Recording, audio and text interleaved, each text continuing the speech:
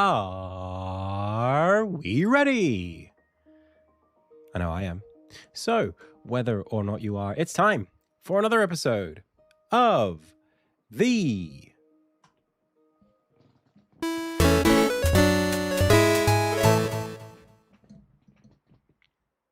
Indie Tales Game Dev live stream. Hey, my name is Adam. You are the Pixel Pals. I've already said the name of the show, so without further ado, it's time to go. Welcome everyone to the Thursday edition of the stream.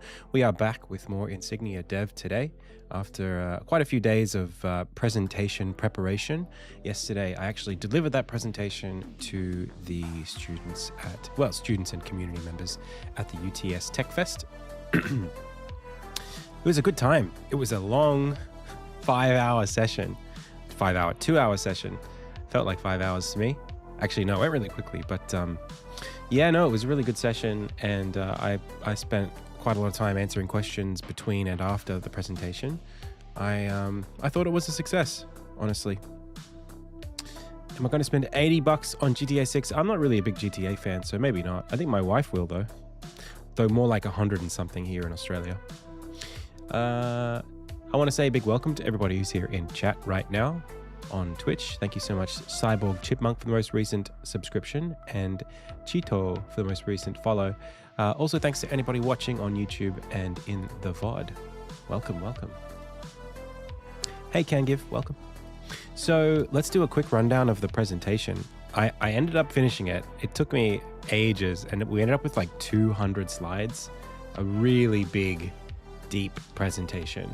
But and it took the full 2 hours to get through it. I honestly don't know how I pulled this off. Except that, like, you know, a lot of the stuff that I would be talking about in the presentation is kind of like very personal stuff that, you know, I talk about every day here on the stream. So if I wasn't somebody who streamed this kind of thing all the time, maybe it would be a lot harder. But, you know, still a challenge to deliver such a presentation. I finished it at like 1 a.m. the night before. And yeah, just like so much content. But it was really good. What's the number of questions you could ask that you were going to get to later? Look, maybe like 1 in 3 questions, but it was really easy to say. I actually used those questions as like a segue. I was like, well, I've got a few slides on that coming up. Let's get into it. You know, just doing it like that. So it wasn't like a, I kind of in advance told them when it was question time, like, are there any questions on what we've just been talking about? So yeah, it was good. I think the presentation style, I added a little bit more syntax to it by the end, a bit more structure. So like I had this like little chapter complete thing between every section for the question time. So I kind of like, they leveled up with the presentation. So that was fun. And then at the end, you know, it's like level up, hooray. So yeah, I thought it was pretty good in that sense. We spent maybe like 25 to half an hour on this, and then like 35 to 40 on this, and then like another on all of this, and then another like 25 at the end. So it worked out really well, and I ended like on the dot at 2 hours. So I thought it was pretty good.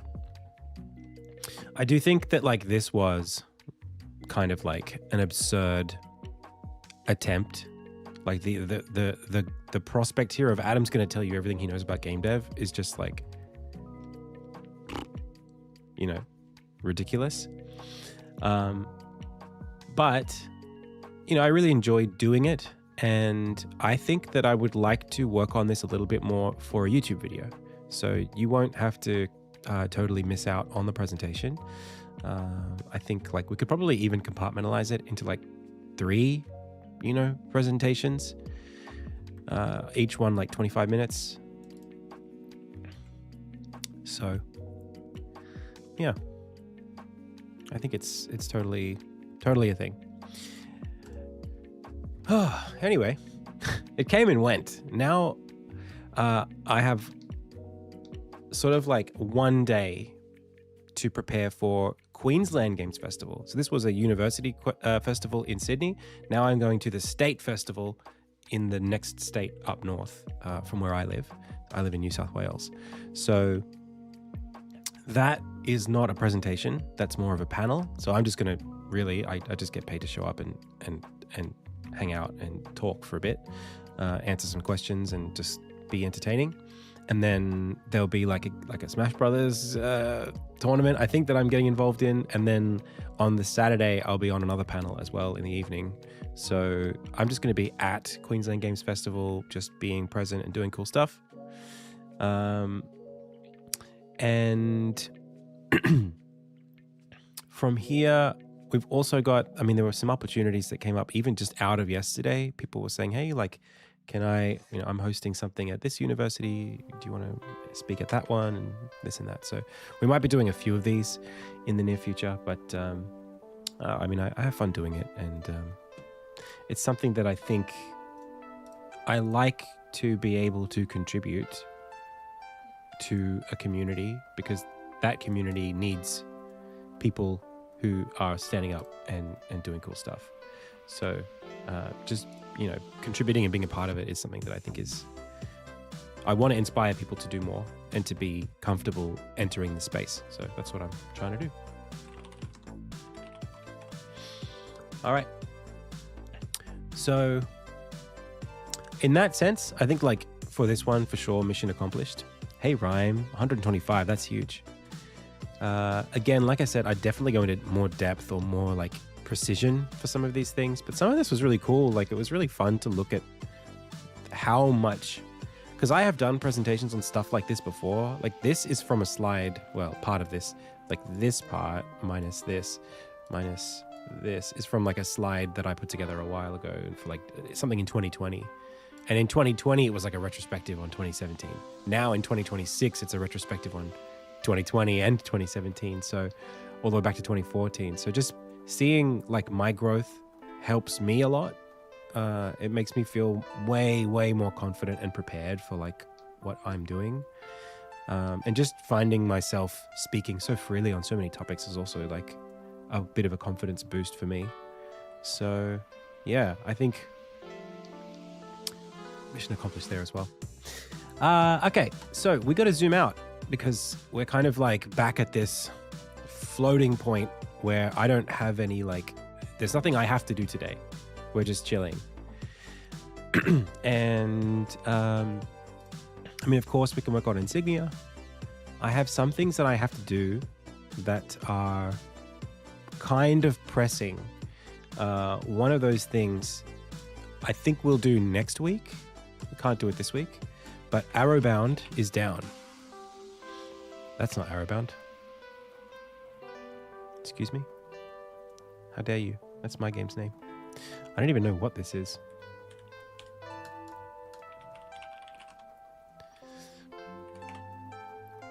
But if I go to it, it's down right now. It's down because the game is currently not compliant with Google Play's services because it uses an older Unity version. So I need to upload a new Unity version, a version that was compiled with a newer version of Unity, I should say. And then I'll be able to put the game back up live. But I'd like to maybe, I mean, I don't know if it's a today job, but I'd like to add in the infinite mode that I was working on. So just being back in that project is kind of a funky one. I might leave it for next week. But I think it'd be cool to just have it continue to live, because I don't want it to be dead. So maybe we'll wait a little while. Outside of that, obviously grey boxing for Insignia continues. But I'm feeling something like bubble up at the moment for Insignia, and it's not so much the grey boxing anymore, it's the marketing. I'm feeling the pull of certain, how do I put it? Like you work on something for a certain amount of time, you spin one plate and the other plates start to wobble, and it's only when they get really wobbly that you go, oh, got to do that now. So on Insignia, some of that is a question of like, I've got to make sure I can validate the game and figure out how much content there is, right, for the sake of estimating. it's we've kind of got two objectives here. One is like, well, the one objective is pitch Insignia and get funding from either Kickstarter or a publisher. And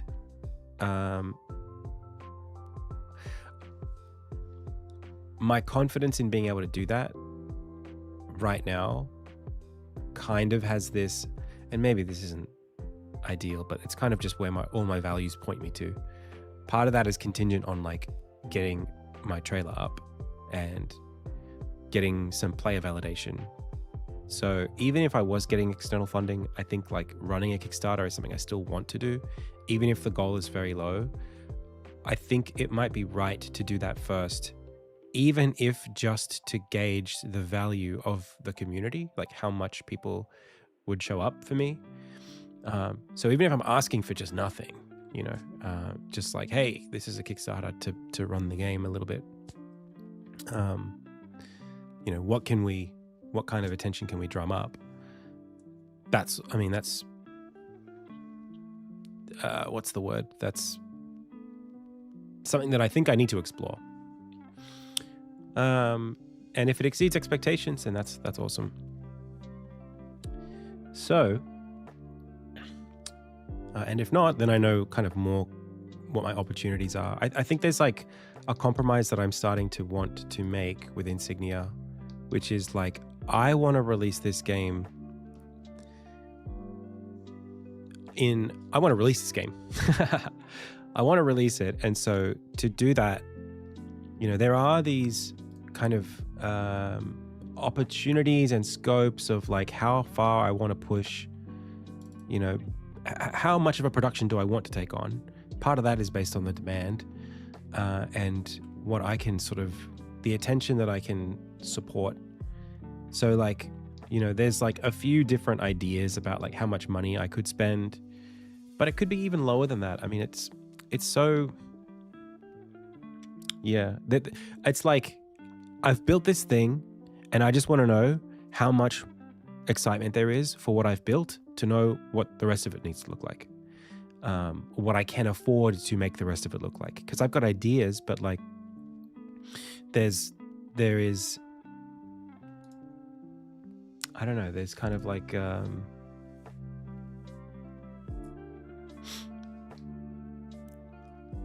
I'm ultimately still beholden to the market. That's really what I'm trying to say.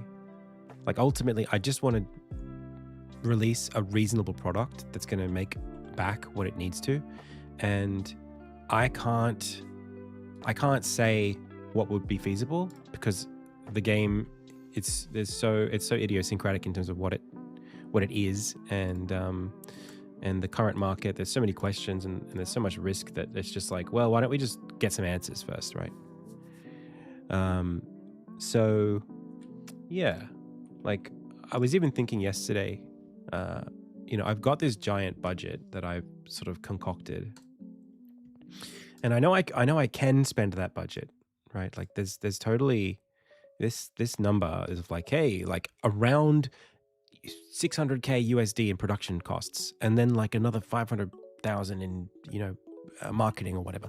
All of that is like great, you know, and then you have to triple that in revenue for a publisher to get their take, and then also after Steam's cut, blah blah blah blah blah. There's all this like stuff that's being like saddled onto it that if I was to go just like through a traditional publishing route makes sense, but like what is the minimum actual thing that I need to build to actually finish the game and have it represent what I want it to mean?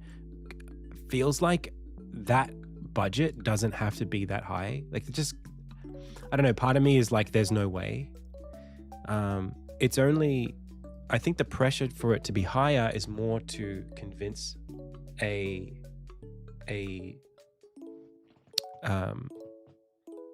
stakeholder that it's worth a big investment because it'll give a big return. And that just doesn't feel like, I don't know, there's something about that doesn't feel quite right to me. So I think just gauging the interest is my next step. And for that, what I think is most important is literally putting my cards on the table. This is the best I can do by myself. This is the level of quality that I'm prepared to share with you. This is these are the mechanics. This is the systems. This is what it looks like. The animations, the VFX. Like, do you love this?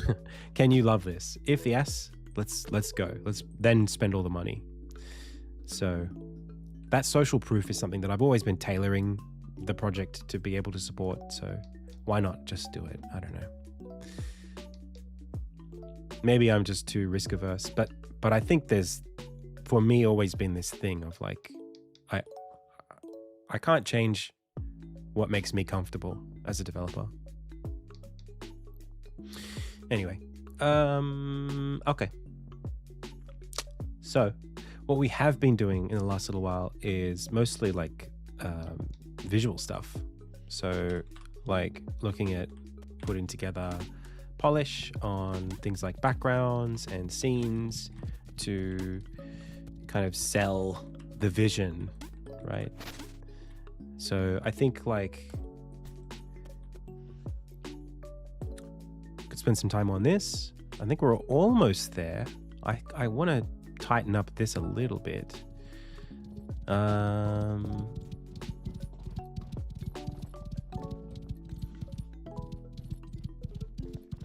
It's looking pretty good though. It's not that bad.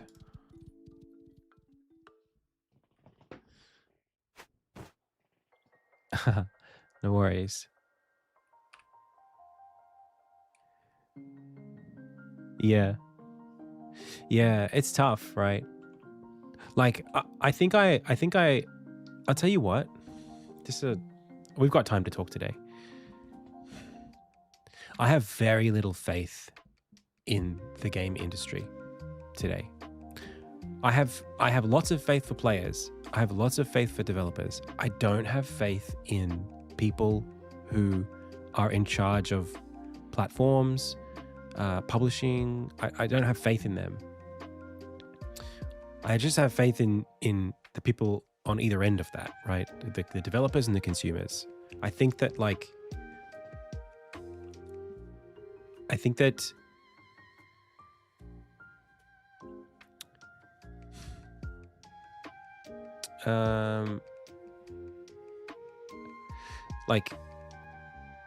keeping the game as lightweight as possible and making it work as a production feels like what is best for it, given my experience. And the only reason I would expand the sort of scope of the production is really to fit something that I don't know is worth trying to do. Even things like, I don't know, like I look at like Xbox and what's happening with them today. There's so much turbulence and chaos in like what people who have money think should be done with that money inside of the game industry, that I'm just like I'm just a bit skittish. And it's my life's work, so it's hard to sort of, I don't know, it's hard to bet on anybody except me from my perspective. So I think I want to like pitch Insignia.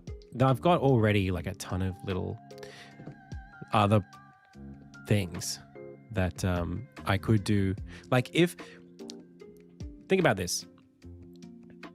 I really feel this way. If Insignia can't get the funding it needs, I'll just make something else.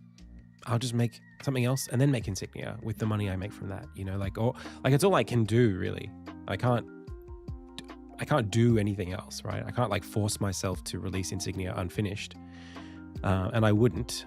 So I'll just pick a smaller project over a couple of months and release that and see if I can build momentum that way. And I have all the experience. Like, it's not like I'm starting from scratch, but there are a few ideas. Like, my brother is currently kind of like in town for indefinitely, and he wants to work on something together, probably in Unreal. He'd be doing a lot of the work, but I'd be doing the coding. He wants to make like a friend slot game. which I'd be happy to. I mean, like, it doesn't bother me.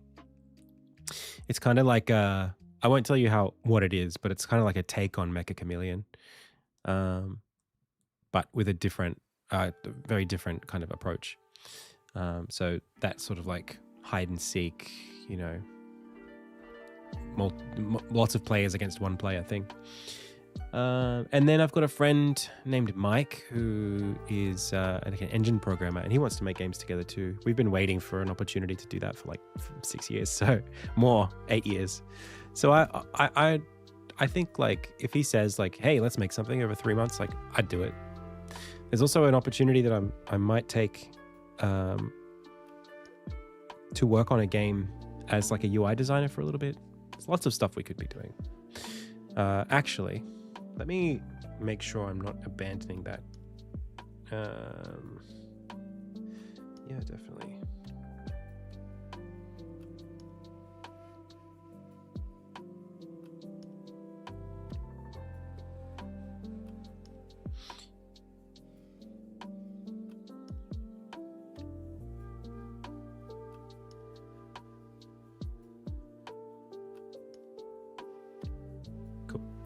Sorry. My brother is a multimedia artist, and he works in film at the moment as like a virtual production director. This is the same brother who worked on the Zelda movie. Yeah, correct. I only have one.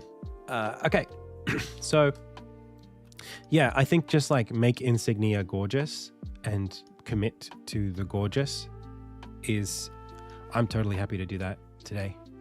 Just like keep making beautiful things. So why don't we do that? This image here, I think is looking good, but there was something about it that I didn't love.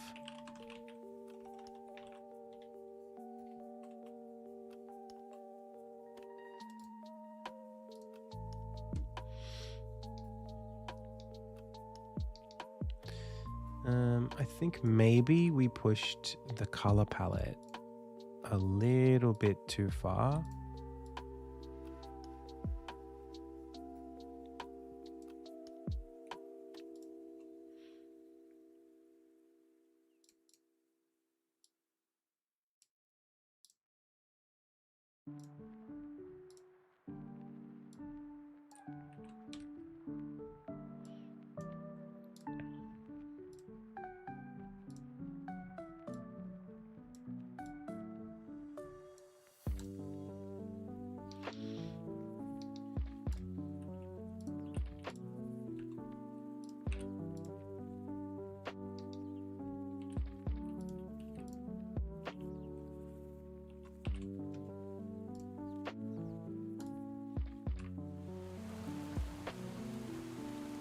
And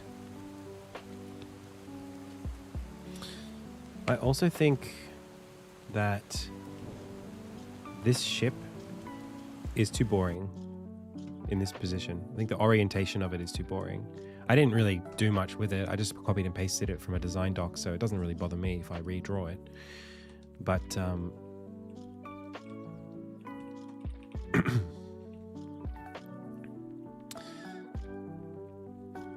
yeah, I kind of wanted to draw it more like...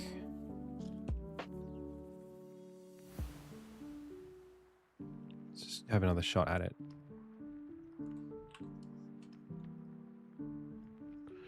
Something closer to like...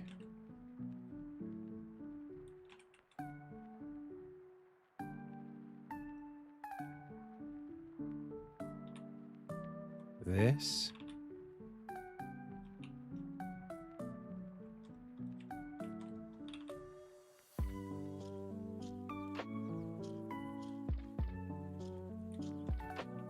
Right, with the bow in the front like that.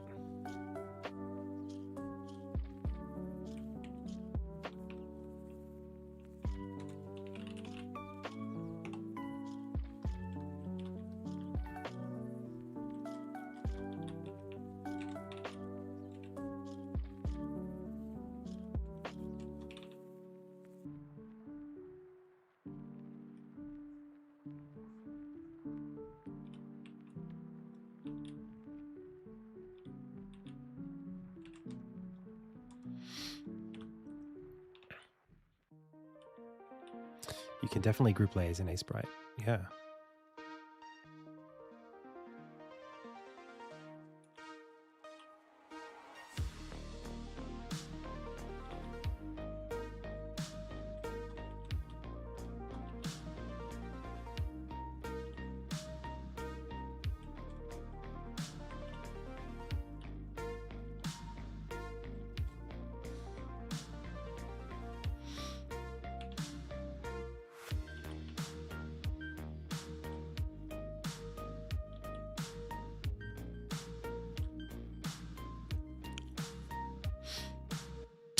Thanks. Yeah. Yeah. Okay. Brief. So, Insignia is a side-scrolling action-adventure game that takes place in a fantasy kingdom. You play as this character. His name's Armin, and he's the son of a blacksmith. And his father disappeared a year ago. And in the game, at the start of the game, you are trying to kind of like take on his responsibility as blacksmith. And very quickly, the sort of mystery begins picking up.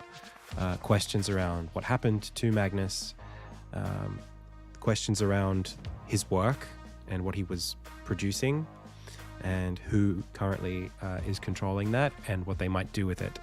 So there is a fantasy epic kind of story that, involves magic, blacksmithing, and flying ships, and a tour all over the kingdom, basically.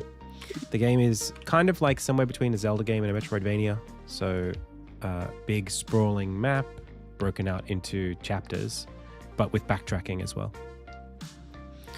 That's the game.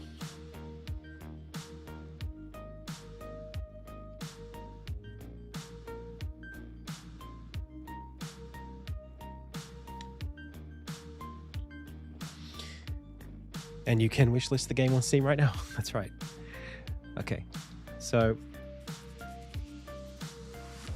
we are currently working on some graphics for that will go in a trailer, and also the prologue of the game. So I think this is much cooler, right? Than what we had before.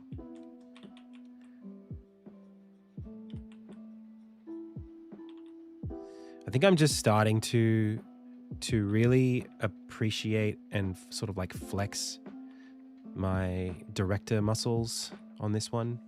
I had a lot of vision when I was starting work on the game, but I think it was really hard for me to kind of like have that vision be executed on when I was starting it. I think it was just difficult for me to do because of how inexperienced I was in the engine and that kind of thing. So now I feel like much more competent, and it doesn't scare me to do stuff like these kind of camera angles and all kinds of nonsense.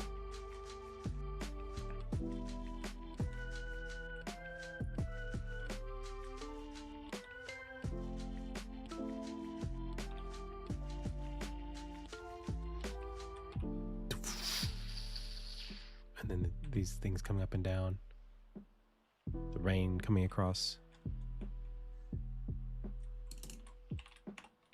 Could even do a quick test.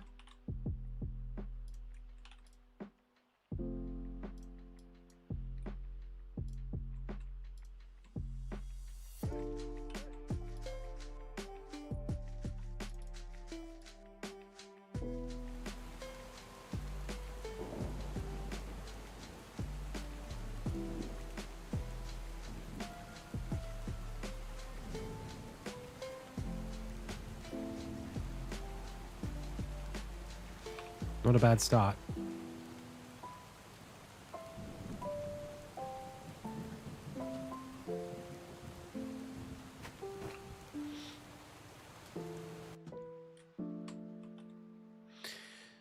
So I think this intro cutscene, I've got some ideas for it. I've had an idea for a prologue for a while, actually.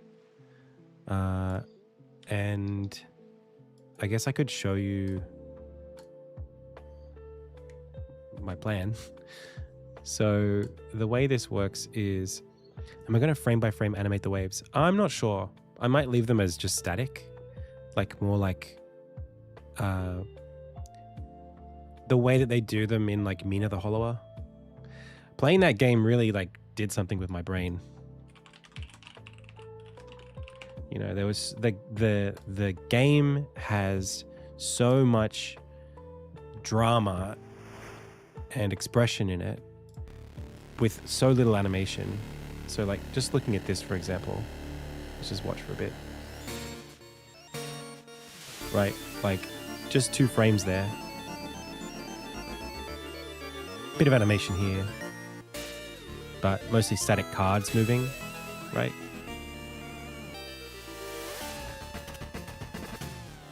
Simple looping animation.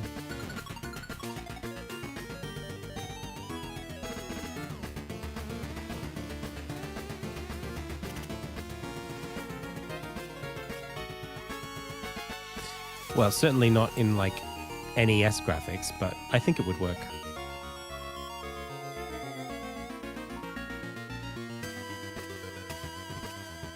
Particularly this thing of like reframing inside of like a different shapes. So when you go full frame like this, I think it starts becoming a bit more like, oh, it's a movie. But if you do it in these like comic book strip looking cards, I think it works.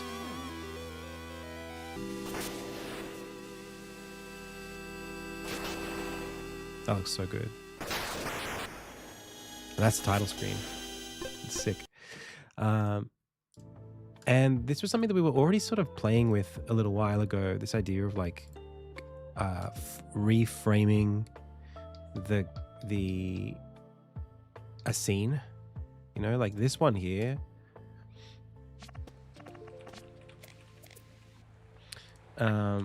Where like, you know, I've thought about wanting to take this and like chop up just the middle and push it off to the side and have maybe like text, like, you know, because there's like dialogue that like, there's like some sort of unknown entity, some sort of god force speaking to Armin in the second part of this cutscene.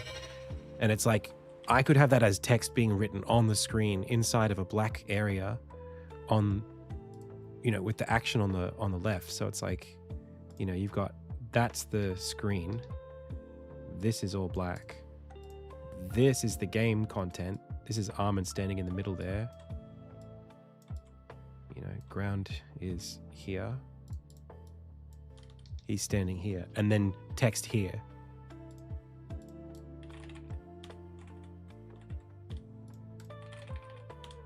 You know, that's cool. You know, even blocking it like that.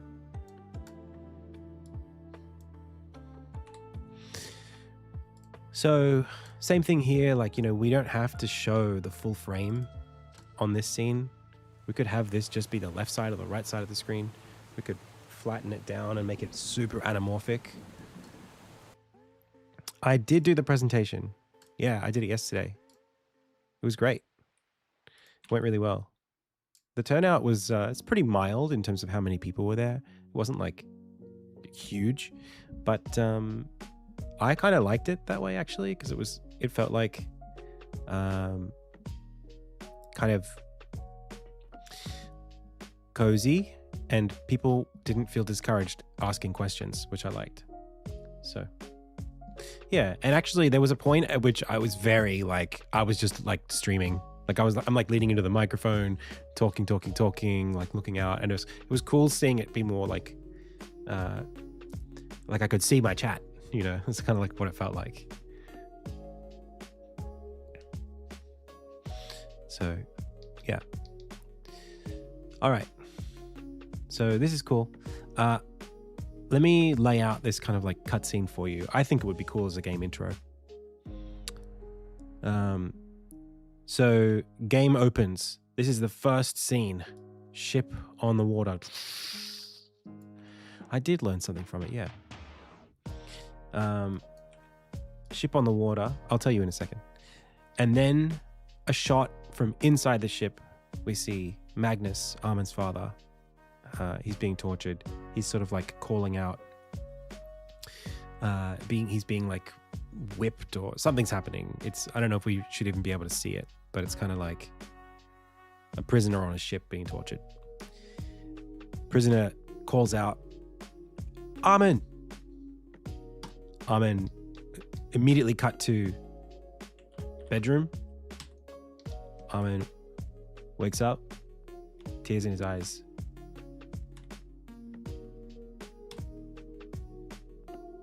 Start the game. Chapter 1.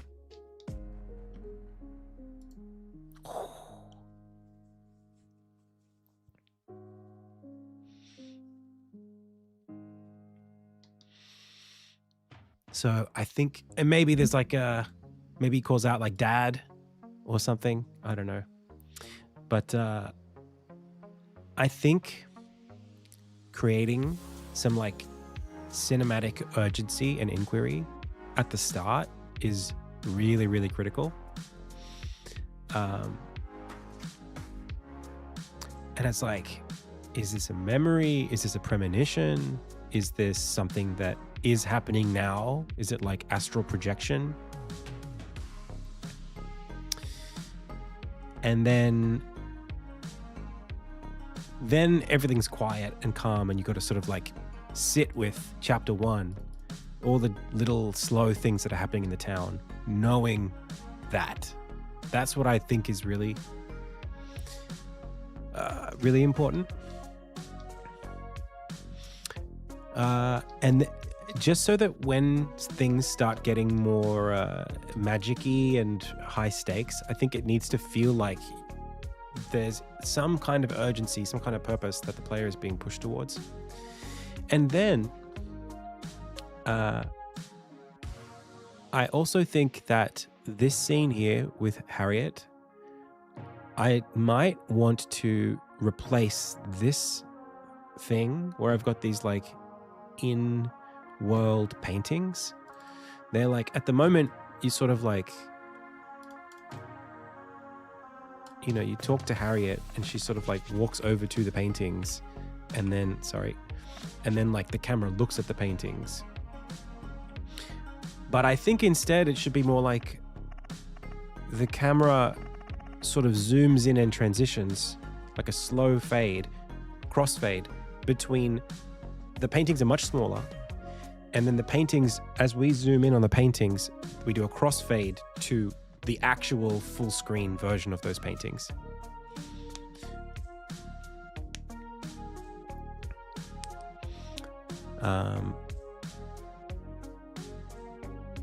I think that works.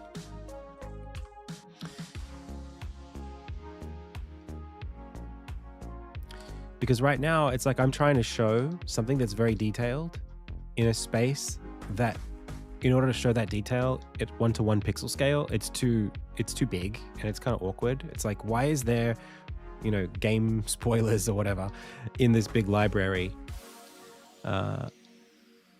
And maybe like they could have been, maybe they're more like murals here. They're like not even full color. They're more like just things on a wall. But then we transition into a cutscene where it's really fabulous and lively. I think that's maybe the better, especially this thing here. There's something really, really important here about like, I want to show you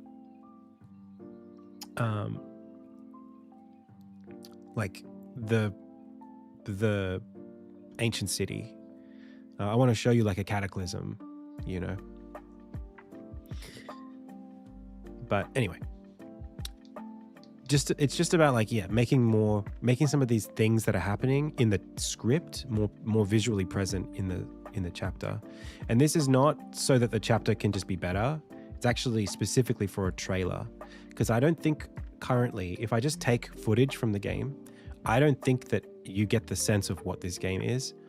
And I need to correct that in a trailer, particularly like with the Kickstarter, because I think right now I'm under promising. I've had so many people tell me, including my wife, like 3 months ago, she's like, is the game really that big? And I'm like, yes, yeah, the game is that big. You know, it's this like I think people see like this area and like some of these areas of the game and think, oh, it's just like a little fantasy RPG thing. Like it's not, you know, the scope of it is not obvious. But if I show you like this boat scene and some running around meadows, and I show you like desert stuff with the sky and the, you know, and a moment of, you know, looking off into the sunset with, you know, 1,000 miles between here and home. If I show you the horse riding moment, or, you know, something out on the coast in the mountains, all of that, I think it needs to be there in the trailer. So without it, it's just like, why do you need so much, you know, funding or so much, why should I be interested in this like dinky tutorial, you know, combat game? And then there's the swashbuckling combat stuff that I really like, which also is not super obvious, but I don't think I'm going to have that much opportunity to do more with the enemies beyond the ones that are there already. So like in the trailer, you know, a Hunden, a Wolverine, the Lengson, and then maybe some boss fight stuff, I think.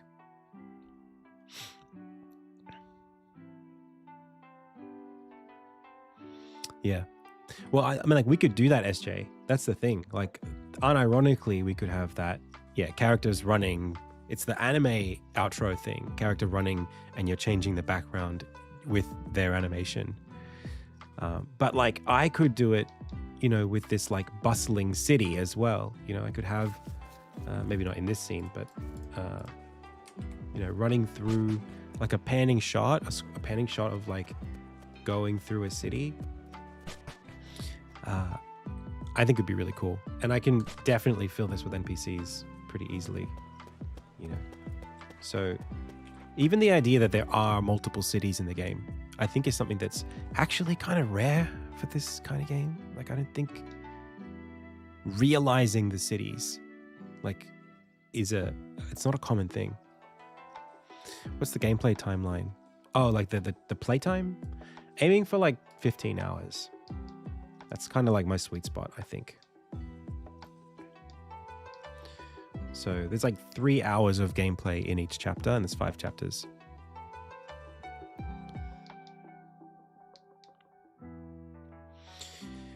Okay. So,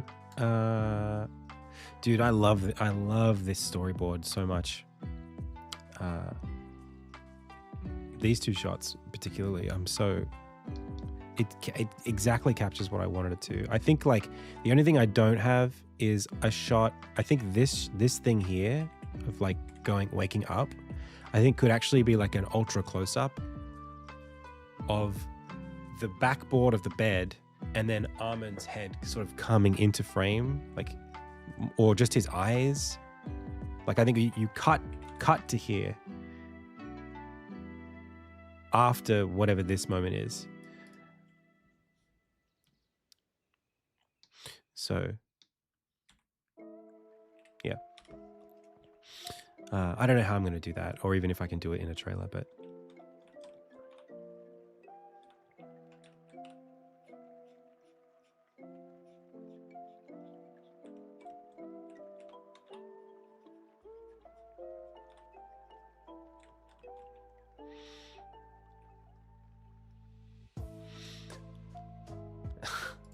What a question. I should probably just like keep my slide deck around from the festival, but yeah. Let me show you. So original concept, different ideas, different sketches. Obviously the portraits have changed over time, but the big one here that's the easiest to share is this. So yeah, he has changed quite a lot, but that change was pretty quick. He went from pretty much like this to like, I think this is current in terms of what he's supposed to look like, but I just wasn't very good at expressing it. Even like here, I knew what I was going for, but I wasn't confident. Like you could see like the hair is like, it's pushed further now than it was.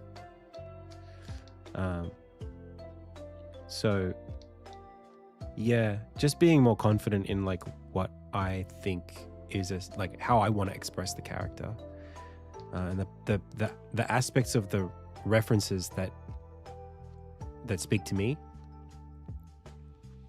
So like adding the ponytail was like kind of maybe a couple of years after, but it made sense to me pretty quickly. And then like losing the school uniform and replacing it with more of like a pirate sort of coat, like guy brushes here, pushing the swashbuckling aspect. So he does have blue eyes, but in this scene he's drawn, this is from a poster where he's looking at fire, so they're red here, but only because of the reflection. Okay.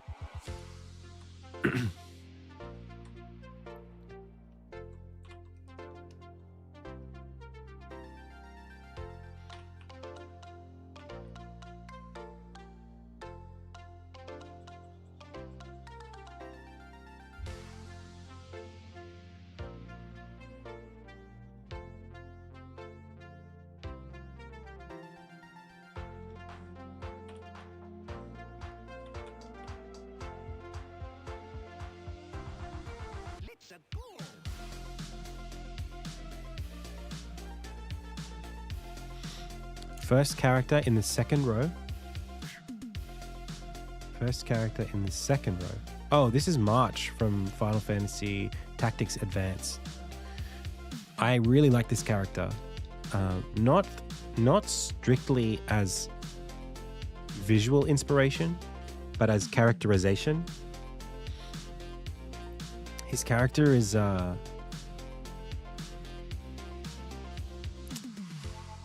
he's got this kind of like I don't know how to describe it. Sort of like this. It's sort of stoic. He reminds me a lot of not maybe not stoic. Might not be the word, but this kind of like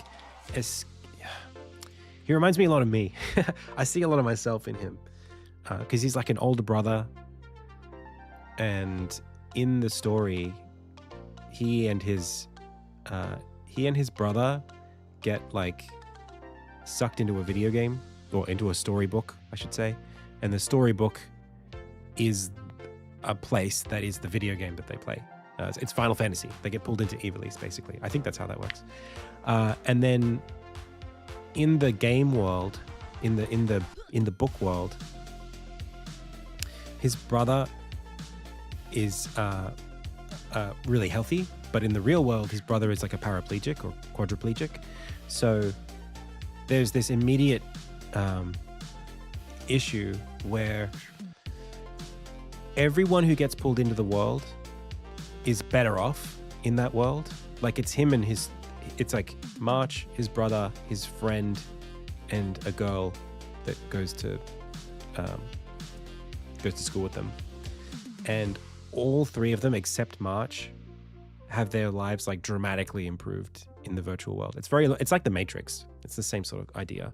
But March has this like very constant guilt that like they're not supposed to be there, and they can't stay in Narnia, forever. And so I think like having the conflict between like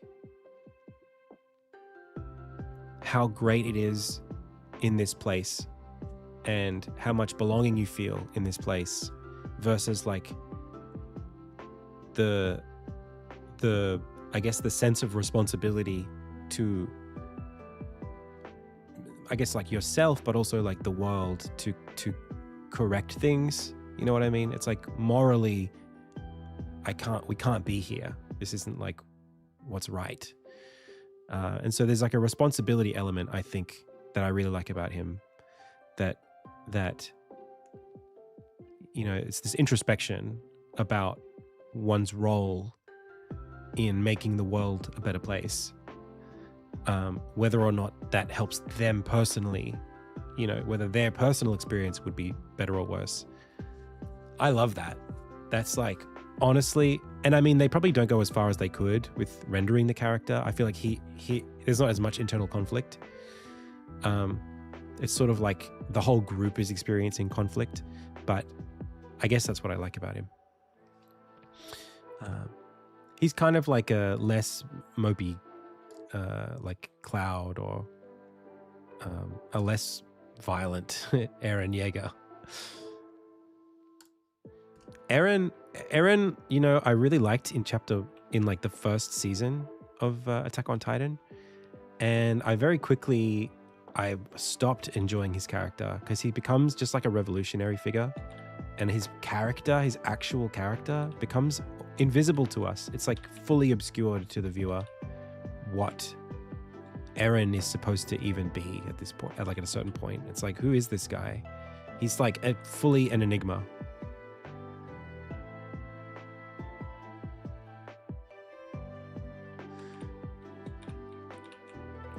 So actually, like, and then of course there's Armin, which is Armin's namesake, comes from Armin from Attack on Titan. But I think Armin in Attack on Titan also is a little bit, you know, he's got this kind of like, he's so dutiful. He's so honor bound that I don't think he matches my Armin either. My Armin is something that I don't know if you guys feel this way, but I think my Armin, I mean, I relate to him a lot more. But I don't know many characters in fiction who feel like Armin feels to me. And I don't think I've done Armin justice yet. I think there's a lot of work I need to do on him in the way that he's written in the story to make him feel like the way he's supposed to feel. Because in the story, he's kind of like a bit of a jerk. He's a bit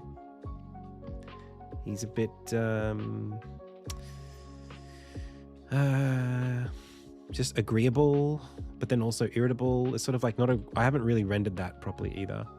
I need him to be a little bit more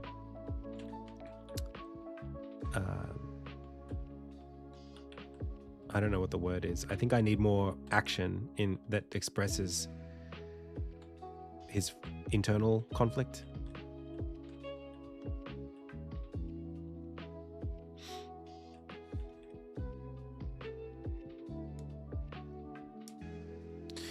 So somebody said, Franz says, to me, putting the ship cutscene up front removes some of the mystery. There's still an element of context to discover, but it feels cheaper there as opposed to seeing that scene when you actually find out the details of the story. Something about giving the player more knowledge than Armin feels like it divorces his emotional journey, but it doesn't give... The player is not getting more than Armin. This is what Armin is seeing in his while he's sleeping. We're getting exactly what Armin's getting. And I'm not telling the player what the reality of this is either. I'm not saying whether this is a dream. I'm not saying whether it's an event that's happening right now or if it happened in the past. It's just no context.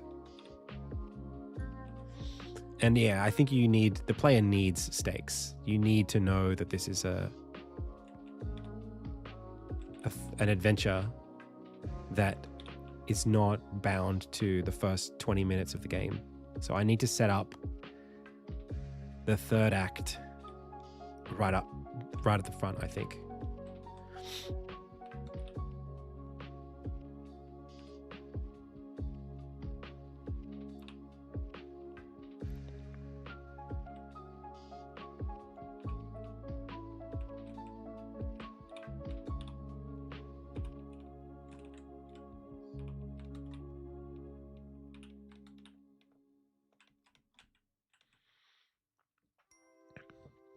That's all right.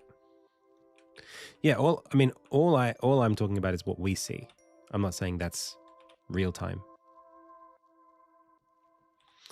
And that's, I don't want to spoil anything, but you're not supposed to really understand yet. The story's got enough twists in it that it would be a spoiler to tell you what was really happening.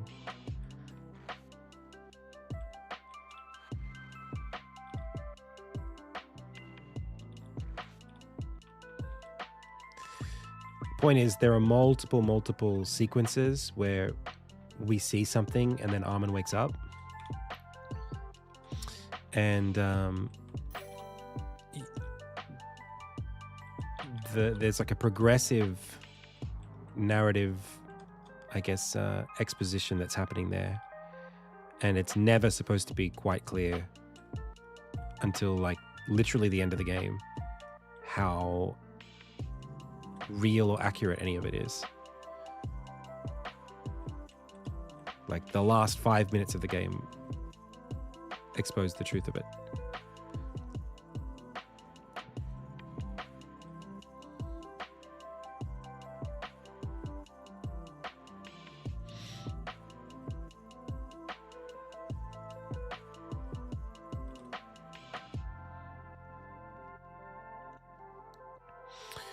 So,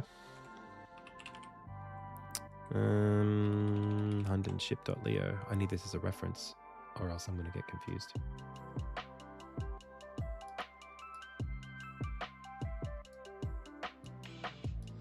Not even close, Adam. Yeah. I mean, I think what I don't do a good job of at the start, and it's supposed, I mean, like, you know, you never know, I think, until you're witnessing it. This is why playtesting is so important. You never know if stuff that you intend for the player to understand is evident in the playing. But one of the things that I really wanted to hammer home is that, like, Armin resents his father. He really hates what he's been left with. And that resentment is something that even he isn't fully he doesn't even really understand that he feels that way. He feels, and it comes out in himself, right? He hates himself. It's getting a bit heavy language here, but essentially he feels abandoned. And he knows intellectually that abandonment is nobody's fault. But that doesn't make it any easier to be abandoned. And he's had to sacrifice his dreams, all of the things that he wanted for himself in his life, to basically just fulfill the role that the world wants from him, right? Everyone just expects him to take on Magnus's trade. He doesn't want to be a blacksmith. He didn't ask for that. So it's sort of like that resentment kind of, he's just been expressing that through, I guess, like avoidance, right? He's just become very introverted. And that's the scene with Maggie is kind of supposed to be like that boiling over of, she's like, why don't you hang out anymore? Why are you like never around? And he's just like, because it's not really worth you caring about me anymore, because I don't even feel like I can be me, because no one wants me to be me. Everyone wants me to be my dad, and I never wanted that.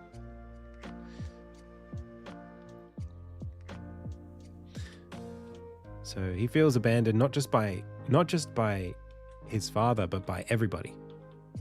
Because if what they really want is for him to fulfill his father's roles, then they never really loved him. That's kind of the way he sees it. But of course, the reason why daddy issues is such a thing is because we can't hate our own parents. Like, it's so hard to actually hate one's parents, because they're the only people in the world who are your parents. You know, like, even if you have really terribly abusive parents, the parents that you deserved to have are still sort of living in your mind. You know, and so like there's a lot of emotional complexity around like the relationship that you want or wanted to have, that you deserve to have, that you know that you deserve to have. And there's a lot of, like, even if Armin's father is, like, in reality, Magnus is whatever. He's just a guy, and he just did his best and something's happened to him now, and now he's gone. As far as Armin is concerned, like, you know, it's not that he blames his father for being for being who he was, but he still didn't get what he needed, and he's still in this terrible position that he never wanted to be in. So I really like that, and I hope I can express it properly, because it feels to me like I'm trying to make the most powerful story I could possibly write. That's kind of like how I feel about it. So I'm just trying to see if I can hit those notes, because I feel them. You know, like when I think about this moment here, like I cry.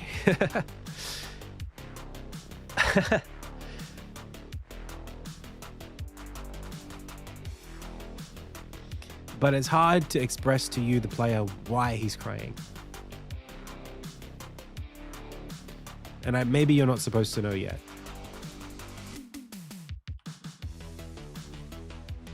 But I think what's really important is that we see him cry, and then we see him put on a brave face immediately after. Like, the first chapter of the game, I know people say like, oh, it's a little bit slow. I've heard people say like, it went slowly. And I think my mistake is not setting up a lot of this complexity,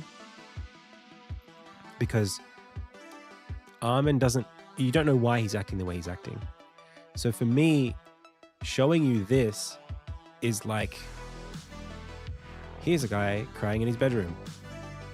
Now he goes around town like just being this like very normal kid and pretending that like he's totally fine to everybody.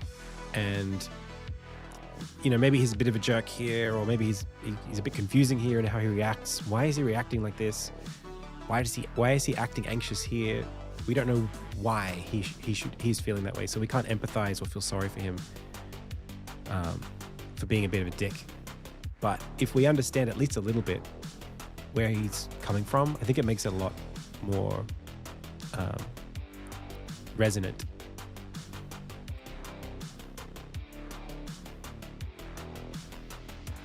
Yeah, which makes total sense. It's totally, I mean, like, I'm not surprised by people not really getting it.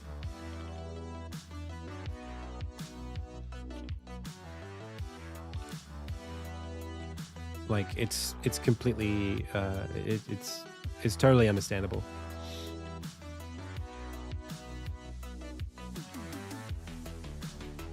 It's just that I've become, and I mean, this is, for me, like this conversation we're having right now, for me is like extremely, it's like, part of me thinks to myself, like, how could I possibly make this game and release this game without doing these things the way that I'm intending to, without doing a good job of them? Like, there is no way. There's no way. And so even if I had somehow gotten the opportunity to tell this story, I wouldn't have done a good job of it if you forced me to release the game like a year ago, 2 years ago.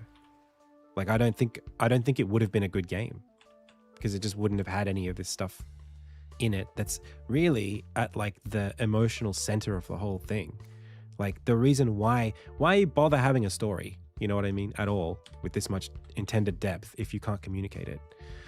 And again, this is why I feel like the trailer has been so heavy on my mind, because it's like, if I can't show you this stuff that makes the game important to me, what am I expecting from you?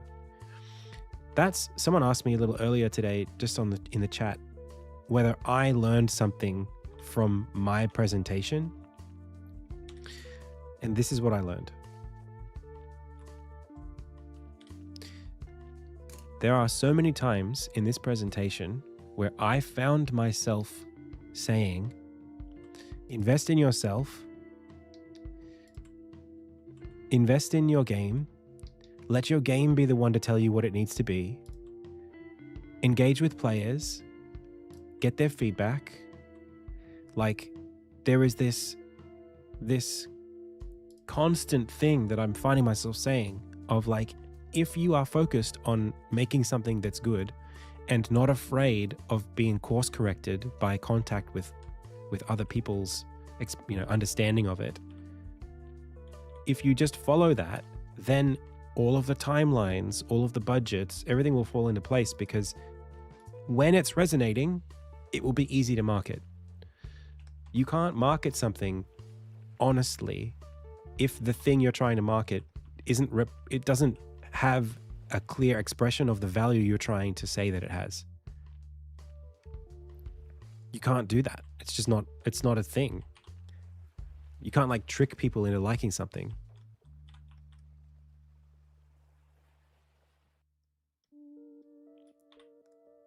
So I just feel very strongly about that these days. Just in the last couple of weeks, like, people ask me, why have you waited so long for some of this stuff? It's like, because I'm not good at it yet. I'm not doing it justice. And it's not going to be worth the time I've put into it if I can't do it justice. And that's not to say that like that you should just spend, a decade working on a game. And there is a difference between like procrastination and whatever. But even procrastination, I think really, truly, so much of it comes from an understanding of, it's like a conversation you haven't had with yourself. I really feel that way. And I felt myself saying it. No, I don't think marketing needs to be the art of tricking people into liking something. Convincing and tricking are different things. And the difference is in whether or not what you're trying to say is deceptive. If you have something amazing, you can be emphatic honestly about it. But you at least have to believe that it's amazing. And if you're in touch with reality because you're doing testing and you're getting people's opinions and people tell you it's amazing, then you can say it's amazing, honestly. But if you have something that's crap, but you need to say it's amazing, you're cashing a check that you don't have yet. You know what I mean? And sure, I think a lot of business is about taking on that risk. I think so many people get through life making big promises and then hoping it all works out, or jumping ship just before it's obvious that it didn't work out, and then just like moving upwards through companies, not being responsible for what they've done. But I don't have the ability to move through business that way. I can't do it. It's unconscionable for me to say, buy my game, it's going to be amazing, if I don't believe it's going to be.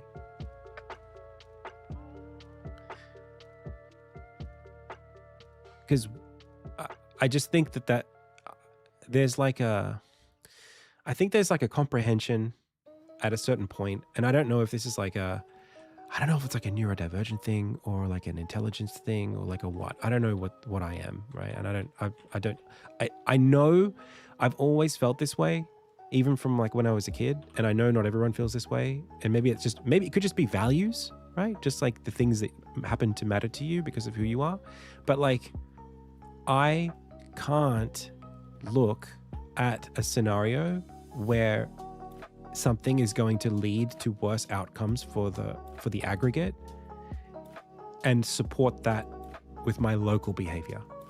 It's very hard for me to do that. Sometimes I can, but most of the time, like the vast majority of the time, if I feel like something that I'm doing is exploitative of a situation that ultimately someone's going to have to pay for, it's so hard for me to feel good about participating in that. I basically can't.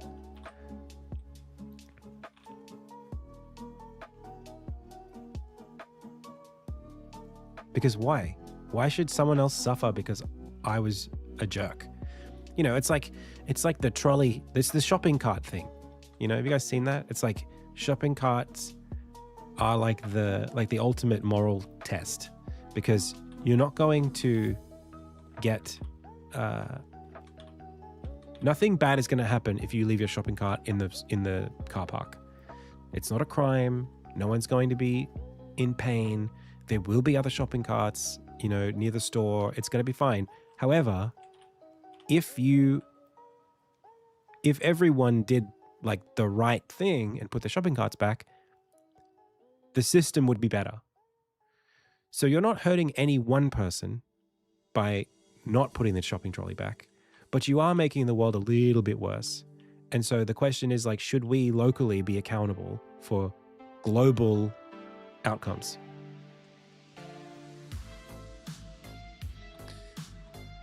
And I think, like, if it's up to me, yes. Like, I'm not going to go out of my way to like force farmers to pasteurize their chickens, right? I'm not going to say you have to give your chickens this much square footage per chicken because it's unethical to raise chickens in less space. Like, I can't do that. That's not in my way as a human, right? If I was doing that, you'd be immobile, right? You couldn't do anything in life because you'd be constantly pulled in every direction to solve every problem. But for the things that I'm complicit in and accountable for, how can I just ignore?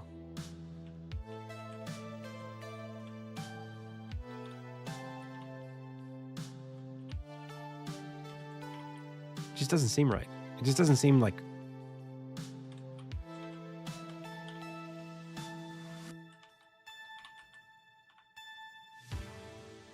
Especially as a role model, like, especially as someone people look up to.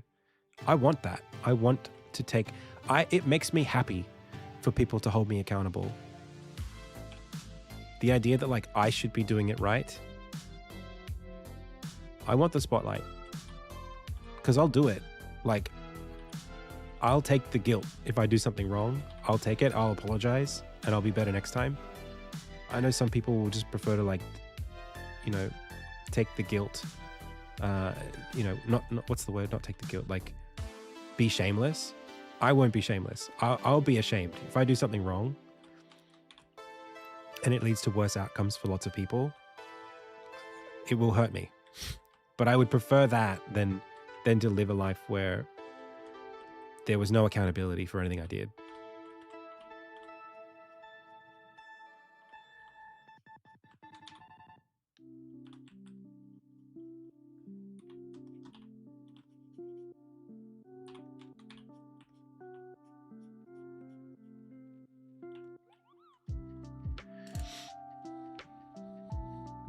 Random question. Any guesses as to how they made this art style?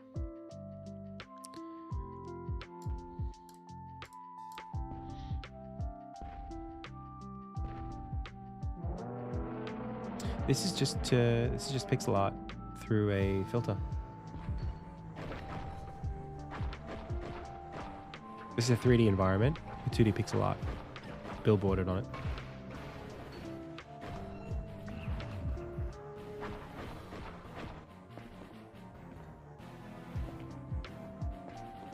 Hand animated. Lots of mixels there. I don't love that.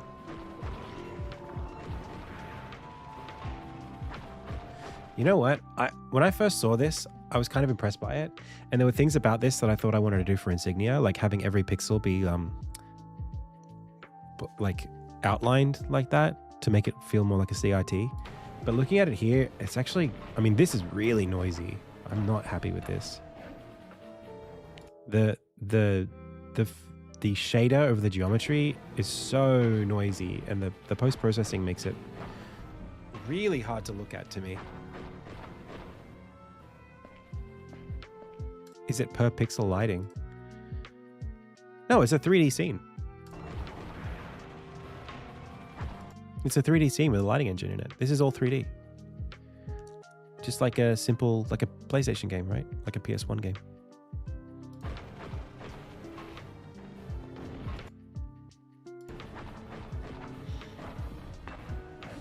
No. For me, what I don't like about this is that there are a lot of areas here where it's trying to get the advantages of pixel art, but with 3D assets. Yeah, that's just a shader over the lighting. So like there's a post-processing shader that's taking the textures and the light on those textures and assigning them to a palette, essentially. It's like the nearest color, like this here, you can see here, there is a light that's cast here, and that light, as it falls off, is being like posterized. So it's basically saying like, you can only be this purple or this green or this yellow or this blue or this white. So at the different brightnesses, become that color. That's what it's doing. Yeah, but for me, what I really dislike, and I'm not trying to poo-poo here, and I know this can be done right. Like Tessellator does this really well. I don't like the way that this is not really pixel art. It's being reduced to pixels, but like this rib cage, for example, it's like I would have drawn like the lines, you know what I mean? Like there are choices you would make as a pixel artist to make this look way clearer at the same resolution, same everything. But instead, it's like we're looking at a 3D model through a screen door, you know? And or maybe it is pixel art, but it's just not very good pixel art. I don't know. It just feels like you could like easily make this like super readable and clear. And it's not that every game has to be super readable and clear. I get that it's a dark dungeon game, and so to some extent, the kind of like horror aspects of it make it even more. That's part of the appeal. But like, I can't see what this is. If you take a screenshot of this, like, I don't know what I'm looking at. Like, this is okay. This is fine. But like, some of these frames, it's just a mess, man. Like,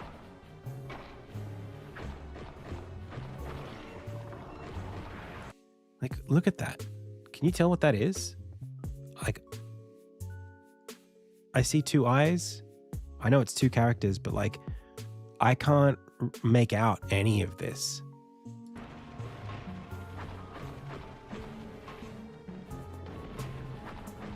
Even this, which is like a really cool like elephant man thing, it's so hard to see anything like properly. And like, what am I like? This is teeth. Where are the eyes? Are there eyes? I don't know.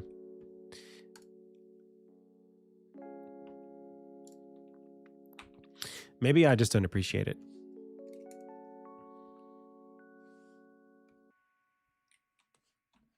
I totally get that it might not be for me.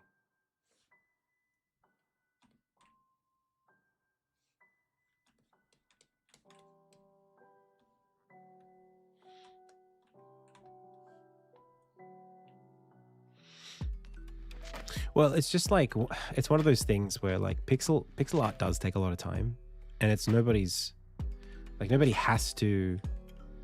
I'm not going to force anybody to put a lot of effort into their pixel art, but it's just like, you know, like that's the solution to that problem. It's just like, do better pixel art.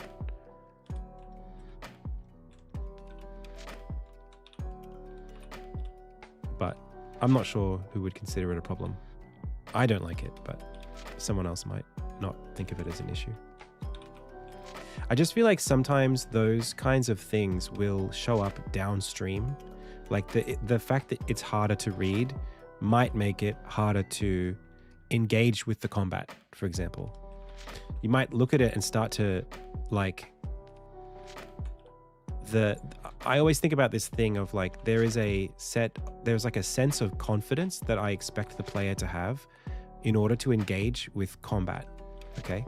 If the player cannot understand the way that the combat is intended to be experienced, if they can't internalize and grasp the rules, they will button mash. And that will you button mash question is not, there's no one thing that leads you to button mashing. It's like a culmination of like, how confident are you that when you press this button that you should press it now and not earlier? or just once and not 3 times, right? And that's really down to like you having a very clear, coherent understanding of like the combat system and the rules and how it works and how it wants you to think about combat. If your game has aspects of it that aren't clear, like aren't intelligible to players, especially in an action setting where you're putting pressure on them, they are going to be that much more likely to button mash. And that's not necessarily a bad thing. You can make a beat 'em up that just is a button masher, and that's totally fine. But if you have combat depth in your game that requires the player to do anything other than button mashing, then you have a problem. And so what will happen inadvertently over time is that as you try to make your game more sophisticated and have its own like identity, if the combat is one of those things, it becomes harder to express that to players and have them understand it, because they won't be paying attention. They'll be button mashing. So it will feel like the game has like a missed opportunity in its depth. People might not review it as highly because they think like, oh, this game, this was way too hard, for example. It's one of those things where like when a game goes like, oh, just learn to parry. It's like, I didn't even know there was a parry in this game. Like this, when it starts getting adversarial between the player and the developer, or between like really, really like big fans of the game and like the general player base, it's like, this game's supposed to be like that. That's where I think some of that comes down to clarity in design. And like I said, not everything's supposed to be approachable. It makes total sense if you're trying to make a game that's like painful, that you would want it to feel that way. But for me, like combat systems specifically are like, I don't know, you got to be careful. So again, maybe the mood for that game is more important than the combat depth, but I would just be like so careful that they weren't eliminating themselves from having a game with deep combat by having a graphical style that is hard to read. Because like you've got enemies, right? The enemies have like telegraphed attacks and they've got like different things they're trying to do. So like, are you expecting the player to be able to understand like, when this enemy does this, now I have to press this button? If yes, you got to be careful, right? You got to be really careful. And I think about it all the time. Like I've literally been, I am subject to this because I've got a game where I've got enemies with a certain frame rate. I don't really go above a certain frame rate, and my budget is dependent on that frame rate. So like if an enemy needs twice the amount of frames to have their animations be clear, it's like, well, I might not be able to do that because I just don't have the budget to give the character the frame rate to make its animations clear enough so that the tells instruct the player or give enough time for the player to react. That's it. Straight up. That's like a potential deal breaker on how deep my game's combat can be. All from just things like frame rates.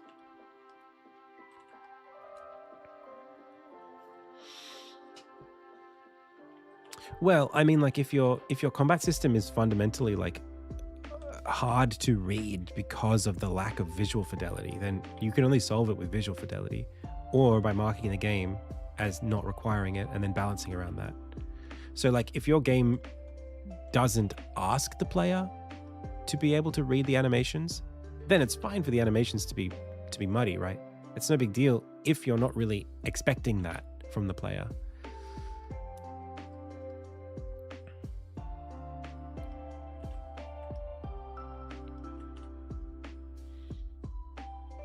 And I think that there's certainly, the way I see it, this is all principle-based argument that I'm making, right?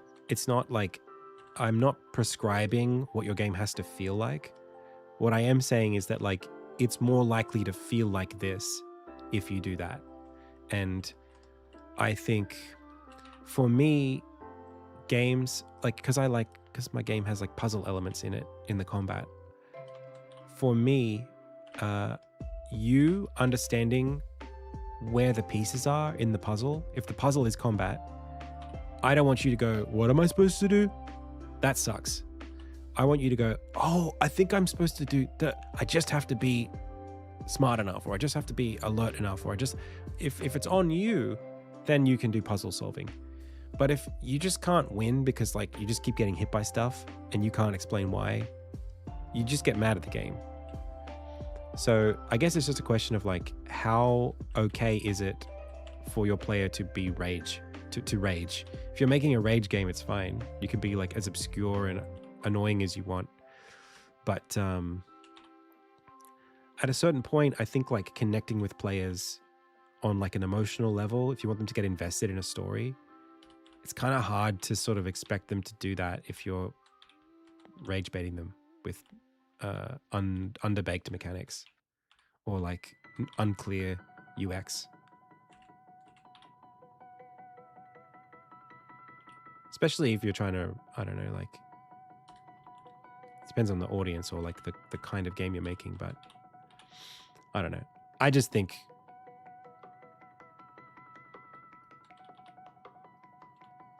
unapproachable by design is something that it's maybe a little overplayed for my tastes.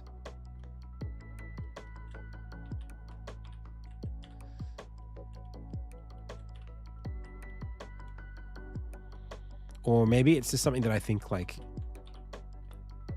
is a little bit, it kind of erodes game design a little bit. Like, you know what I feel? I feel like unapproachable game design feels to me like horror movies. Because horror movies are all about what's not on the screen. And it's all about not abusing, but leveraging your fear, your internal, you know, what your brain does when it doesn't have information. That's what makes a horror game or a horror movie good, or like an unapproachable game. There's almost like an experience, like a shared experience around when Dark Souls came out.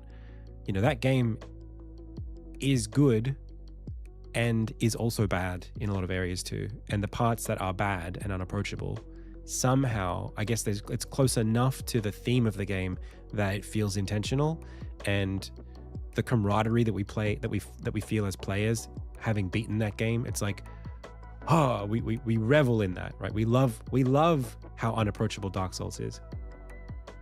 But if the whole industry was just Dark Souls style games, we wouldn't be able to, you know, we wouldn't have any resources explaining how to make a game that doesn't feel unapproachable. And I feel, and then also like, I think it would become harder to publish games that felt that way, that didn't feel that way. Like, I look at, if you go to the movies in the last 3 years, like since COVID, like 70% of movies coming out are horror movies. It feels like something's wrong. It feels like the industry is sick. Like, why is horror the only thing we can like invest into? And that's not to say that horror movies are bad. Horror is great. But like, if we're all so cynical that the only thing that feels like it's worth investing in is something that requires like less budget, or like demands less budget, or otherwise has like less risk associated with it, like it's just like an easier path to getting the result you want out of an audience, then what's the future going to look like? You know, how do you justify making Jurassic Park, which is like this huge movie, you know, with a lot of, or like Raiders of the Lost Ark? How do you justify making that, or Star Wars, the original Star Wars movies, right, before it was a franchise? How do you justify all of that production energy in a market where all you have is horror?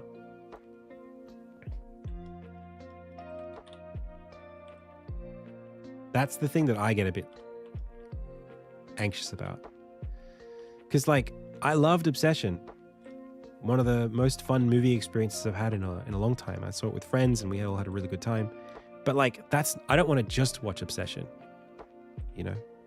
I'm really happy that Obsession provides a gateway for a new director to enter the scene and, make his mark on the industry. That's great too.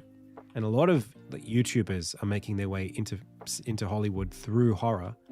Again, same thing with Backrooms. It's awesome. But like, it also sucks that like there aren't. When's the next Spielberg coming out of that? If someone's making adventure films, they're not. It's going to be almost impossible for them to follow that same path. And I love adventure films. I love adventure games. Where are we going to get the next J.R.R. Tolkien?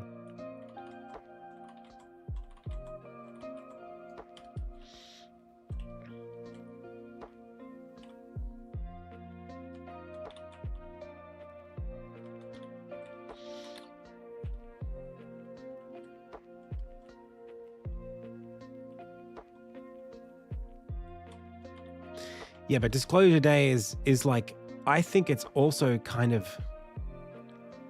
I don't know. Maybe Spielberg is not Spielberg. Maybe Spielberg was never who I think of when I think of Spielberg.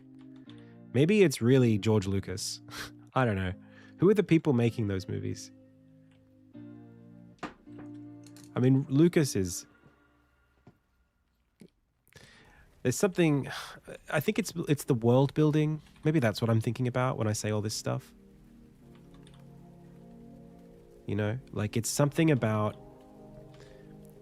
the commitment to spending a lot of time envisioning a world and then putting a story inside of that world and taking people, like, giving people this, like, what's the word? Like escapist experience of like just being whisked away to another, on a journey, right? On an adventure.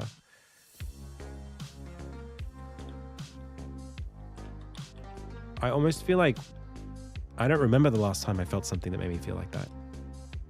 Or I watched something that made me feel like that. I'm not sure I can recall.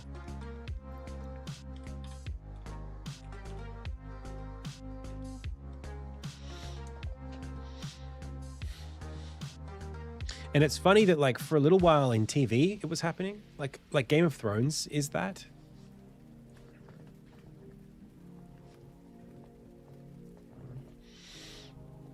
Mad Max, yeah. But it's also kind of annoying that like all of it, get this right. Think about every major, huge film that has been like an adventure film that's got like a deep world in it. Think about all of your favorites. Now ask how many of those are original IP that weren't based on a book. It's very, very, very rare. So many of them are just books.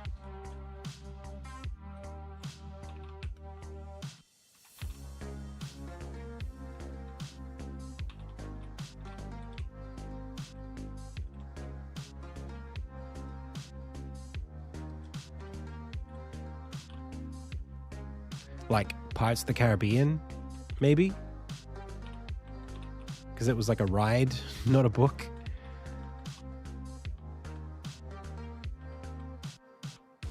Still an adaptation, sort of.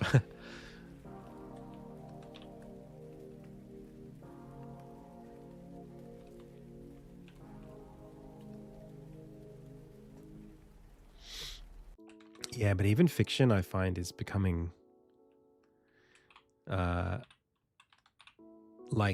like, have you noticed that fantasy has become in the last like decade something that is like for women? And not only that, but it's kind of like got to be doused in romance and like not smart per se, but like there's just like an air of that in it. Right? There's like, it has to be saucy. It can't just be like serious. It can't just take itself seriously as fantasy. It has to be like a little bit I don't know, like it has to appeal to a kind of base thing, like a lower form of psychology. It's like Guna books. You know what I mean? Isn't that weird? Like, we used to reserve, like Akatar, right? A Court of Thorns and Roses. So much of like that kind of romantasy genre, that was reserved for like paperback $2 books in the 90s. Like, people were still writing that stuff, and it's, again, nothing's bad inherently.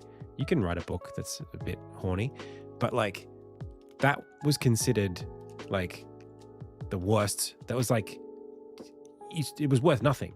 You know what I mean? It was cheap. Now, like, that's the standard. Even Twilight, you know, Twilight is like not, you know, Twilight is like Tumblr level, kind of like fan fiction-y, you know, it's not like good. We laughed at Twilight. We like, I went to the movies, I laughed at Twilight when that came out. Nobody took that seriously. Now that's considered like kind of classic, you know. And maybe in some ways, like, we all still know it's tongue in cheek, but I feel like we are very rapidly burning through franchises. Even like really good franchises are getting like totally chewed up right now.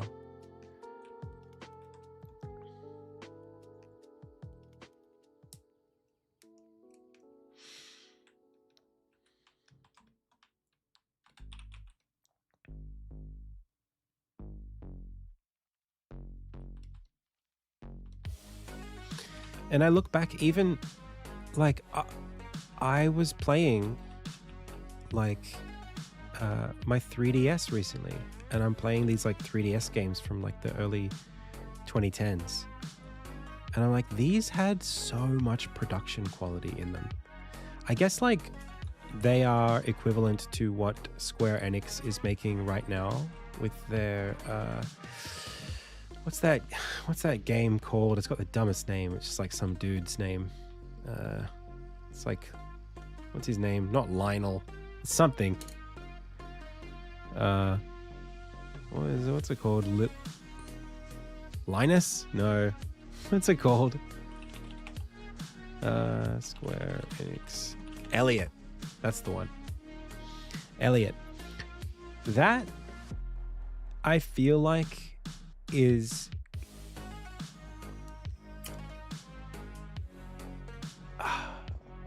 I'm happy that game's coming out. I mean, like, there's the whole what's the word, HD 2D thing, Octopath Traveler and Project Unicorn Overlord and Triangle Strategy and this Elliot game. I'm happy for them to be good games. It's just like,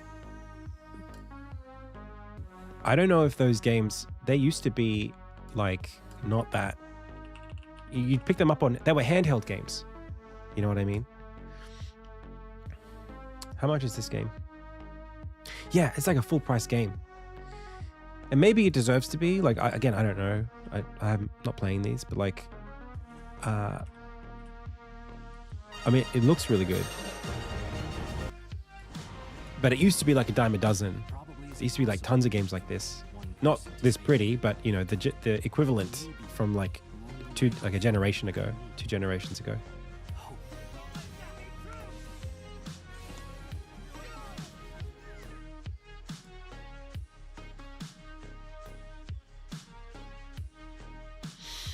Maybe I'll pick it up.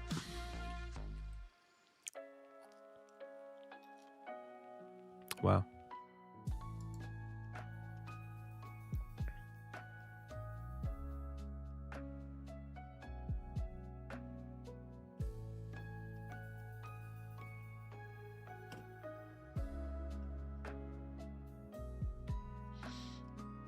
Yeah, I mean, this really does look like the spiritual successor to what I'm playing on the 3DS right now, which is like Radiant Historia. But even like when I look at Radiant Historia, I don't. It's not like I look at this and I go, oh, this is cool, but I don't think it's like necessarily good. It's not like Final Fantasy Tactics, you know, even though it's got the production values. Have I tried Order of the Sinking Star? I haven't tried it yet.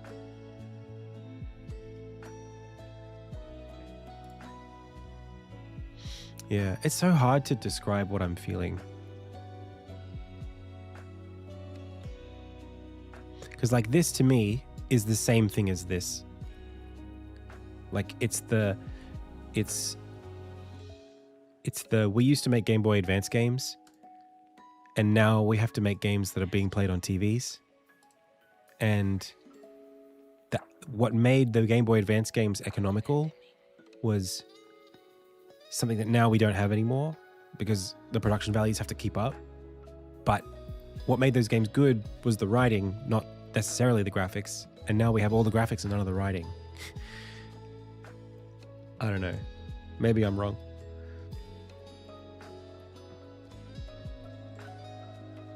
Like, is anyone going to be, this is what I'm saying, is anyone going to be like a fan, like a drawing their characters in the back of their notebook in class fan of Elliot? Maybe. Like, you know the way Kingdom Hearts fans are about Kingdom Hearts? Like, is this going to be that? Maybe. And I don't know, it's... man, I think maybe in my mind, I think I'm conscious of the fact that I could be biased, obviously, because maybe Kingdom Hearts, I mean, even Kingdom Hearts, I don't think is that good, but like that's all we had.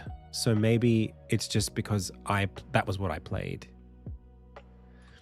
Estimated net revenue, it comes from it's a Google extension, Chrome extension. Like I wouldn't necessarily expect, like my wife missed a lot of, she missed a lot of the early 2000s and like all the JRPG stuff. So like I got to show her Final Fantasy X and 7 and Kingdom Hearts and Zelda Twilight Princess. But like, it was interesting which games didn't resonate for her. So like Twilight Princess didn't, Kingdom Hearts didn't. We haven't played Ocarina of Time. I'm so interested in how she's going to feel about the remake. But I wonder if they'll totally change how that game feels, I guess.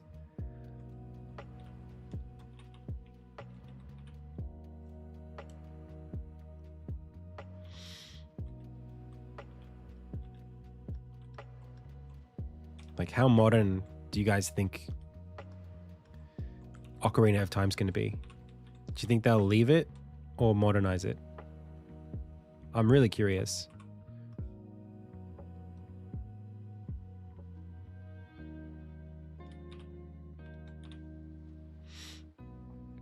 They said they won't touch that stuff. Who said that?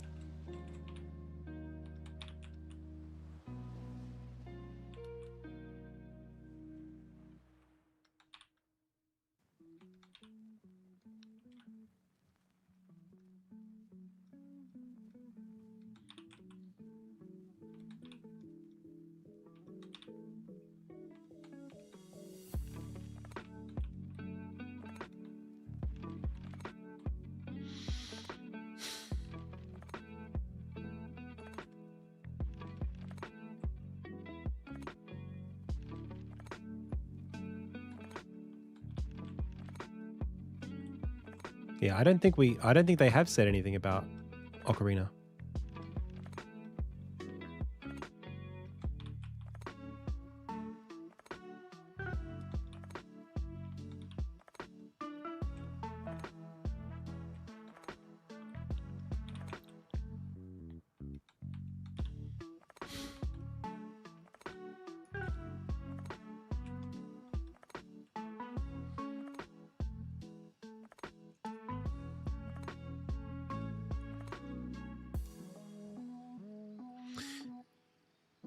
Sure, but what does that mean? Timeless gameplay. Oh, that's it's quite a read. I mean, I don't think you're wrong for interpreting it that way, but I didn't take that way when I like reading it just now. That wasn't how I read that. But I can understand why you read it that way. I don't think it's wrong.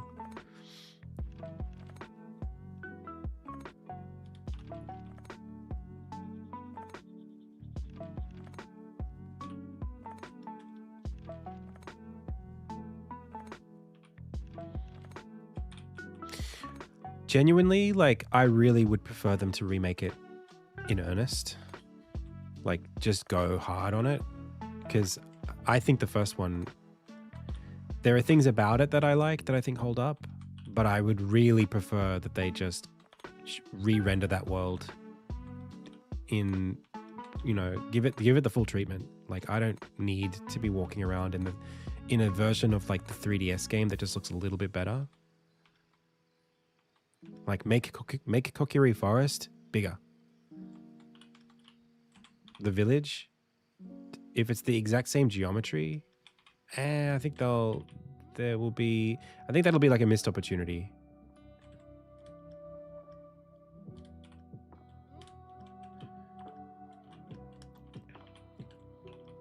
If it's just like literally the same.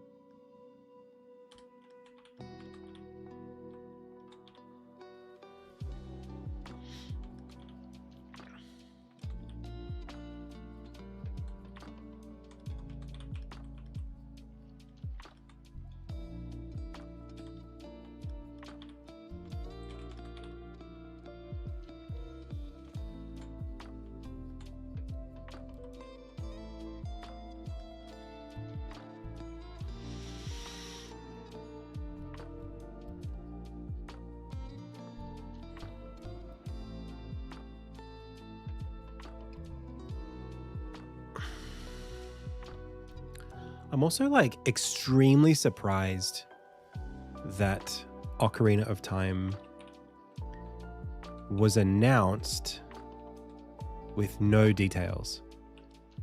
That I find that so bizarre, because if you think about it, how much time would they have had to put into it to get it to the point where it can come out at the end of the year or before the end of the year? Right? Like, that game's coming out soon. They gave us the release date and they showed us nothing. So like, what the hell is going on with that game? That, honestly, it makes me think that it's, if that's all I knew about it, I would say, oh, it looks like we're just going to get a straight port. You know, just something that's like a really quick and dirty money grab. Because they have nothing to show, which means there's nothing really worth showing, right? That's kind of what my instinct is based on that. I hope that's not the case, because I obviously want for this, you know, treasured timeless classic to be given full treatment. And I think there's probably going to be another Nintendo Direct about it, but I just find it so weird that they did it that way.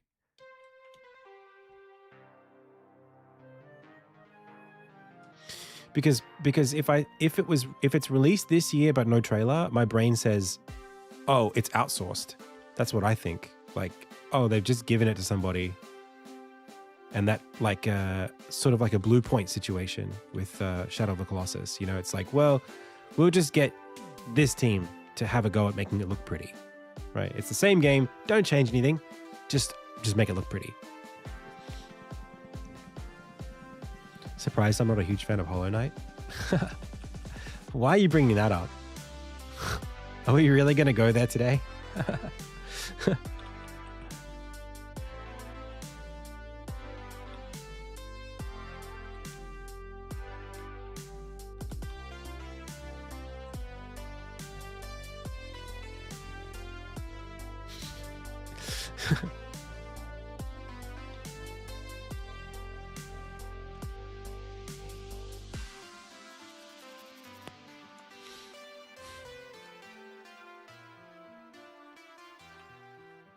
Yeah, I really get the sense it's outsourced, with Nintendo sort of like overseeing it. But I don't want that to be the case. I just think like who could be working on it? Like which division at Nintendo is working on Ocarina of Time for how many years? Like, not the Breath of the Wild team, you know, not Aonuma's like core base team.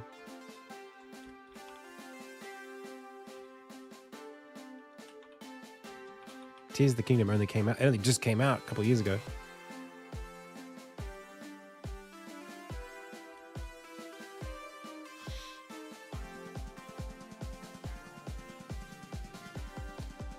And maybe like in 1995 you could spit out a new game in 2 years, but I don't think we can do that anymore.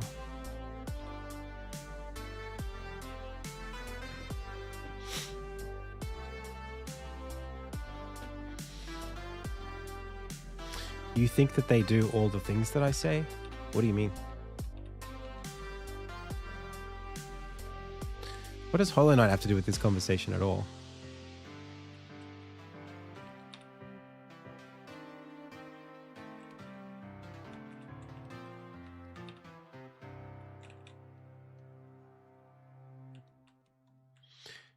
You mean just like making good games?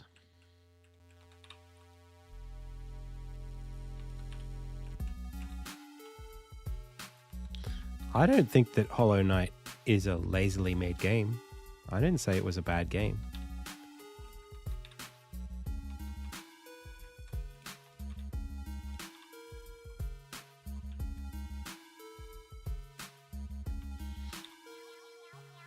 I don't like wish ill on Team Cherry. I think that I think the world would be a worse place if that game didn't come out.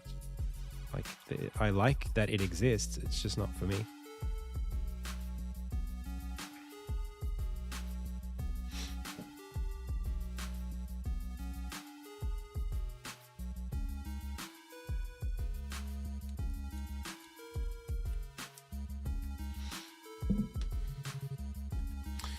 No, I think the Hollow Knight games have a nice world, but they just don't really have a plot.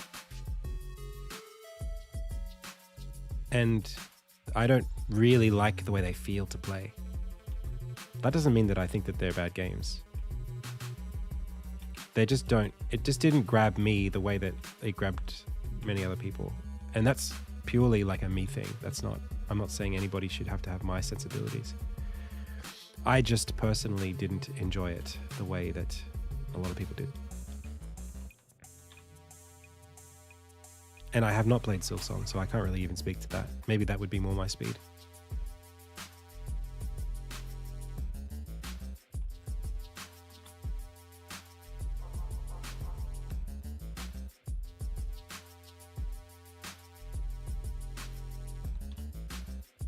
I'm kind of amazed that Silksong came out and is really good, actually. I'm really impressed by their ability to do that.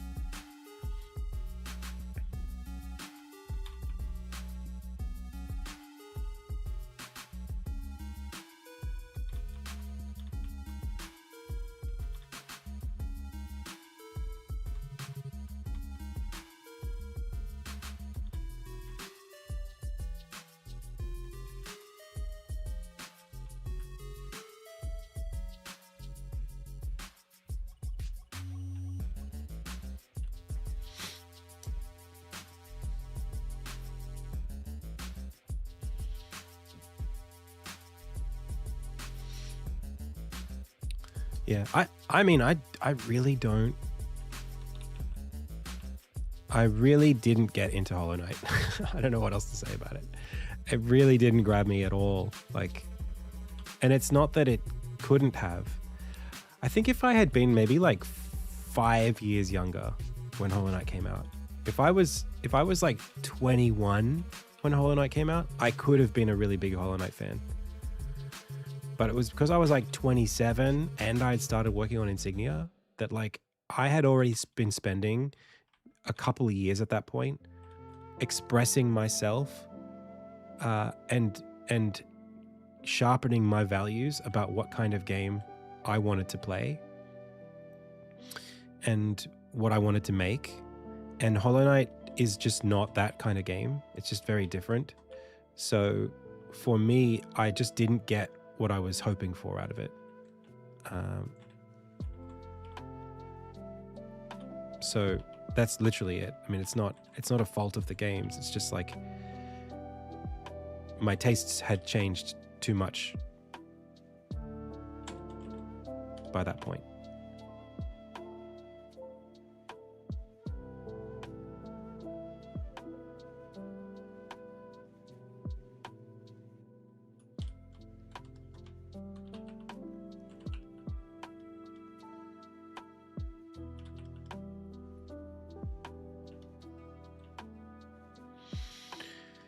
I think this needs to be like actually more like way out.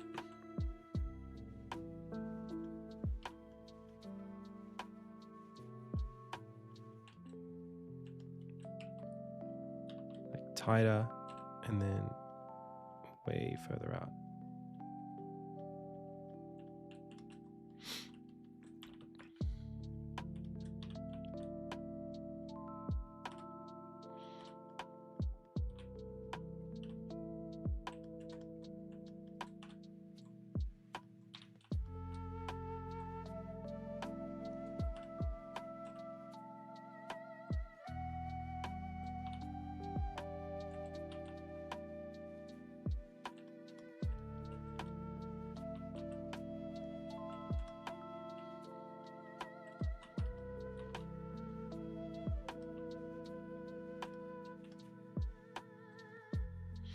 We could warp the perspective even further.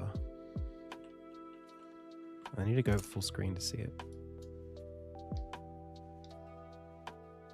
Yeah, I think I'm not ambitious enough here with the perspective warping. I think I need to really push it. Go like full, like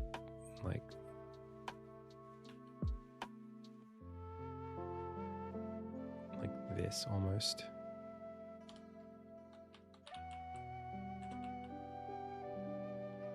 I think I got lost in the pixels a little.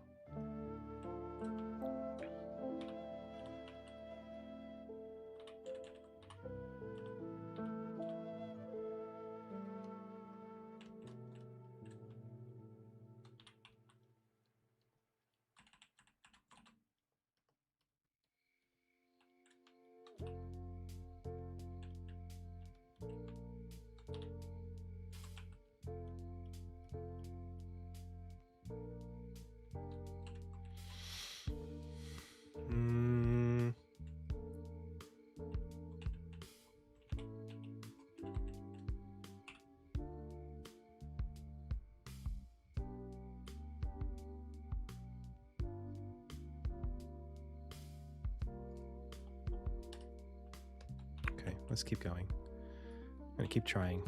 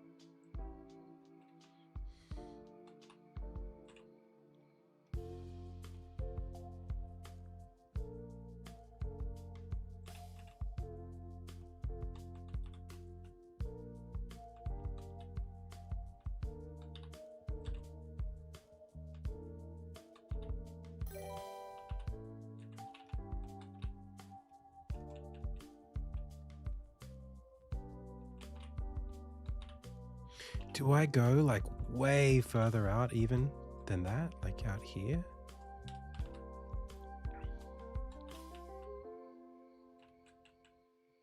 I could.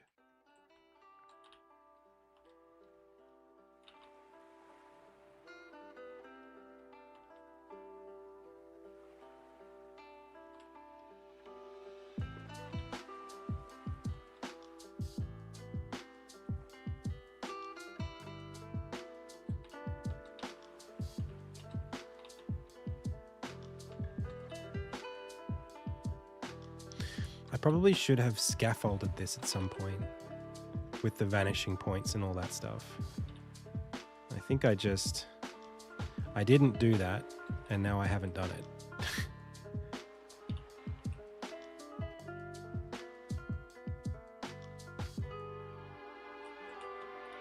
Could even shrink this part.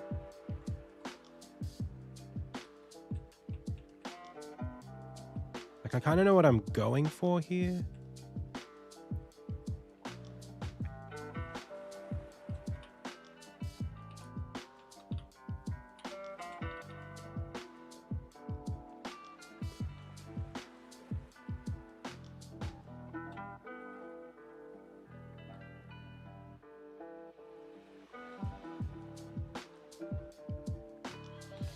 I don't really know how to do the maths on the perspective though. It's kind of like a fisheye thing we got going on.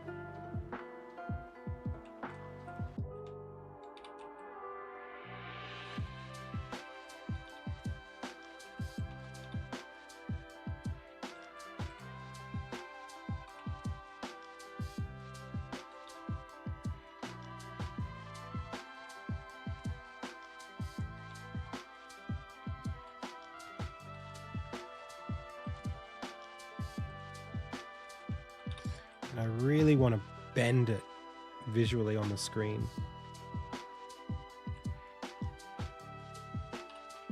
And this is now like out here. And then this is like over here. And then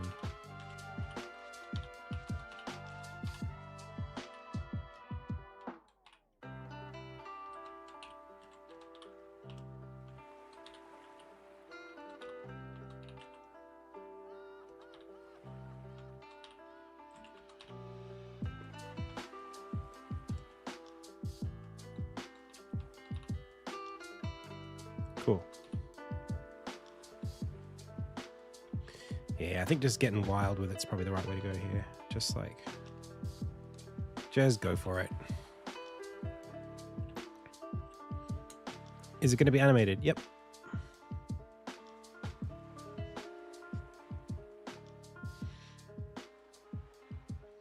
Game is for babies. Did I like Ori? I haven't played Ori. Yeah, I guess we could talk a little bit more about Hollow Knight if you guys like it so much. I've talked about it on stream a bunch though. I mean, it's probably not even. You don't have to listen to me yap about it.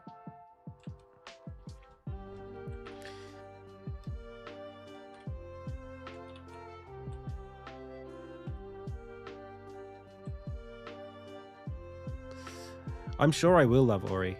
Yeah, I have a feeling I will. I know it's more of a visual story. It's not as like text focused. But I know that sort of going into it, so I don't feel like I'll be too worried.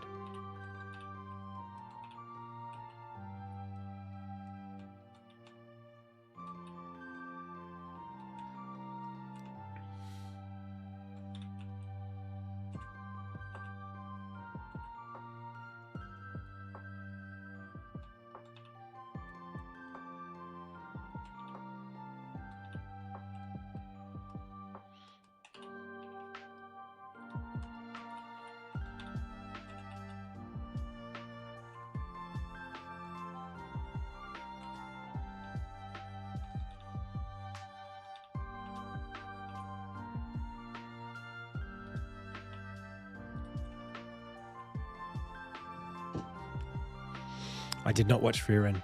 Nope.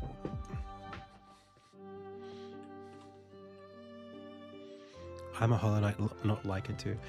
Hollow Knight, look, it's really something about me seeing it as more of like a missed opportunity. Like I know I judge Hollow Knight not for what it is, but for what I would have wanted it to be, and that's not really fair on it. That's why I don't say it's bad, because I know that I wanted something different, and that's fine. I didn't think that it was a particularly well crafted or well balanced game. I feel like there was something about the way that the game felt like it was. I felt a little bit disregarded as a player. Like there was this big world with all these things you could do in it and all these choices I could make, but like whether or not I found any of the design and stumbled into it and could learn from it and enjoy it in a given amount of time was just like up to luck. Like the game doesn't really drive you very well through its world. You sort of like, and then even if you do get to a point where you kind of know what you want to do, it can be really abrasive in like how it shares itself with you as a game, you know, like the boss runbacks being one. That I can't stand when the runbacks are like really long and the bosses are like really brutal. It's like, what's the point of that? Is it just because Dark Souls? You know, like you have to earn that. You can't just sort of go, well, game hard, enjoy. And then like I think a lot of the enemy design is very similar. It's like unearned difficulty. It's like it's just difficult because it's difficult, not because like it's artfully you know, designed, but just because it's like, I don't know, you just make the enemies hit you and you just take more damage, you know, like the ones that there's one particular I really got lost, I didn't get lost, it lost me in, it's the City of Tears right around the Dream Master or whatever his name is. That section I just found so unappealing to the way it made me feel was so unappealing, because I just constantly felt like I was sort of like pushing against a box that was trying to like squeeze me in gameplay wise. Like the game felt so hostile to me. You know, like those enemies, there was like a set of enemies that they're flying enemies that shoot lasers at you, and they can appear anywhere and then they can teleport away, so you can't chase them. It's just like, and they'll spawn 2 or 3 of them at a time as you're climbing this like elevator. And it's like, why did you do this? Why did you design these enemies to be like this? Was there a trinket that I missed that helps me deal with these? Or is it just supposed to be annoying to me? Like that I just am supposed to, I don't know. Am I supposed to be further along at this point? Like, why'd you let me get here if I don't have the tools to deal with this? Soul Sanctum. Yeah, so annoying, dude.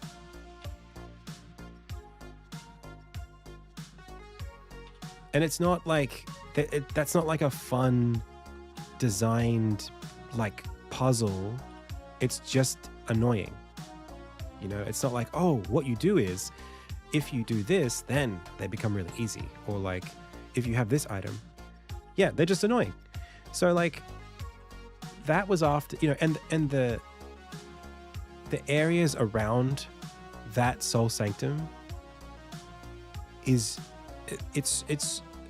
there's so little progress that I felt like I was making after like 3 hours of running around that area. I'm like, is this just like a dead end for me? Am I just not supposed to be here right now? Or is it just supposed to be, is it just a place that doesn't have good stuff in it? Because I'm like waiting for the game to pick up and take me to the next whatever. And I'm just running around this really annoying area.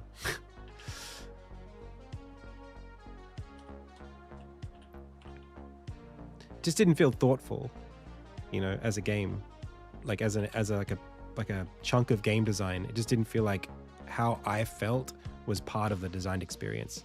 It's kind of just like, well, we just made this level, and you'll feel how you feel playing it, and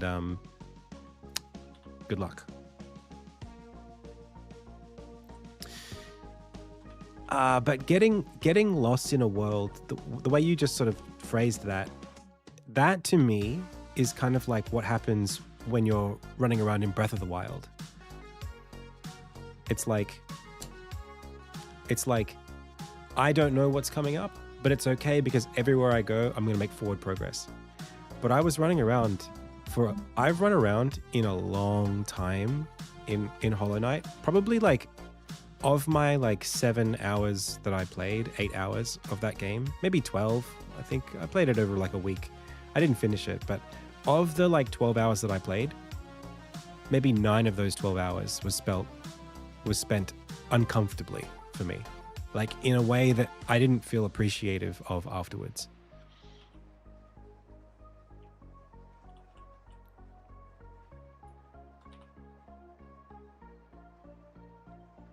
Like I didn't like how it made me feel.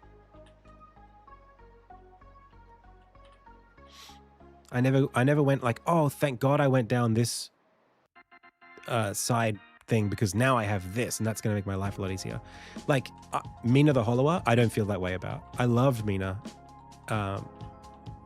In fact, actually, I have similar complaints about Mina, but I felt like Mina did a much better job than Hollow Knight of that.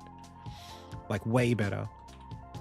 And I have sincere criticisms of Mina in that direction too. Like the running around not knowing what to do and not much happening for you is such a sucky feeling as a player. But I think Mina, at the very least, it does a really good job of trying to frame the story in like very clear terms and give you like a place to go when you don't know where you're going. I think some of the things that I felt on Mina were a little bit like on me as well. Like I probably rushed a bit too hard with it. But Hollow Knight, I just felt I didn't feel that way. I don't feel like as apologetic about Hollow Knight compared to Mina.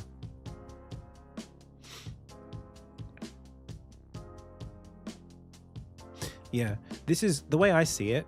With this kind of stuff, it's like, and I feel this way about Mina and Hollow Knight.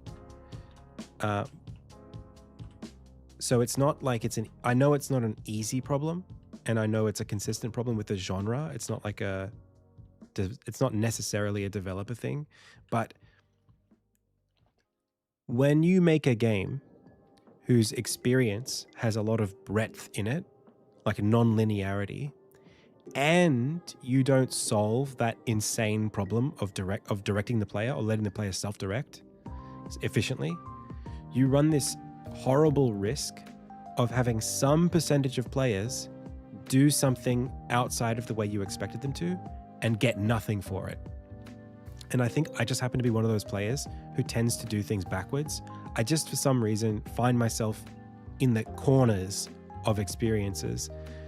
And in those corners, I just feel horrible. I just constantly feel like I'm dumb and the game is laughing at me for being dumb, and other people are having more fun than me because I'm just suffering doing it wrong. That's kind of like how it makes me feel. Like, if only I had a different intuition that made me do things the way that the developer expected me to do it, then I would have had more fun with this. But because I didn't think that way or because I didn't go that way, I'm being punished because of my like lateral approach to exploring this world. And the way that you solve that is you put something valuable at every corner, and you put the player back around, you know? You like sort of turn them around. You go, oh, nice job, you found something over here. Now off you go, back that way. You know, but that's hard to do the more space there is because you don't know where the player could go. My anecdote with Hollow Knight is I always talk about it. We've talked about it a bunch of times, but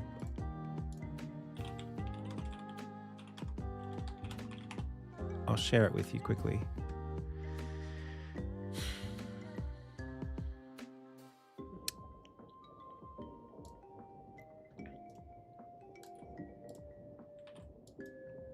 So this area here, this is like the start of the game, I think. Yeah. This area here does something that you have to do to understand, to make progress in the game. You have to do this thing. And the thing you have to do is you sort of have to come down here, go all the way over here, pick up an ability, take it all the way over here to get through to green path. For me, the time between me getting here and the time between me getting here, if you knew, if the game was linear, this might be like 20 minutes, right? Like, especially if you go right first, you just end up here and then you kind of hit a wall and you go, okay, I'll go this way, hit a thing here, and then it's like, okay, time to go, let's go. My experience with the game was more like this. I started here, went here, couldn't make any progress, went down, around, did this a couple times, eventually found this thing. I was like, well, that didn't help me out. I've got this new ability, but now what do I do? More times around and around. I'm like, what is this game? Eventually, I figured out, oh, there's an enemy here that you're supposed to use the ability on. And then like suddenly the game continued. And I was like, what the hell was the last 2 hours? Like, I just spent 2 hours running around and getting nothing for it.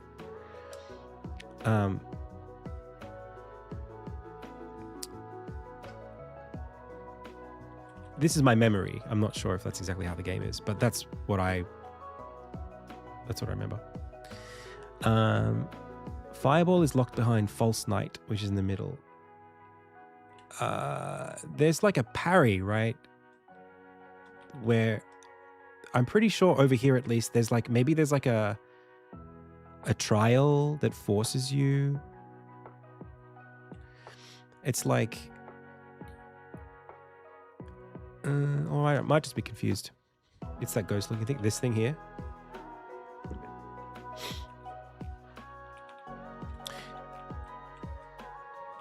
So what is it that, is there something you can do with it here? Like a trial or something that's like a time trial thing? Maybe I don't remember. Maybe my interpretation was I go through here and then I do this and I'm expecting to go forward, but that's just not how it goes. I just remember there being something here. I don't know. Anyway, nonetheless, the point I'm trying to make is it's in the shaman's hut and you get locked inside. The point I'm trying to make is that if I don't know that I'm supposed to do this, if I don't know this is the main path, how do I guide my time playing the game? You know, because as a player, you know, you want to be able to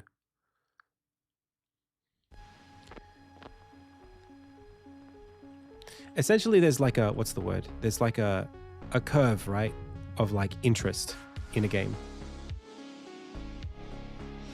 And your experience, like if you're watching a movie, you expect the movie to build in tension and build in, you know, questions get asked and answered at a specific rate that it builds excitement up to the end of the movie.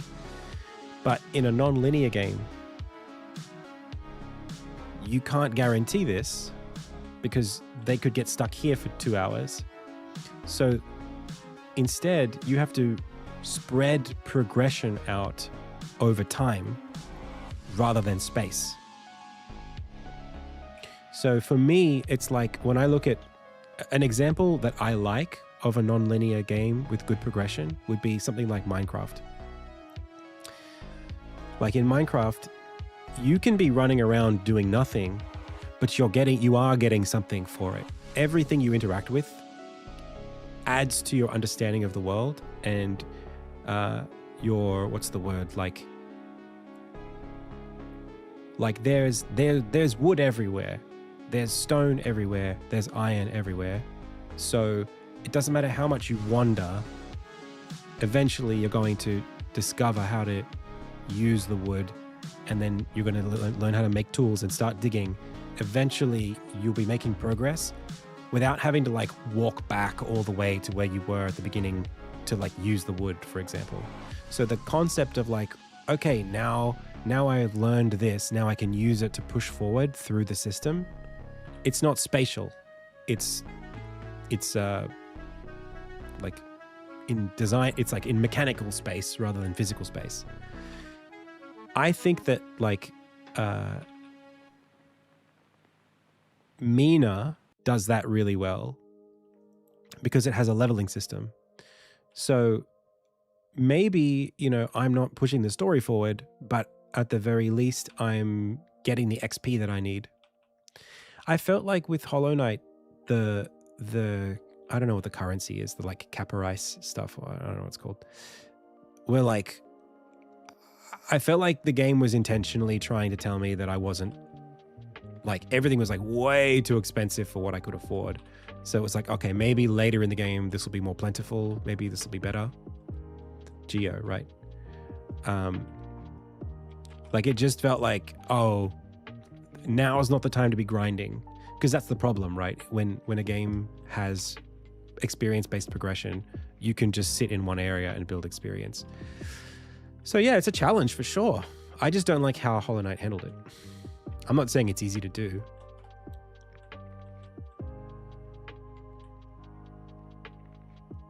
But to me, it's like a core tenet of like level design that everything that you design should have a purpose. There shouldn't be a room that's just for nothing.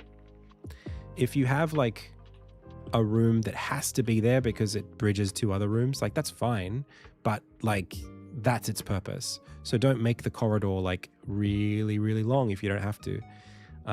Try to consider how to make something valuable to the player. So yeah, maybe it is like if everything is loud, nothing is loud. It's all just loud. No, you solve this with different axes. So like in Insignia, right? I have levels where,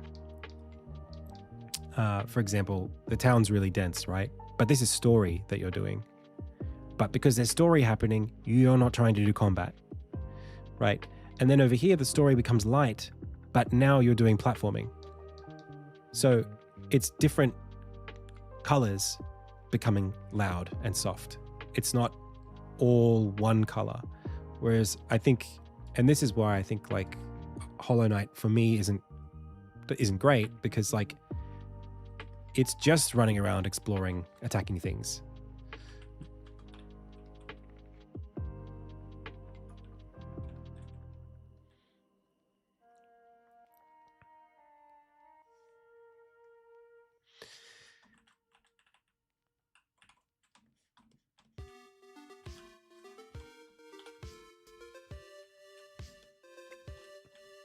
It's not to say that you can't have parts of the game that are quieter or like slower.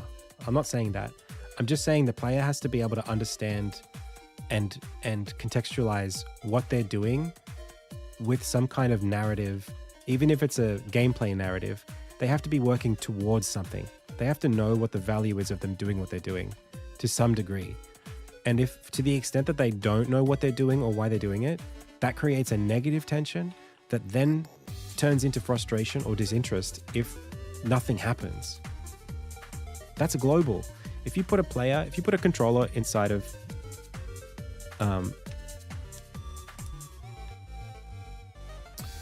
some things have to be for nothing, that's one of their axes. No, that's not what an axis is.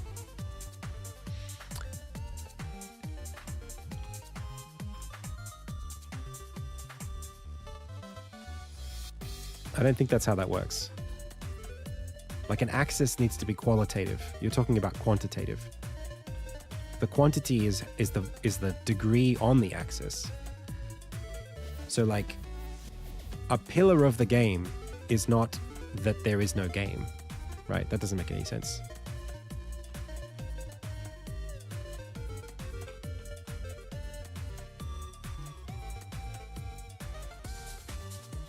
I know what I think I understand what you're trying to say. Like, I get that the game is supposed to undulate, but that undulation, again, it's something that you want to be able to contour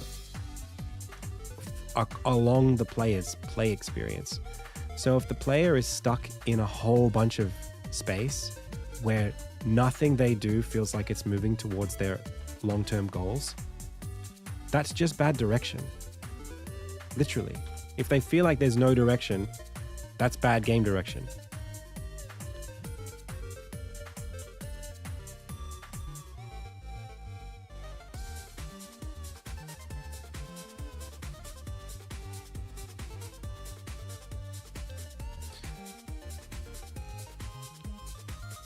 Like, I'll give you an example.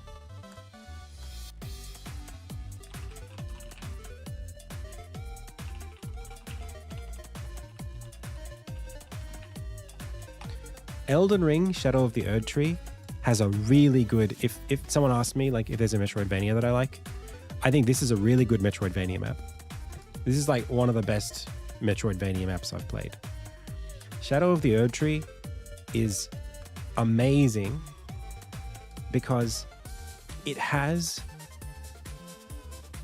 player-based progression based on your experience, and it has spatial progression, but the spatial progression is flat.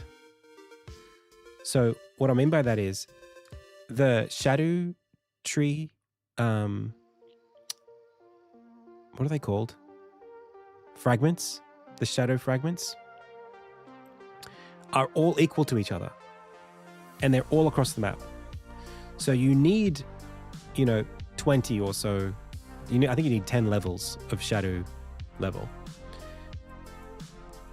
You can get them anywhere, right? So you don't have to go to specifically here and then here and then here and then here.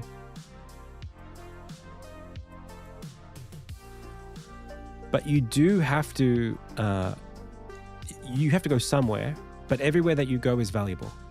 It's not going to be valuable to stay in the same spot. Once you've been somewhere and you've gotten the rewards for being there, that's okay. You can move on to somewhere else. But the way the game works is everywhere leads to everywhere else. So like, it doesn't matter which direction you go, you'll find yourself somewhere that leads you to another place, that leads you to another place, that leads you to, and eventually you just sort of find yourself cycling through like a bloodstream in a circulatory system. You'll find your way through the map. But it's very rare in this map, and they use height to do that as well, and they use there is teleporting, but that's just the way that this game is set up. You're never really punished for heading in a direction in any particular direction. And there are whole zones like this bog zone is really unapproachable. Like it's really dark and difficult, but you stumble into the zone. So it's like the zone itself is a reward, because you had to go down this like secret passage. You sort of like find yourself on this like long winding depth path, and then there's a boss, and then the zone opens up. So the game very clearly says, this is where you're supposed to go next, or now you've unlocked this space, enjoy. So while you're in that space, you never think, am I supposed to be here right now? Because there is no supposed to. Right? It's all valid. All of the progress is valid. I don't feel like Hollow Knight did that. I feel like Hollow Knight is like, to me, it's like there is a linear path that we want you to take, and we're not going to tell you what that is. So you're just going to have to figure it out. So like, if you go here and hit this wall, well, too bad. And if you go like here and hit this wall, up, too bad. No, you have to find green path, I just don't think that's not the same thing as this, where you can like literally go wherever you want. and find something. And yeah, Breath of the Wild is another example of a game that has like true open world exploration, where again, you don't feel like you screwed up by going to the Zora Kingdom first or the Gerudo Kingdom. You're comparing Elden Ring to Hollow Knight. I don't know what to say. Well, they're both considered very similar genres. Like Dark Souls is considered essentially an adjacent genre to Castlevania. It's very inspired by Castlevania. Castlevania is a Metroidvania. So what, is it just 3D versus 2D that you don't like? Or they're very similar games.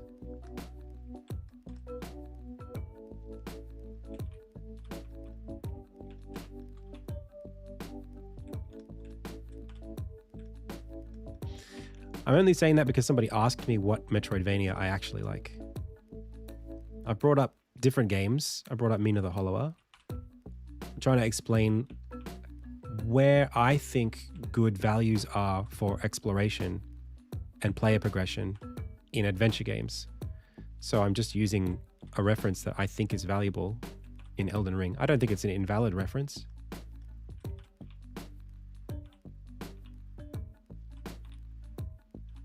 Like, there's no reason you couldn't have... I mean, lots of Metroidvanias, including Mina the Hollower, allow you to do the dungeons in different order.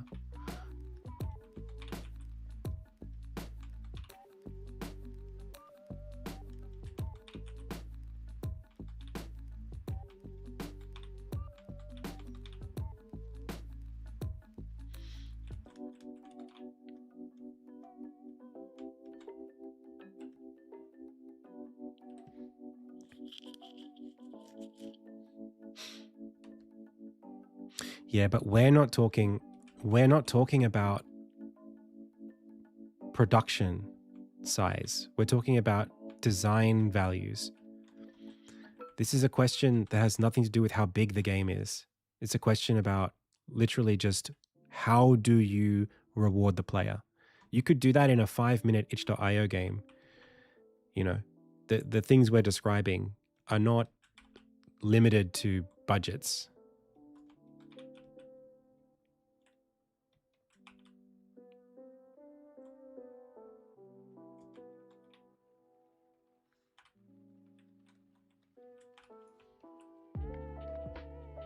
This is like a game design conversation,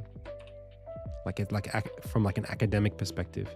At least that's how I'm trying to frame the conversation.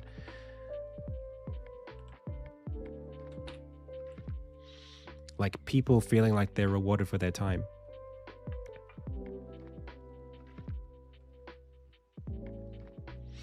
I mean, I feel similar things with like as a broader conversation, the question around time investment in video games and being rewarded for it, I think it's a really good conversation. I think it's like kind of central to especially like as you get older. I think people just like have less time. But I think like for me, I didn't love the way that Stardew Valley made me feel when I played it. I felt like it didn't reward my time very well. I constantly felt like I was being asked to, like, the psychology of that game is one where you're always kind of in a rush because of the way that the game's seasons work. And it's kind of confusing because the game presents itself as being really chill and then provides you with a bunch of gates that are time-centric, where you lose a lot of opportunity, like if you don't do things in a very specific order. So it's like, here's this chill game, go help the farm. And then it's like, here's a very, very time-specific economy sim where you have to do things very efficiently to not fall behind. So like the way it presents itself versus the way that it feels are very, very different.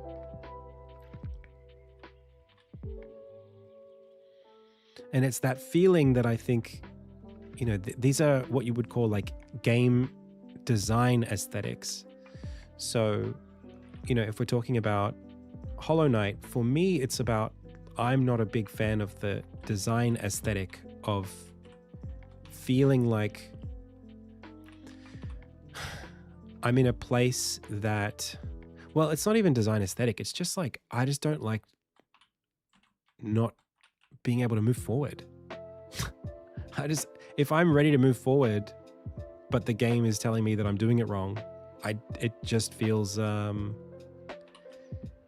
like I'm not being given a chance to have fun the way that the game expects me to. I think that's the thing. Like no one designs a game where you spend 5 hours doing nothing, right? That's no one's intention when they're designing a game. So if you're spending 5 hours doing nothing by your own, if it feels like what you're doing isn't contributing to your progress, then there's like a mismatch between like the designer and you, the player. It's really just feeling like you've been left behind by the game design that I don't like.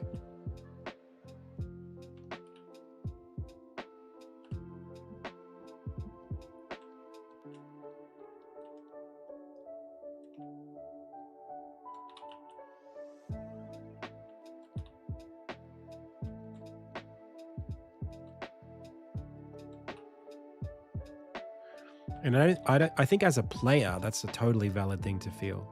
And I've said multiple times that I think that that's my preference. I do think it's an objective thing. I think there's something like that applies to all games that's there. But that's also, again, just my opinion. And some people probably are less sensitive to that or don't mind it, or maybe they enjoy that feeling. But I don't think that it's... I wouldn't teach someone in a class about like game design. I wouldn't teach them to design a game to feel like the way Hollow Knight made me feel. I would say that would be like a...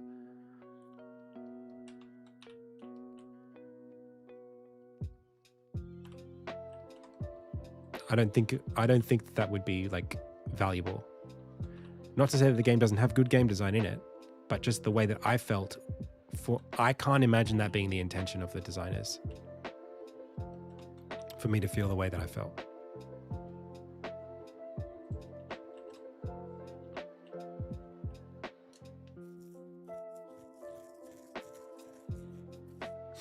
Hey, Balrog.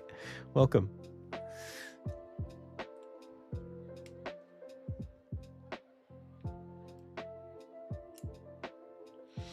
Yeah, I just think Pixel Fireplace, the way that I see it, if, like, let me give you an example, right? This is why I feel so passionately about this conversation. I have a game that has linear progression with open world elements. I have that, okay? In my case, I did not design for players to feel anxious and undirected. It's not my intention, because I respect the player's time. I want them to feel like they're getting through the game at a regular pace. So I added a map with markers on it to guide the player to where the content is. That doesn't mean that there isn't optional content, or doesn't mean I don't reward exploration, but it was much more aligned with my values for the player to give them more direction. So I think, like, if you can't tighten the exploratory elements of your game such that players naturally find their way and it just feels like they got there on their own, then just guide them or give them an option to guide themselves more objectively. Like, I would have loved like a thing I could do in the game to tell me where to go next. You know, it doesn't have to be other people who don't like that don't have to have it forced on them, but giving me a tool to just help me wayfind, I don't see how that could have been a bad thing. And that's what I feel about Mina the Hollower too. Like, I would have loved like a proper map, just like a way for me to know that I've been here before and that this is a dead end because there aren't any more doors here. You know, Animal Well did a great job of open world level design in a Metroidvania context. Animal World was made by one person, so we can't use the Elden Ring excuse now.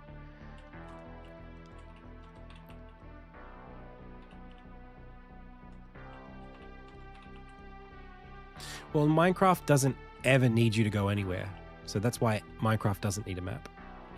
But Animal World does need you to go in certain directions. It needs you to know where you've been and where you're going, and it does a really elegant job of showing you and letting you guide yourself through that map.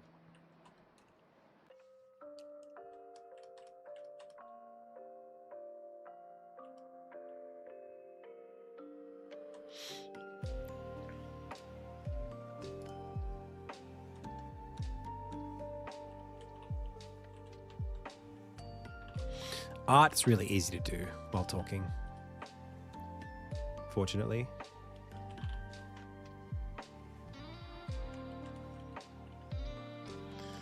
So it's not as hard.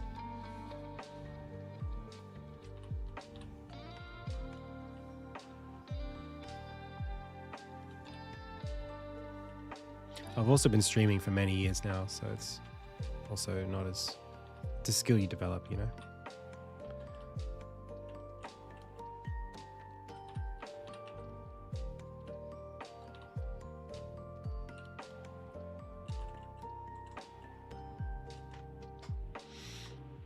This is a sprite.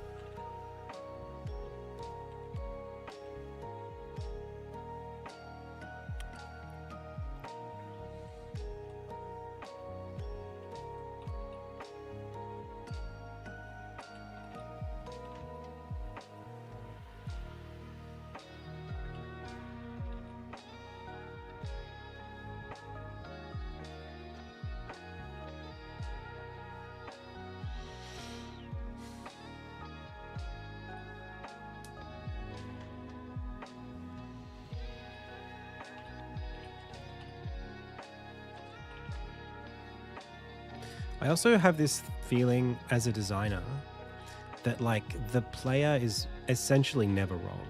You know, like I have this like the customer is always right kind of mentality. Like if you write a story and you want people to not spam through the dialogue, it's your responsibility to make the dialogue purposeful and interesting. You can't say, well, maybe you just don't like reading. It's like, well, maybe they don't, but maybe there's ways that you could write the dialogue or frame the dialogue or structure the dialogue when it appears, that kind of stuff, so that people have a chance to like guide their attention towards the things you want them to care about when it's time to care about them. That's like fully a UX problem. Like it's not about like, oh, maybe this isn't for you or whatever. At least that's how I think about it. I really think like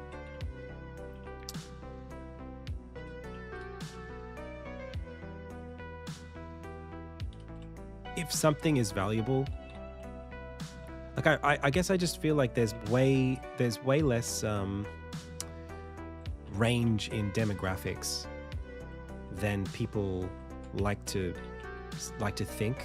Like, I don't think there's types of people when it comes to like game aesthetics or even just like in general. Like, I feel like anybody can read a book, you know, the idea, unless you're like actually dyslexic, that's totally a different thing. But like, if it's a question of like aesthetics or tastes. Like my dad, for example, he doesn't like games. He only watches movies and TV. It's like he could definitely get into games if he let himself. And it's not like he reads books, you know. He's not an idiot. I just think like so much of this is about like delivery mechanisms than it is about like whether something is like for you or for someone else. And when it comes to like when a game resonates with some people and not others, I have a feeling a lot of the time it's more to do with whether or not those people were in a position to appreciate it despite its design quirks or despite its flaws. But when a game is like sufficiently well designed, or any experience is like sufficiently good, then even people who you would say weren't a fan of that genre or weren't a fan of that kind of media, they'll pay attention. Like none of the girls in my life in the early, like mid 2000s were reading books. Like my sisters, I have 3 sisters, none of them read books. They just weren't interested. And then Twilight came along and they're all reading Twilight, and they read all 3 of them and they're obsessed with it. I'm not saying that like Twilight is so good that it makes people readers, but it's like people, they were all capable of getting into a book. They just needed like permission to do it.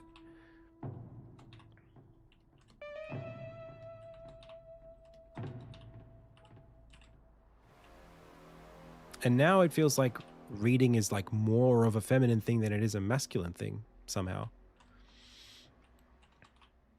It's just like cultures around media form when the media is sufficiently, I guess, consistently valuable enough for people to start identifying with the media. So like another one is like Lord of the Rings. Lord of the Rings is very nerdy fantasy, and it made so much money at the box office when it released that like the whole world was into Lord of the Rings. It's like the whole world is not fantasy fans, but if it's good enough, anyone becomes a fantasy fan. And so when I think of like games that resonate with some people and not others, sometimes I just think it's a matter of like, if for the game's flaws, if you happen to be in a time of your life when you are able to forgive those flaws, maybe because you I'm really struggling with this perspective. Maybe because you were on holiday, you know, or you had a lot of time, a lot of free time. Maybe you come home to like an empty home or something, and you've just got like hours of being alone, and you just want something to help you feel a certain way. Or maybe you're going through a breakup, and you know you've got a lot of stuff that you're working through. You know, that can all influence how you feel about a game. And you can have an authentic experience with it.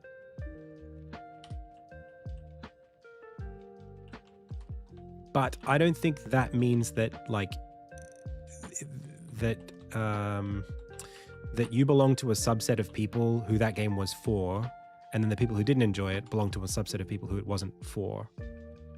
That I struggle with.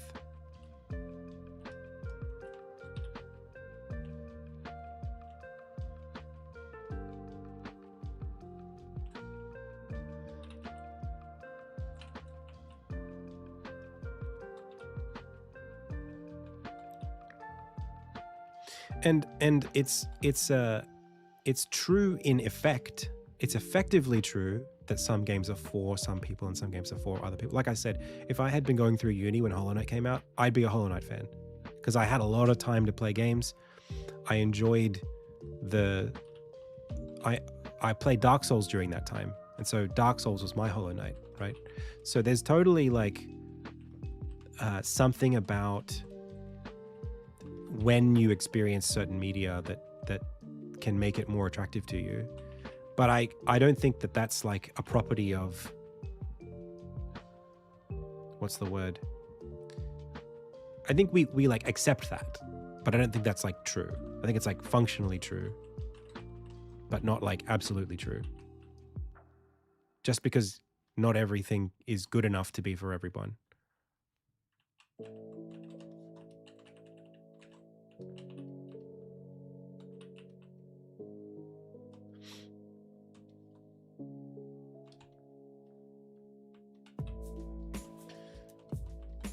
Like, how many people have you guys...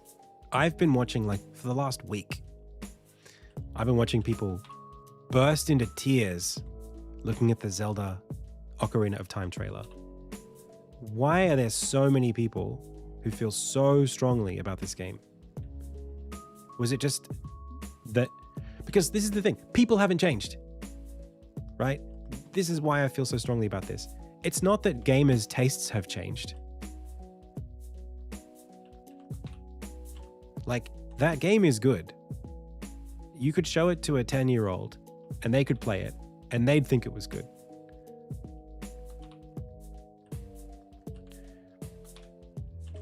It's not like, oh, that game was just for millennials and now people have different attention spans.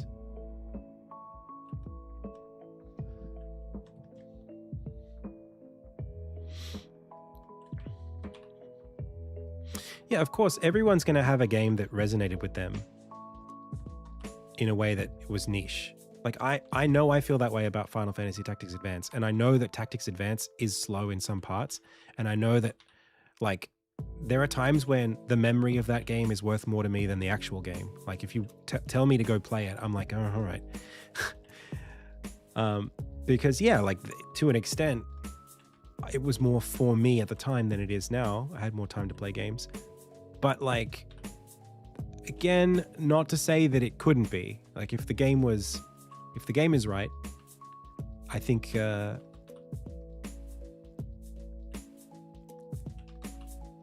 all games are for everyone. That's what I think anyway.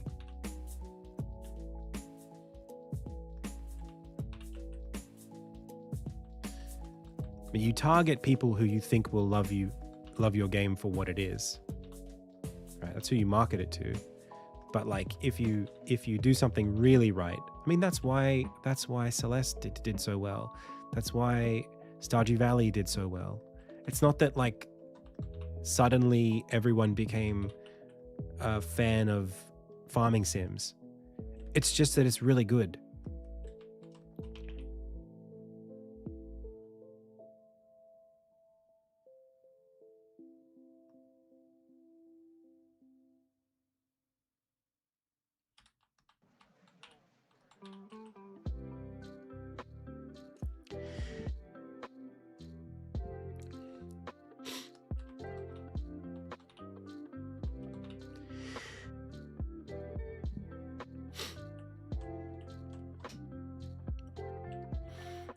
To me, I really feel this way.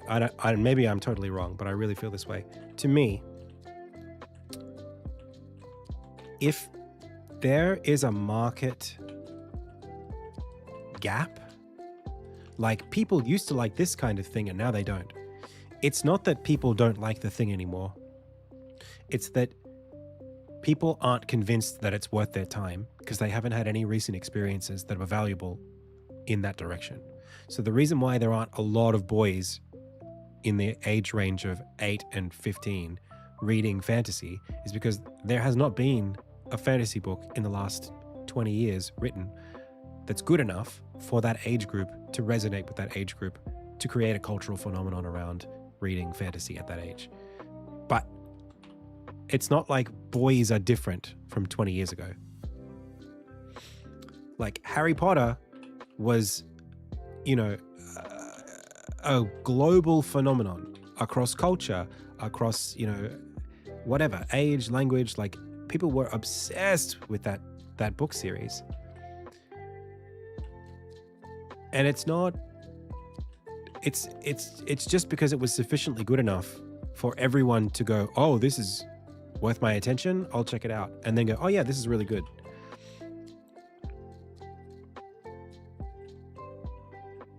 I'll give this to my kid, right?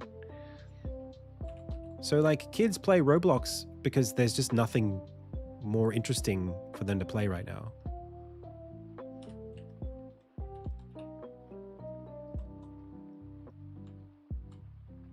But that doesn't mean that those kids couldn't be interested in Ocarina of Time or any other game.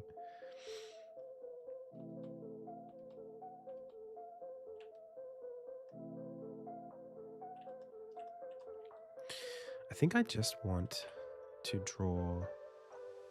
I think I need to do like some sort of... It's like 1... How do I do this? Like 1, 2, 3... Let's call it 4, 5, 6, 7. Okay. And then I want to pinch this so that from here I can go 1, 2, 3, 4, 5, 6, 7. I kind of am doing that already. But maybe I need for this to be bigger and this to be smaller. You know, maybe it's like that.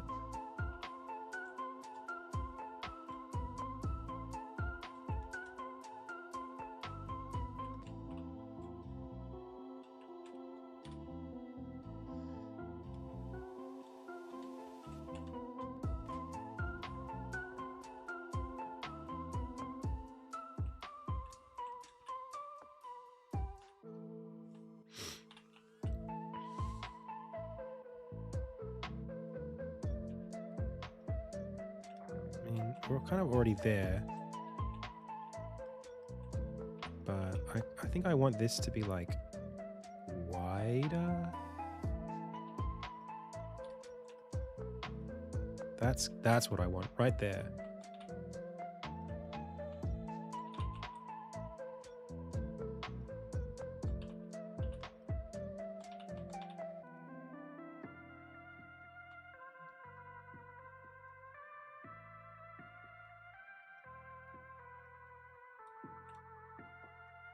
That's better. That's way better.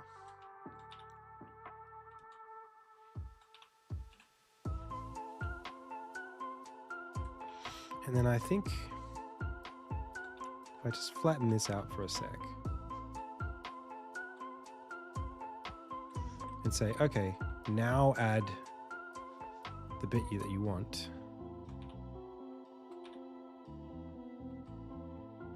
You could even go like tighter here.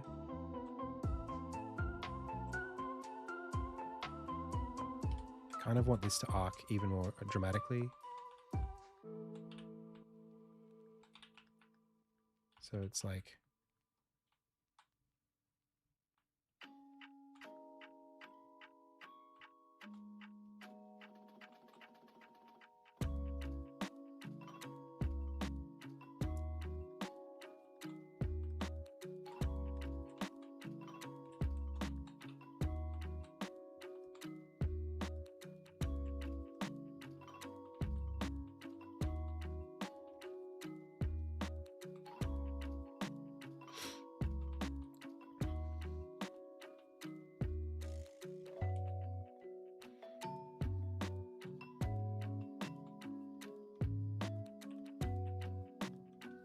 More aggressive, more. I need it to be, I'm trying to squeeze it down, and I think it's so hard to do that because my brain doesn't appreciate how warped the perspective that I'm trying to get actually is. Like it really needs to be squashed into this corner to feel like the lens is, like the ship is big and it's close. And these little creases between the planks need to be so narrow to be essentially like 1 pixel.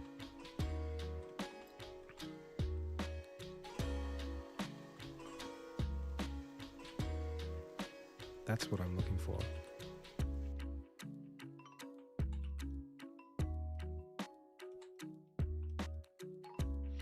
Yeah, I probably should have like rotoscoped a 3D scene or something in Blender. Like this is where that might have been helpful.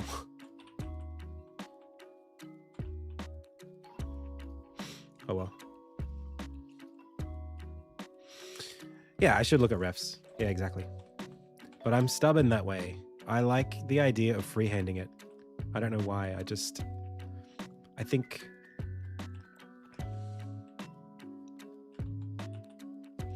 I don't know.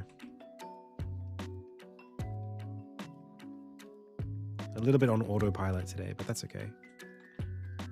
We can afford one day of that. It's been a good conversation.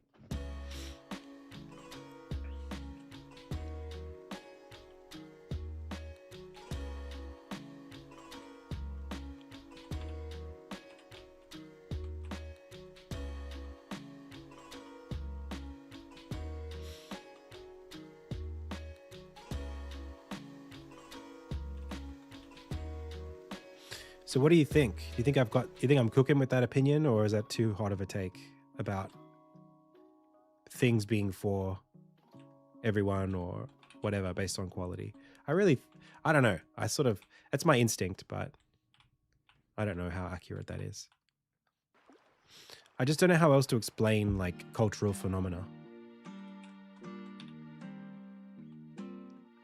Because it also then means that it gives you something to aspire to as a designer. It's like, it means that like Lord of the Rings wasn't just like a thing that was just like random luck in the zeitgeist. And that like, oh no, you couldn't make that anymore because people are different now or something. Like we can't have nice things anymore because people are different. I think it's more just like, oh yeah, you could totally make another Lord of the Rings. It's just the recipe is hard. The bar for quality needs to be so high.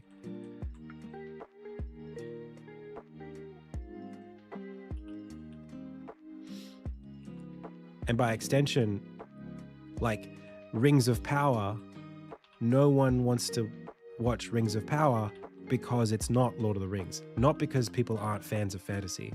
Not because fantasy isn't for them, but because Rings of Power isn't for them. Even though it's the same IP.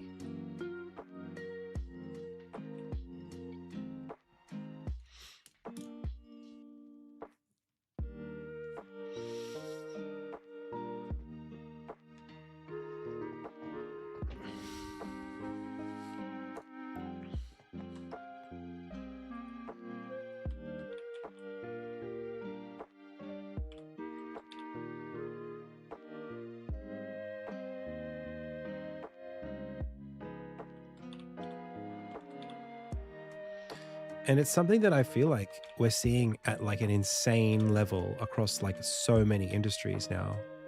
Like it's Xbox shutting down all of these studios. Like why are they shutting down all these studios? It's because they can't figure out that like your IP is not valuable if you're not making good stuff.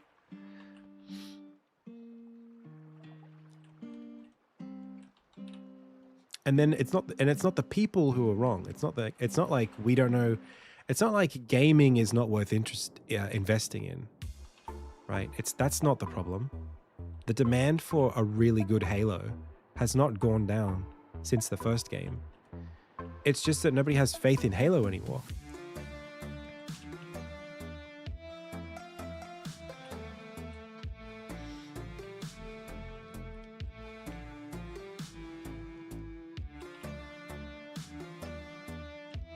But they could have faith in Halo if Xbox committed to it, if Microsoft put a lot of energy into it and did it right. You know, we could all be playing Halo again.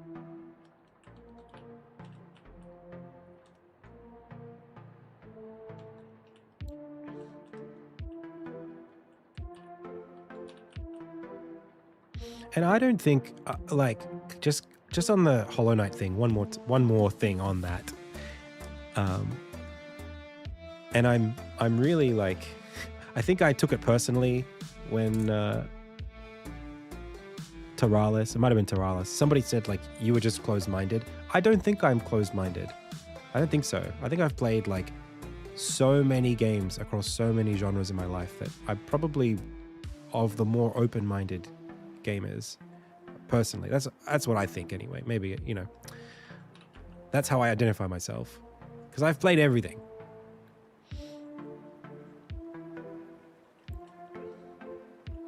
It's not like I'm just not into Metroidvanias. I've only spent like 10 years basically making one.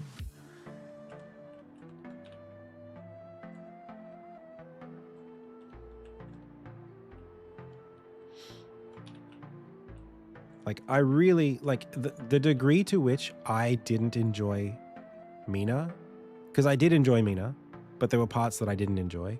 And the parts that I didn't enjoy, I mourn for the fact that I didn't enjoy them. Like, I hate that I didn't enjoy them. I felt really like it took me a couple of days to like get over the fact that like my first time playing Mina the Hollower kind of ruined that parts of that game for me in ways that I can't get back. Because my first impressions is my first impressions. So like, you know, I was playing it alongside my brother, and he was doing things in the game and experiencing parts of the game that like I'll never have that experience. And I felt like a little bit of FOMO, you know, just a little bit of like, oh, okay, I guess I was supposed to do that. I didn't do that. Oops. Right. Oh, I did that in a different order. That's why that was so hard for me. That's a shame. I would have enjoyed it a lot more if I'd done that in that order, or if I'd collected that trinket before I'd tried to do this thing. So I don't know if you guys feel that way, but it's not that I didn't want to enjoy the game.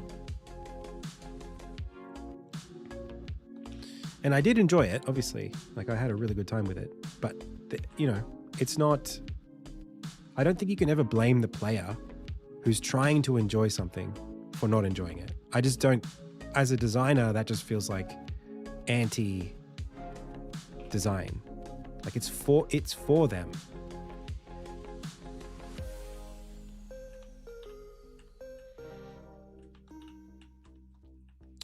Maybe there's like an appreciation thing that's trying to be said here of like, well, there are people who would appreciate and who would prefer it to be the way that it is.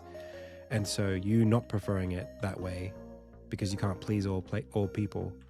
It's like, if they tried to cater for the way that you would have liked it to be, it would have been not what it is. Maybe you could say that.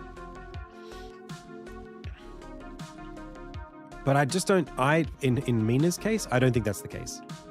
I don't think part of what makes Mina the Hollower special is like the fact that there's no map, for example. Yeah, but it's not about content that you miss. That's not what we're talking about. It's like the expected path being something that the player might accidentally not take. That's what I don't like. Like if I put a thing in a certain order, 1, 2, 3, 4, 5, and then I shuffle it, and so this is still the order of difficulty, but it's not the order that you have to go, and then you go here, here, here, beat this, go back to here, beat this, go back to here, beat this, and then miss this. That's not just like, oh, you know, it's open world, you can do whatever you want. It's like, oh, by the time you come back to this, you're over leveled and it's not as fun. That's like the content becoming corroded by like loose game design.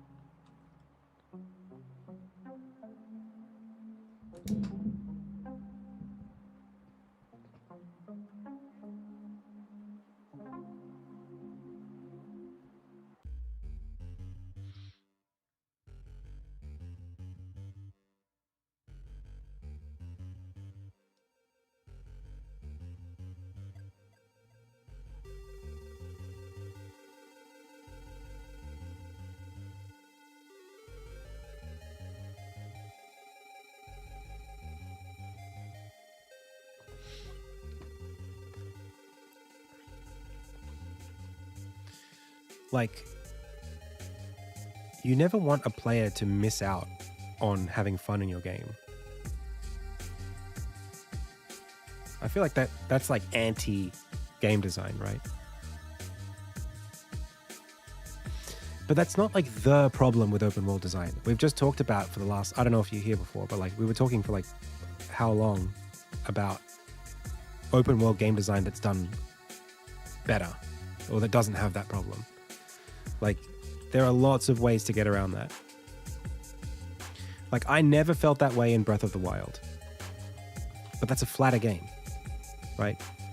Breath of the Wild does this. Here's the map.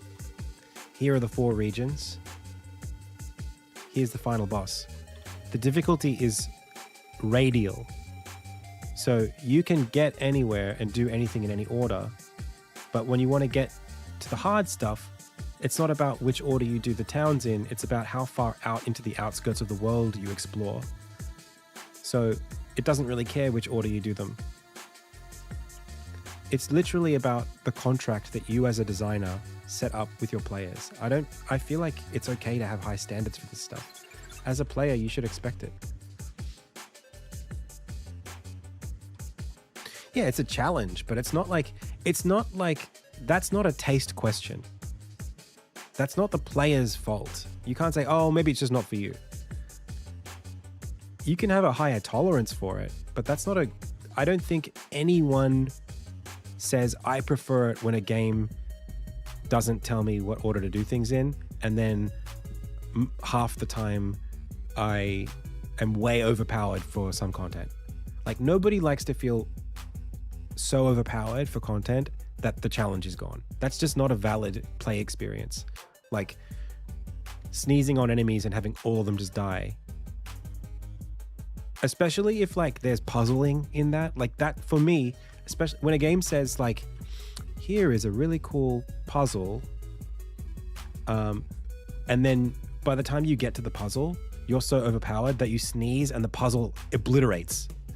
It's like, oh, I didn't even get to do the puzzle. This would have been a fun puzzle if I wasn't so overpowered that I could ignore it. Like enemies in Ming of the Hollow are like that. The enemy design is set up in such a way, or in a lot of these games, the enemies are set up to offer challenges and test you on specific skills. But you also have power creep because you can level up your attack stat. So if there's an enemy that has all these cool animations, right? This guy jumps up in the air and when he lands, he creates a shockwave. It's like, oh, so I'm supposed to jump to avoid the shockwave and then I can attack him when he's down during the cooldown phase. Like that's a puzzle. But if you're so strong, you hit him once and he dies, it's like you have been denied the puzzle. To me, that's like the content has been ruined.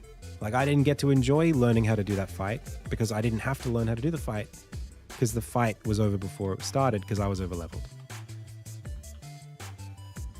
That's not, you can't, I don't think there'll be many people who go, oh, that's how I like to play games.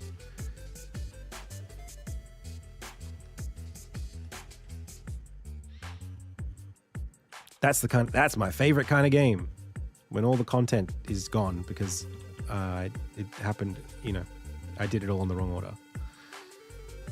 That's more like you can not mind, you can like find your own fun. There's lots of things you can do to sort of like get around that problem, but I don't think it's a value. It's not like a preference.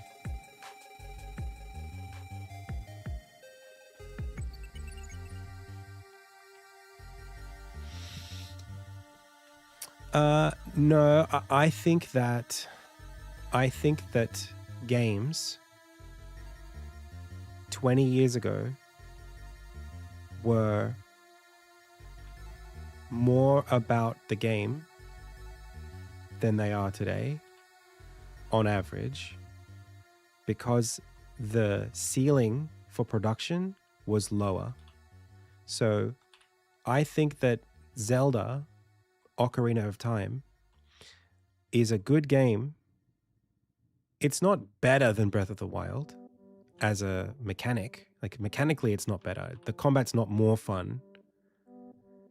But in 1997, it was so far above our expectations and it was feasible to create that it felt really, really special. So the problem is, did I say 20 years ago? 30 years ago? The problem is that games are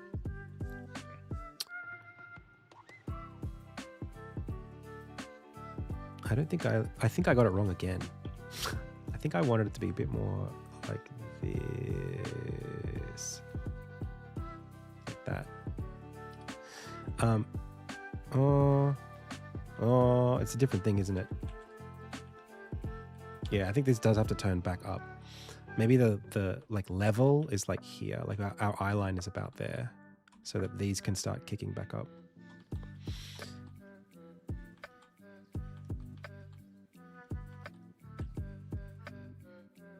But not until the very end. And then just fatter here.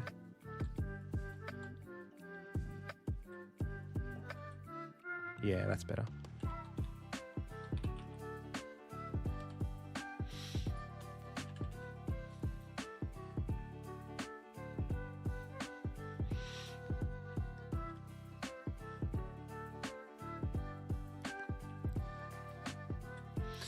Yeah, so I think it's like when I think, how do I put this? I don't think that game design needs to progress. I think we're there. I think games are as good as they need to be for what they are. It's just like book design doesn't need to be better than it is, right? How to tell a good story is solved. Is as long as we're holding controllers that have 2 analog sticks and 4 face buttons and a D-pad and shoulder buttons, like it's fine. I think, hang on a second. Let me say what I'm trying to say, okay? Just let me get there. I think the medium is valid. I think like telling a story like Ocarina of Time was good enough in 1997. That's what I'm trying to say. We had something that was good enough to enjoy. So we don't need to like keep pushing the technology in order to make it enjoyable. There are more things you can explore in game design. There are different kinds of experiences, but I think like the action adventure game mechanically is like good enough today and was good enough in 1997 to support indefinite games being made in that genre at that level of like design, whatever, like combat systems, progression systems, all that stuff is like enough of it has been explored that you could, I mean, people play D&D, right? D&D as a game has not changed that much in like 60 years or whatever. It's changed a lot, but like it's not like we're trying to find how to make D&D work, right? Like it works now. So like Ocarina of Time worked in 1997. It worked. So the question is, the thing that we haven't solved, I think, is like, how do you produce an Ocarina of Time consistently? How do you actually distill Ocarina of Time so that so that more of those kinds of quality games come out more frequently, that affect people on an emotional level, that they carry with them into their adult life from childhood? That's what I care about. How do we get more Lord of the Ringses, more Avengers Endgames, more Harry Potters, more Pirates of the Caribbeans, more Raiders of the Lost Arks, more Jurassic Parks? How do we get more of that? And that's not a question of fidelity. It's not a question of production value. It's not a question of team size. It's not a question of budget. It's a question of design.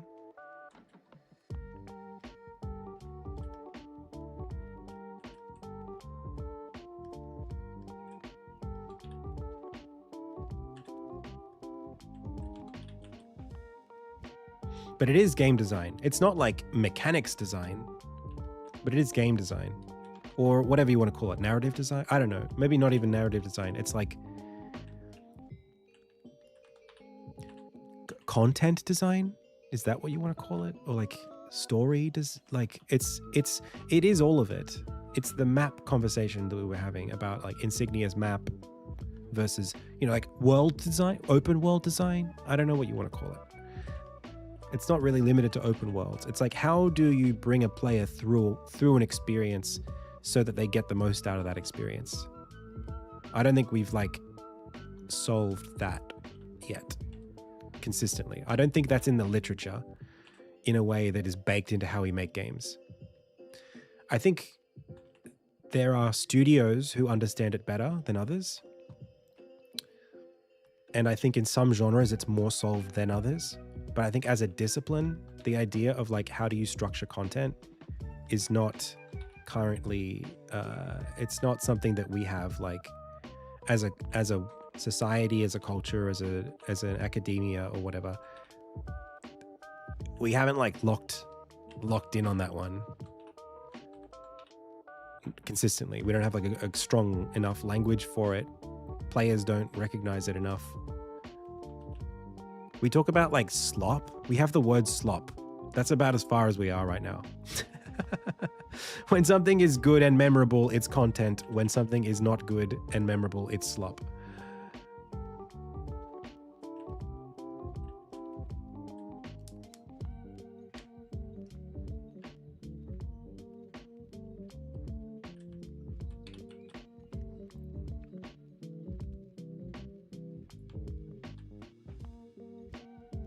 But like, why is it content? What is content? That's what I care about. Like, why when I'm running around in Breath of the Wild, do I feel like this is amazing? I'm stumbling on new content. And then when I'm running around in Hollow Knight, do I feel like this is horrible and I hate this? I mean, I think I know because I've spent enough time studying it now. And I don't think it's just a matter of perspective, but I think there is a perception element to it.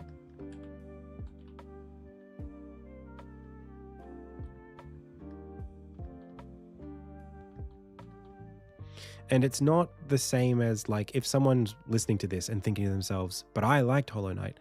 I'm not talking about we had the same experience and I just disliked it and you liked it. I'm saying we had a different experience. And I would have liked it more if I had your experience.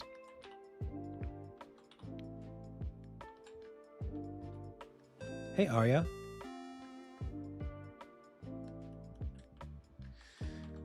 I would have loved Hollow Knight if I had the same experience as everyone who loves it.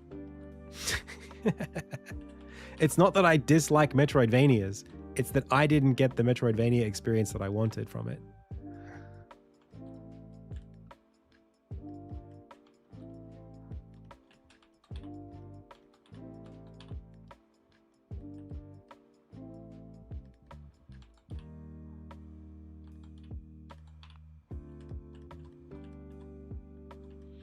Hey, Arya. What's going on? No, I mean, like, I don't need markers. Let's pause. Again, this has become a conversation about Adam's tastes. I'm trying to say, I don't think this is about Adam's tastes. I think this is just about design. It's not that I need markers. It's that if a game expects you to know where you're going, markers are helpful at alleviating that. Right? It's like, there are ways like yellow paint. I'm not saying I like yellow paint, but yellow paint helps tell the player where they can climb. So if your game has a problem with players knowing where they can climb, yellow paint is a tool to help that. Markers are a tool. Maps are a tool. Whether your game needs that is about what you're expecting the player to do.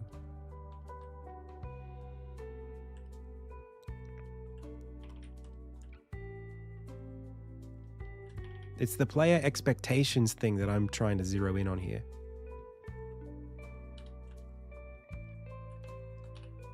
I don't like when what I'm being expected to do has fallen outside of my knowledge. Like, I don't know what I'm expected to do. That's a game design problem. That's not an aesthetics problem.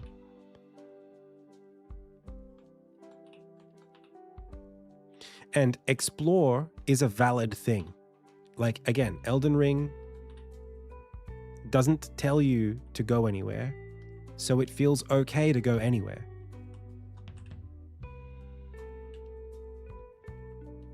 And it rewards you for going anywhere, so it's okay. So you don't need as much direction because it doesn't make the game about going to specific points. And to the extent that it does need you to go from A to B to C, it tells you with a map. So it's just about setting expectations and meeting expectations. That's what I think anyway. Like, don't expect me to feel happy about not knowing where I'm going. Don't expect me to know where you've put something if you haven't told me where it is. And you don't have to tell me where it is. You don't have to expect me to do anything. But if you expect me, you have to tell me. It's just a human thing, right? Like, for example, I just filled out an invoice to Screen Queensland, right? I filled out an invoice to Screen Queensland because they're giving me some funding to go speak at a panel tomorrow. So I'm catching a flight and I'm, getting an Uber and whatever to get there.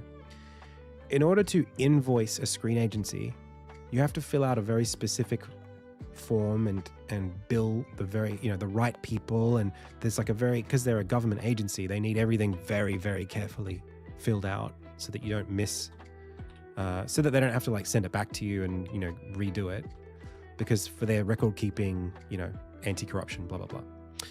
That's fine. But it's very specific. Seeing as though it's very specific, I very much appreciated when they sent me an email with a very specific list of what I need to do. They didn't just expect me to know the list. They gave me the list and said, here is how we want you to format your invoice. Put our name and our business and our address here. Put your contact number here. Put your Australian business number here. Point us to the exact, this is the exact bank account formatting. It's like, since you expect me to be really specific, give me really specific instructions. That's all I'm saying. That's really all this conversation about open world design is. It's like, if you expect something from the player, you have to be equally good at how you communicate to them. If you don't expect anything from them, then yeah, do what you want. But having a good time is something you expect them to do as a dev, right?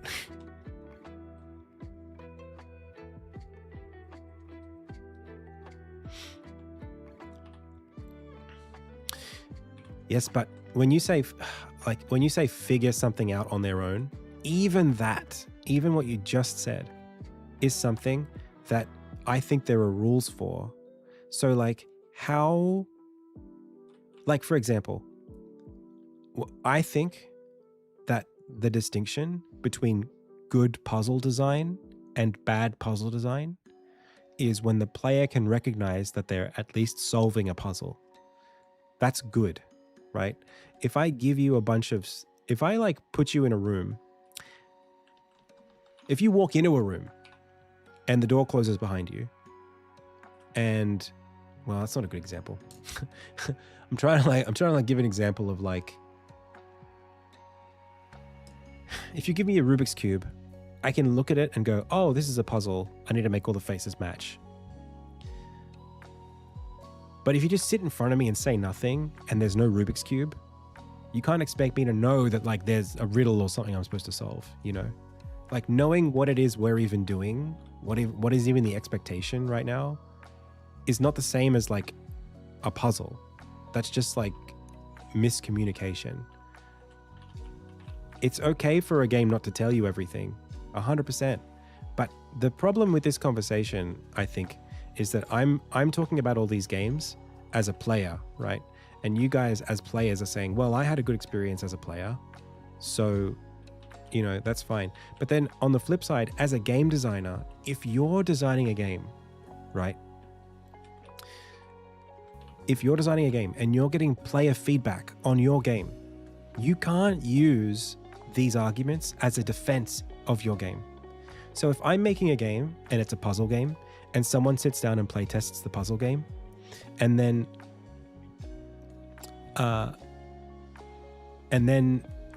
they don't like it, I can't just say, well, it's not for you. It's not really a valid response to player feedback. You can't just say, well, it's just not for you. Because eventually it'll be for no one. And you can feel confidently about your game being for no one, but you can't then expect them all to buy it. Hollow Knight showed you an enemy you couldn't get past, then later you got an ability, and during the abilities tutorial you kill that same enemy. Is it the game's fault or yours? For me, I can explain this. It's the delta between when you learn it and when you have to use it. That human memory, right? The limits of a human brain's ability to remember and recognize things. It's very consistent across people, and it's very well researched. So like showing someone something like, for example, my mother has a brain injury, and she has an occupational therapist come and try to help her out with recovery on the brain injury. And as part of that, we do memory exercises. So, me and my dad were sitting there, and the occupational therapist gave my mom an address to remember, okay? And there was 4 layers to it. The person's name, where they live, suburb, whatever. 20 minutes later, she's like, do you remember the address? And me and my dad, people who don't have brain injuries, were like, we remembered 60, 70% of it, right? I almost got it right. My mom had no chance. Okay. So within the realms of psychology, you can pretty much understand and recognize, okay, if I want someone to remember something, I have to probably show them a certain amount of times with a certain level of frequency for them to, for me to be able to trust that they would remember it. And the more you stretch that out, the more you kind of gamble, right? And I think that I think that's a reasonable thing you can design for in a way that has objective, criteria around. That's not some people don't have very good memories, so it's not for you. It's no, most people, if you can guarantee that when you teach the player this ability, that the next time they have to use it is within the next 5 minutes, then it's fine. But if it's you don't know when the next time they're going to use it is, it could be 45 minutes, I would say you can't then expect the player to remember. It's not that I wasn't paying attention, when that happened to me in Hollow Knight, Fortnite, in Hollow Knight, I was paying attention. It's just but then it was an hour later,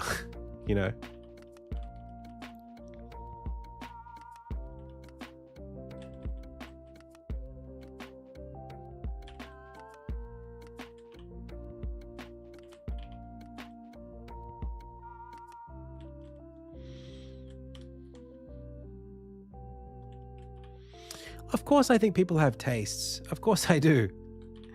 Of course they do. But tastes and quality are two different things.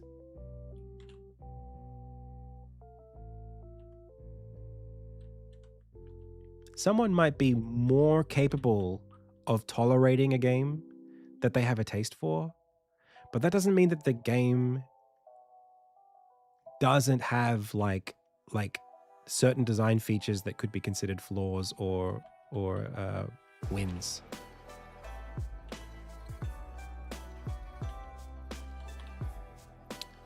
Saying yeah, I know this is bad, but I like it anyway. That's one thing. But I think there's I don't know. I'm very opinionated about this topic, about analyzing media. For me, it's I'm very passionate about it. So maybe, it's possible that people might not agree with me here.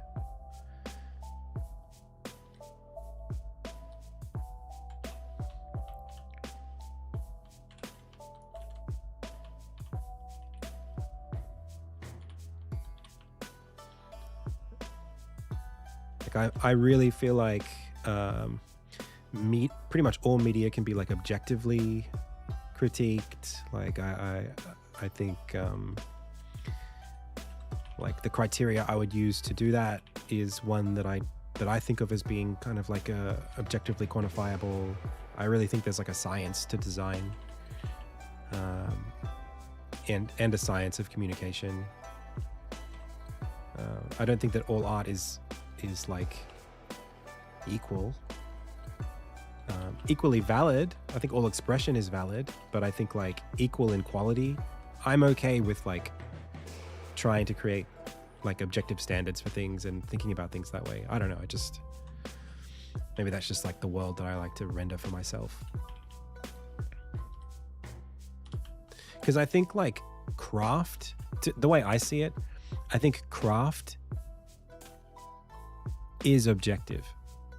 Like we wouldn't have art schools if it wasn't something that could be learned. If there wasn't something to learn, something valuable to learn at an art school. So like to the extent that art schools exist, one should be able to draw a distinction between like someone who doesn't know anything about a craft and someone who knows a lot about that craft. Right? The ability for someone to execute their intent is measurable. You can measure that. Like how many people on average, when they experience this thing that you built, feel the way that you wanted them to feel about it, if you wanted them to feel a specific way. You can measure that. And maybe, again, it's me coming from like a UX background that I think this way, but like as a game developer, I'm forced to think about the ways in which people receive my game. Like I have to think about that. That's literally like all you can do, especially if you're learning game design. You have to be conscious of like whether people are receiving what you're expressing.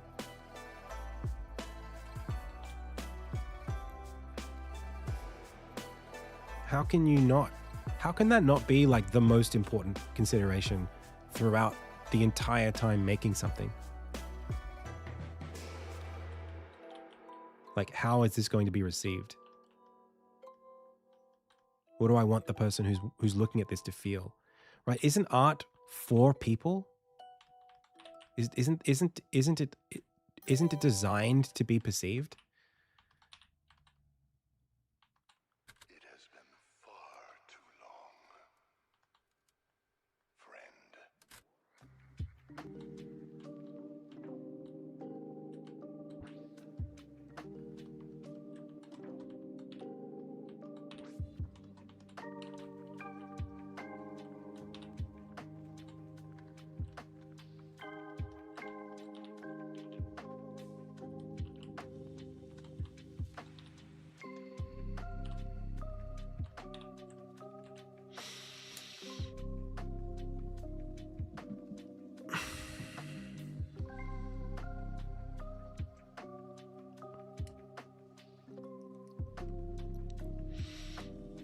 Zoronak says, you can have a design goal and achieve it, but that goal can cause other issues. Yes, but that's just a fractal question. Like, you're just saying, like, it's like I'm trying to color in this square. It's like you could say, well, yes, you colored in the square and you did a good job of coloring in this part of the thing, but that could mean that there are other parts you didn't color in. It's like, yeah, okay. Yeah, but the square is a bigger square. So, yes, of course, there are different layers of the design challenge, and communication is something that, as an exercise, you're kind of having to balance across different, parts of a production. And yes, certainly. But it's not a question of like categorically pursuing a better design is not worth doing, right? Or that design can't be quantifiably measured.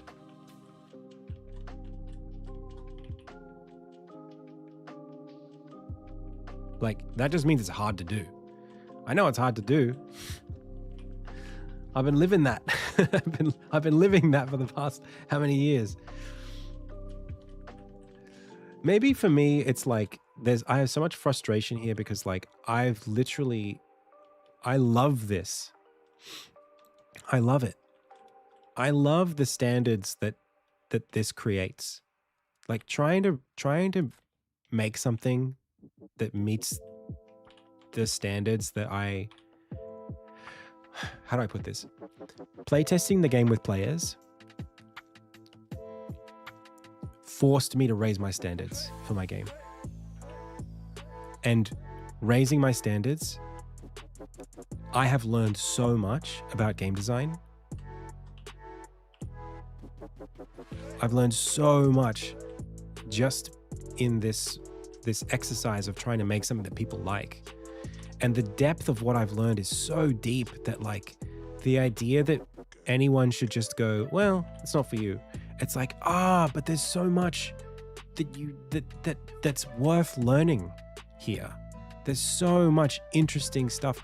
We could talk for like 4 hours if we wanted about design techniques that can be used to guide players or to make an experience feel a certain way relative to other ways or whatever. We could talk for hours, and there would be like topics on topics that we could talk about, that we have talked about here on the stream, that are fascinating, like so interesting, so worth learning and diving into. And I just feel like saying that, like, oh, this just isn't for you then, or whatever, it's like a thought terminating sentiment, you know? It's like, don't try to be a good designer because there's no such thing, because it's just some things people like and some things they don't. It's like a dice roll. I know no one's saying that explicitly, but that's what it feels like is being said when someone says, oh, that just wasn't for you. It's like, no, I think we should have like, I think we should hold media to a higher standard than that, and hold critique to a higher standard than that. I think we could talk about things in intellectual terms, you know. I think it's okay to do that.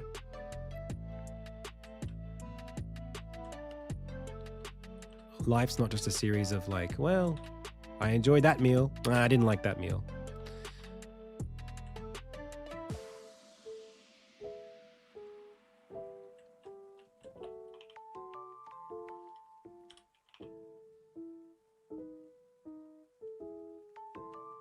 Otherwise, we wouldn't have chefs, right?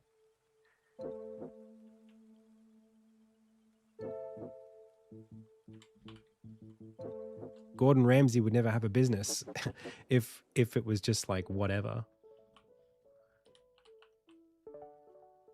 Some people like burnt food, you know? Like that's just not, we just don't accept that.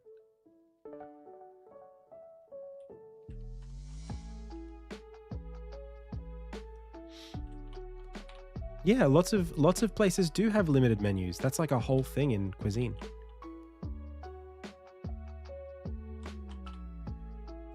And there are tons of places that like food trucks and cafes and stuff that do like one dish really, really well, and people have like, they line up for the thing. Yeah, of course.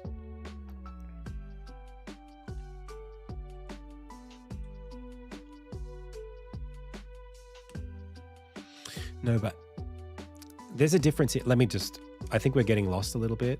Maybe I've created a contrarian audience here, but with my tone.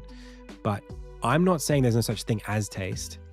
I'm saying quality and taste can be separable. It's if you like something and I don't, it doesn't mean that there's no such thing as good. I might not like fish, but I know when fish is good.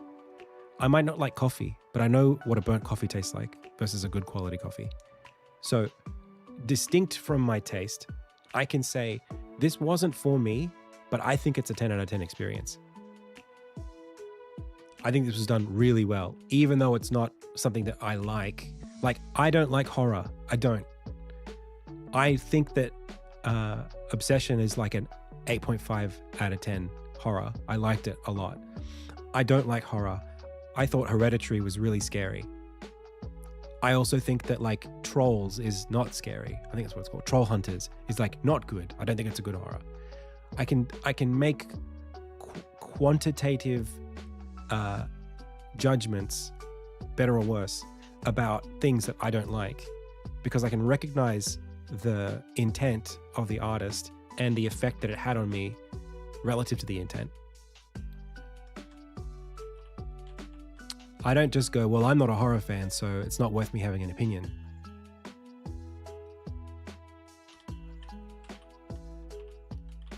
So like, yeah, you can have lots of things on a menu, for sure. There's nothing wrong with that. That's not what I'm saying.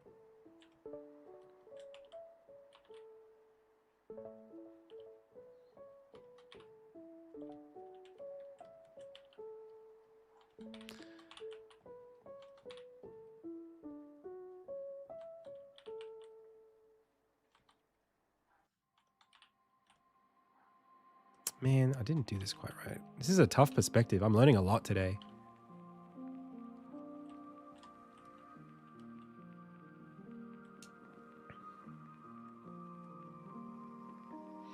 I disagree, Robo East. But then how can you be qualified to speak on the quality of the fish? Sure, you might like be able to recognize it's a good fish. Can you not? Can you guys not do this? You guys feel like you can't comment on things that you don't like? The quality of them, independently of whether you like them or not? That's fascinating to me. I really feel like it's not even up for debate. Like it's just like a black and white thing.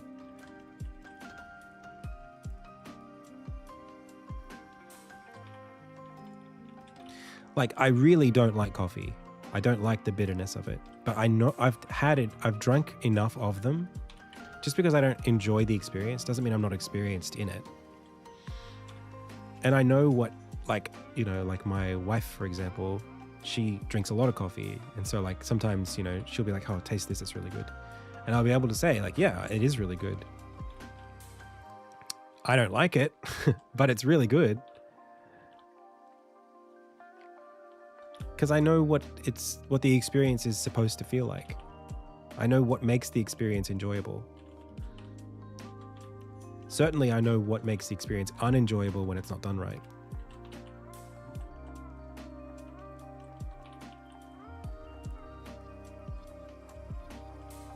Like, burning the milk is not a choice.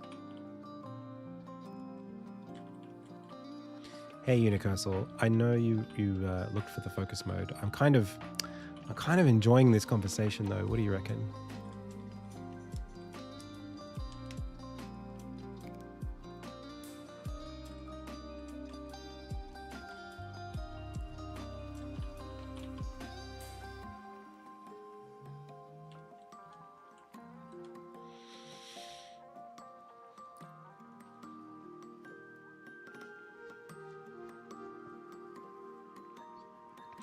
Morning. Okay, we'll go into focus mode for 5 minutes. We'll do it.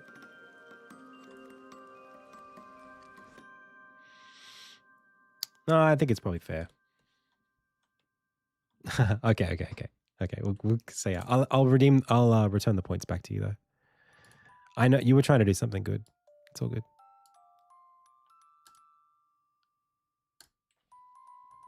I appreciate you. But you deserve your points.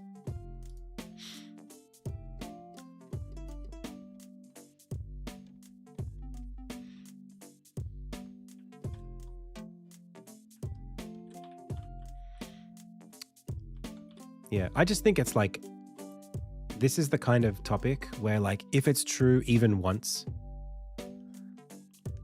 then it's objectively true everywhere.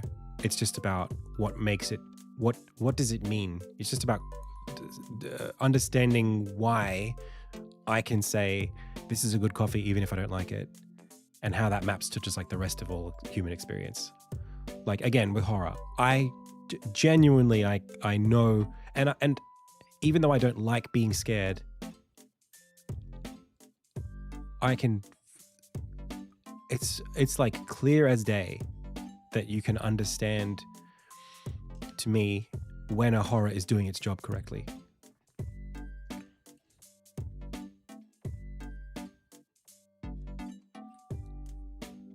Like, am I scared? Yes, no.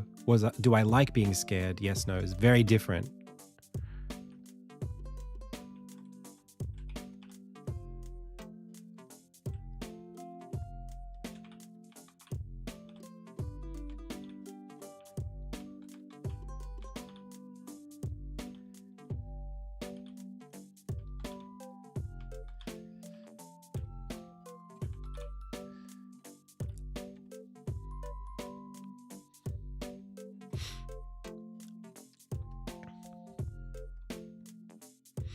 But I feel that same way about, like, even like wine.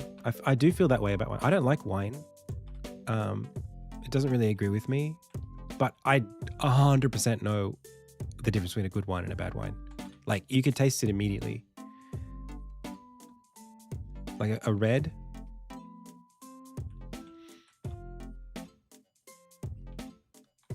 Like whether something like has like an acidic taste to it, you know, whether there's like too much of too much of an alcoholic kind of aftertaste, or like, you know, like it's not like I can't perceive it just because I don't enjoy it.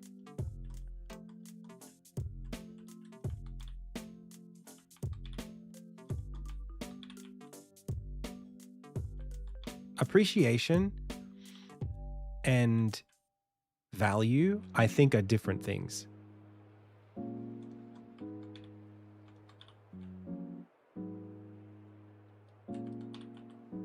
Being able to appreciate something that doesn't particularly appeal to you, I don't think that's a problem. Because it's not about perception.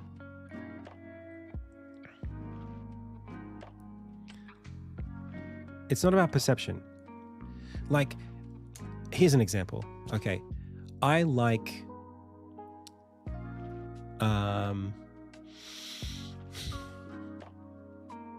let's think about it.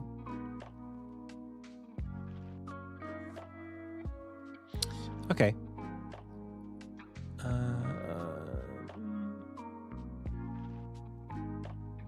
Trying to give a really good example here.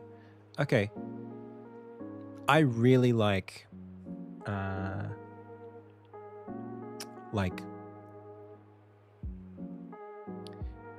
in like character design, if I'm playing like a video game, or just in general, I feel like I can appreciate women's fashion, right? Like I think I can look at a silhouette and go, that works really well. You know, those heels or the belt does something that brings the waist in, that makes the dress flare better or whatever, like, or that texture, that material doesn't drape very well, you know, for what's going on with the rest of it. I don't think those accessories work. I can make objective claims, or not subjective, but judgment claims about something that's not for me, right? Just because I think the belt works on that outfit for that costume, that doesn't mean that I want to wear the belt.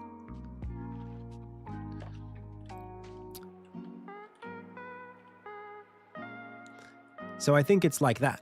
Like, I don't like the feeling of being scared, but I can still appreciate that I'm being scared in a horror.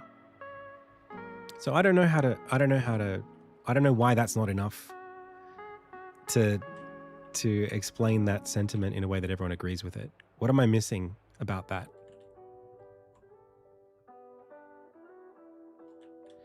What's wrong with that explanation that doesn't solve the picture?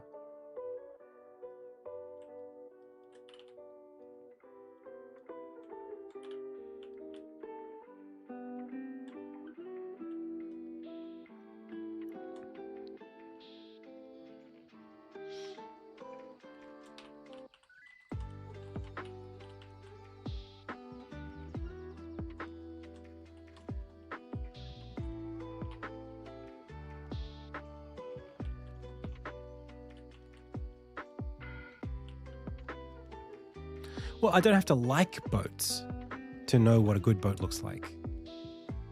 Like, I don't have to like sailing, you know? Or, it's not a real good example. I do like this stuff, and I want to like it. I'm drawing it because I like it.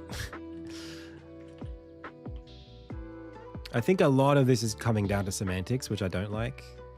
I think we can do better. It's not about, like, I think getting around the word games is going to be important for this conversation.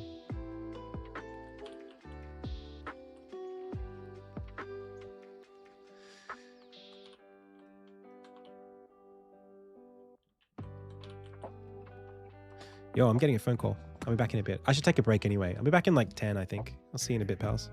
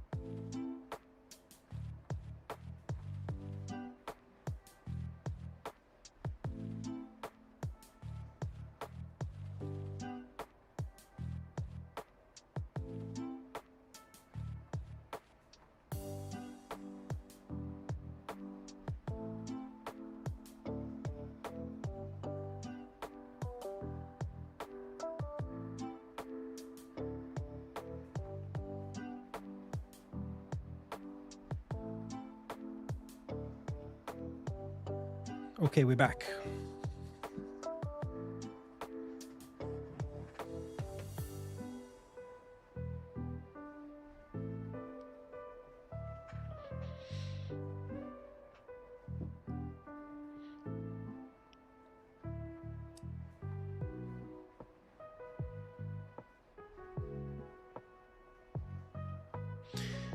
Yeah, I think it's like, particularly like, look, there are aspects of this conversation that I probably am not qualified to go into, but when it comes to purely the conversation around, let's just sit back for a sec.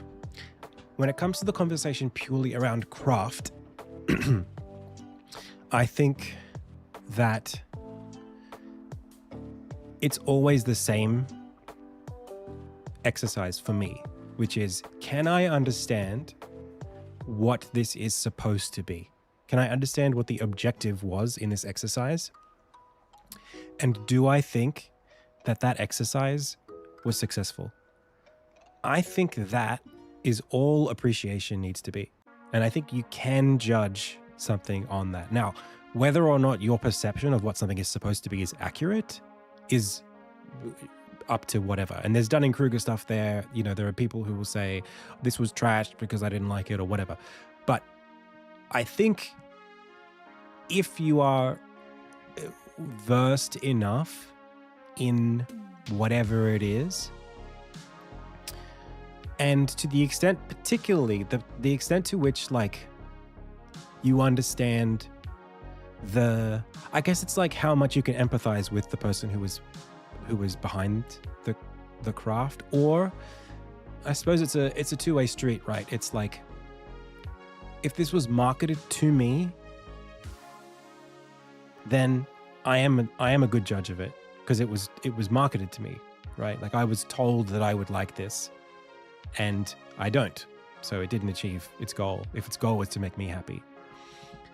But the other side of that would be something like, I understand who the market was, even if the market wasn't for me, and I can appraise based on, I guess, just an understanding of the forms and features of whatever the thing is. Like, comprehension is not that, it's not that hard, is it? Like the broad strokes exercise of, can you comprehend what the intent was? Do you have enough empathy for whatever this is and experience to be able to appraise it? I don't think that that's a contentious concept. It can be hard to appraise something if it's very complex, but that doesn't mean that, like, categorically you can't appraise something. And I don't think that personal, like, preferences come into that at all. Like,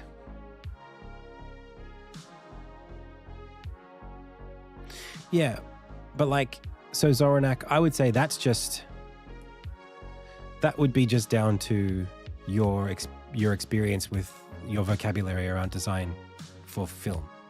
But like, if you were for example, I don't like Blade Runner, okay? The 1970, whatever it is, movie that came out. I don't like it. And the reasons why I don't like it, I think, are objective. I think there are things about it that I criticize that aren't just matters of taste, because I think I would like it if it did those things better, and I think it was trying to do those things.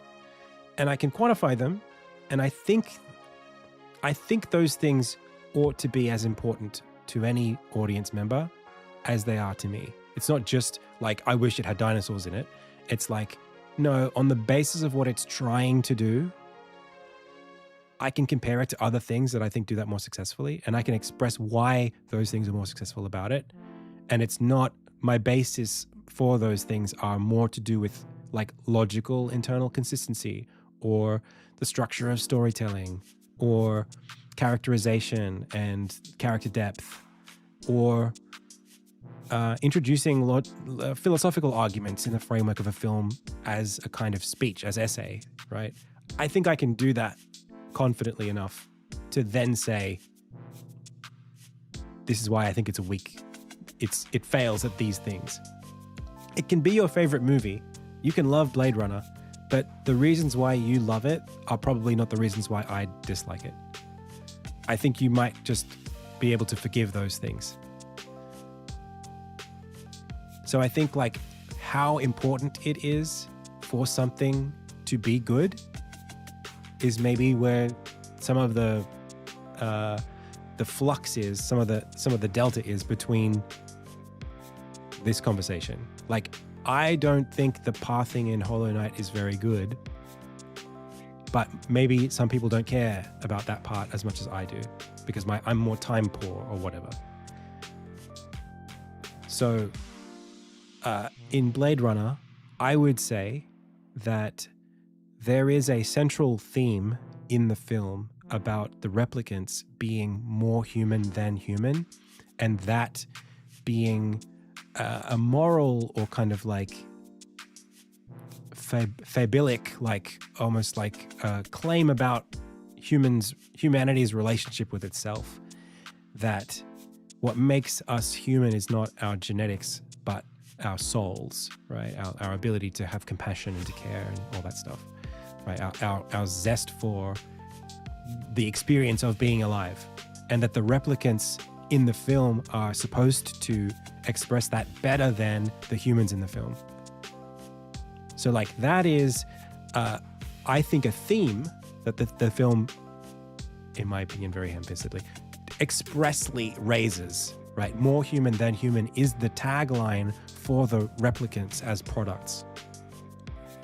And, you know, Descartes is quoted at one point, I think therefore I am. There's like a lot of like, the film is signaling to us what it cares about and what we should care about. And I don't think that it successfully does that because I don't like the way that the characters act. I don't think that they act in a way that makes me care about them, because I think the film struggles to maintain a good relationship between thinking of them as like the villains versus the protagonists. And I think that's a hard line to dance, but I don't think it does it successfully. I think that like using Deckard as like a foil for Roy Batty, where like you're supposed to see Deckard as more of a robot, and then the suggestion in some edits that Deckard is the replicant also blows up that, you know, concept. So for me, like, I can find that unsatisfying, and I can think of ways that I think it could have been better written to satisfy that creative intent that make it a better film and also don't detract or make it something different from what you like about it. So like the Doze 8U said, like, you might love the cinematography, you might love the film noir elements, right? The lighting or the mise en scène of like, you know, the flying police car, you know, coming in to hover and land, or the way that Asian culture is infused with Western culture in this future world, or the ziggurat, like the world building. All of that's still good. I like all of that stuff. And I don't think the film would have to sacrifice any of that to satisfy my concerns. So I think where I can identify those concerns and then critique them, I think that just makes the film even better if those things were the way that I would want them to be. And so then I would just say, well, I just think that that's a valid criticism at that point. So I don't know.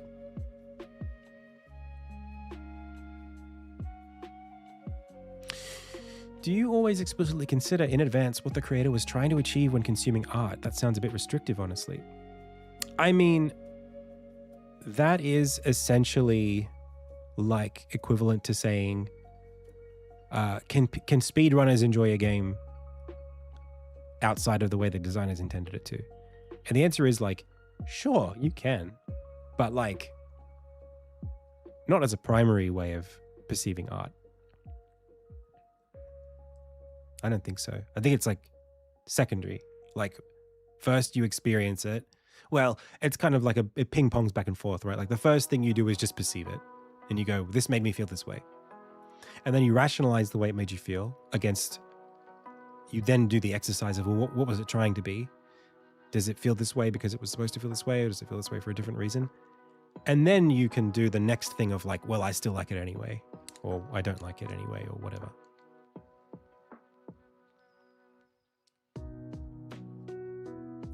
Yeah, but isn't there something almost like willfully ignorant in that model? If you're like, well, I don't have to know or search for anything here. I'm just going to like it if I like it. Doesn't that kind of like make you... I don't know. I feel like there's like value in approaching things with intent in mind. Because it did have intent in mind. That's the thing. Like, it wasn't just made to be made. Everything has a purpose. It almost can't be separated. You kind of can't take purpose away from art.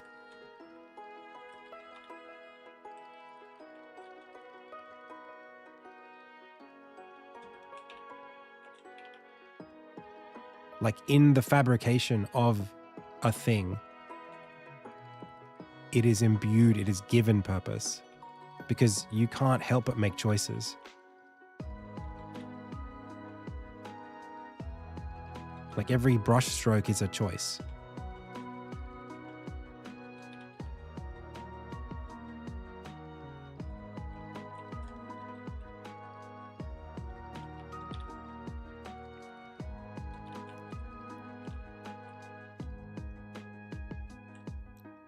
And to the extent that it is devoid of choice, that's a choice.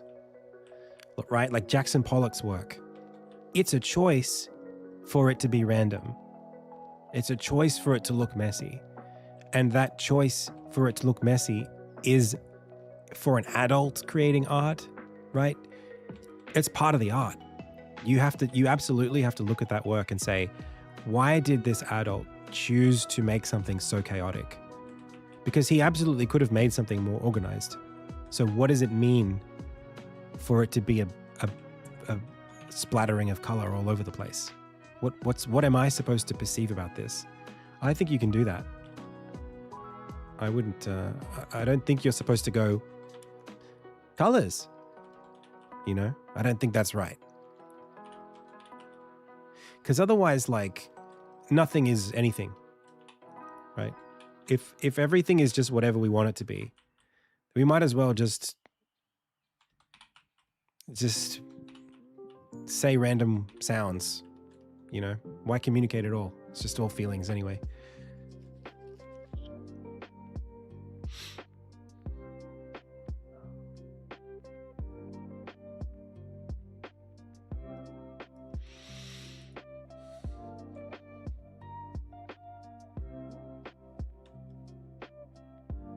Isn't I like to look at it for some reason not enough? But that's a choice not to engage in criticism, in critique. That's not the same thing as valid critique. That's just a choice not to be critical, which you can do. You can do that. Like, it's a mode you can go into if you want, but I don't think it's like valuable. And I guess you could say, well, does everything have to have value? And I would say, well, no, it doesn't. Certainly not. It doesn't have to. But like, this whole conversation is about the fact is, one way or another, if you say, I like to look at it for some reason, it's not an accident that you like it. Right? The person who made it intended for you to like it. So as a consumer, yeah, you don't have to. But as a creator, I have to. I have to know which choices that I make are more likely to make you like it or not like it, especially because I'm trying to sell it to you. So yeah, if you care about design at all because you care about creating things, you don't have the luxury of saying, well, I don't know why I like things, I just like them. As a consumer, you can, but as a creator, you can't. Or as a student, you can't. That would be like, imagine turning in an essay about an art piece and going, oh, I don't know. I just thought it was cute.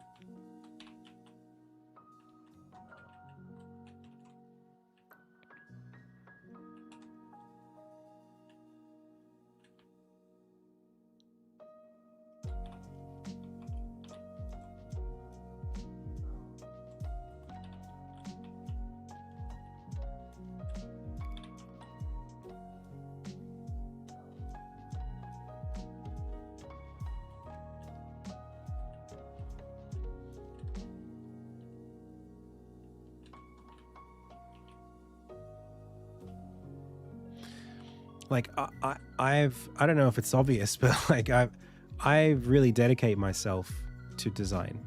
Like it's my vocation. It's like my whole life. So for me, I don't want to just consume without curiosity.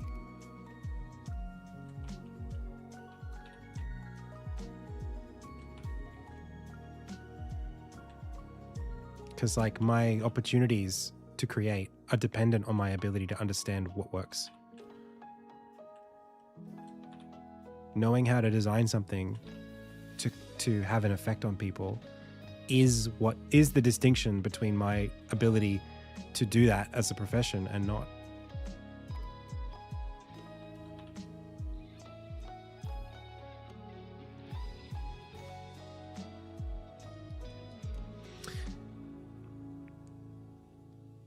It's impossible to recognize intent in anything you look at. I can't. How could you say that? How could you say that? You've watched me work on this all day. How is that possible?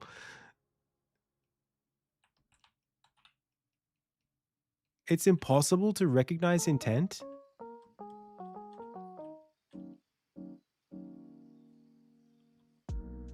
It is possible? Oh, it's possible. Sorry, I got you. I misread it. Sorry. My bad. Sorry. I think I just, totally misread the words. It is possible, right? It totally is. Yeah, we agree.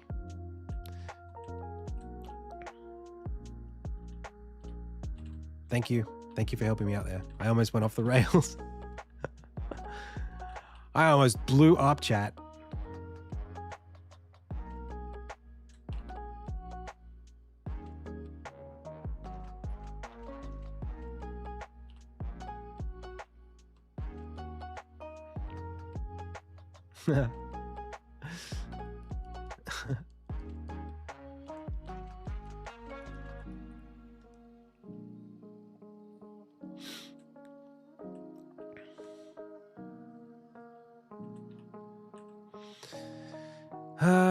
Okay.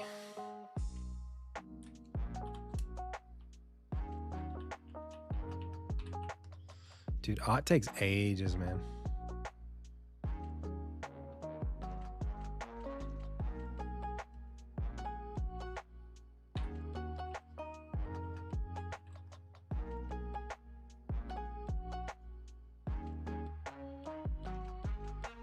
But this is coming along. I think we're getting there. I'm getting happier with it. Yeah, but like if someone played my game and couldn't appreciate why it was the way that it was, I feel like that would be upsetting to me. It's Jonathan Blow. It's Jonathan Blow watching Soulja Boy play his game. It's the existential dread of knowing that your life's work is being completely misperceived.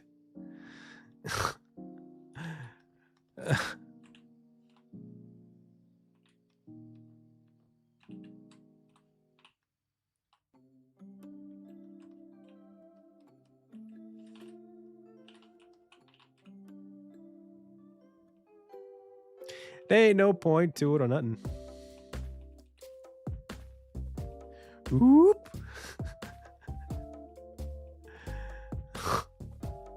Dude, I think that's one of the most tragic things, which makes it so funny.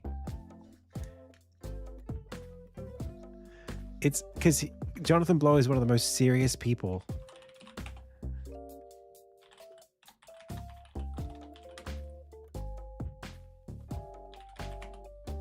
Like what an incredible moment in like culture. Hey, it's your boy Soulja tell them. Hey, they got this game, right, for people who smoke or people who drink. Like if you drink beer and you get drunk, or if you smoke weed and you get high, and you just anything, like if you just be getting fucked up, they got this game, right? Oh no, this shit called Braid. Oh no, fuck. Hey, watch this shit. It's about this little guy in a suit and he walking around and he ain't got no point to the game. You just walk around jumping on shit. Ain't got no point to the game. Mario in the future. And it's Mario in a business suit with his hair dyed orange and a tie on. And he just walk around jumping shit. But what's the funny part about it? You can do this right here. Watch this. You. What do you do? How did it? How you Now, did if you it? didn't catch that, I just went back in time. Through the whole game, he just be going back in time. Watch this shit. Like, you about to die. You be like, oh, shit, I'm gonna die.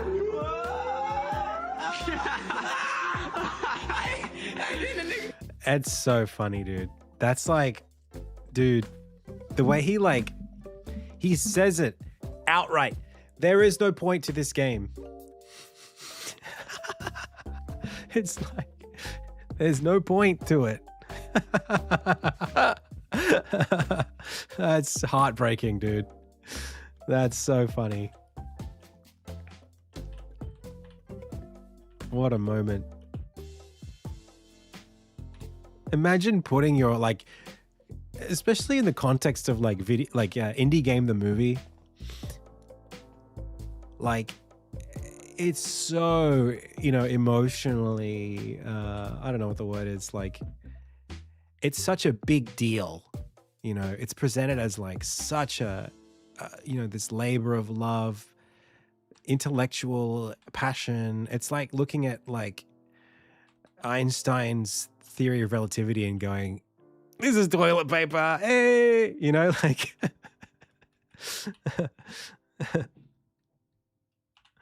So funny. Chat, I gotta go. We went from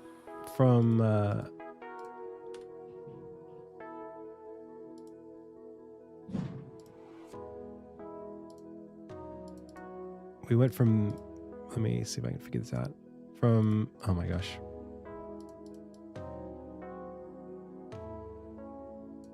From this, that's what it was, to this. It's getting better. I think we've still got a bit to go. We're getting the colors right too and everything. I'm wondering if like it's too elaborate at the front to even be seen as a ship though. There's something about that I'm a little concerned about. Maybe the front, this gold piece here is kind of doing a bit weird, and the sail as well. There's something there that's like, not sure about that. It might also need this front piece to really feel like a ship.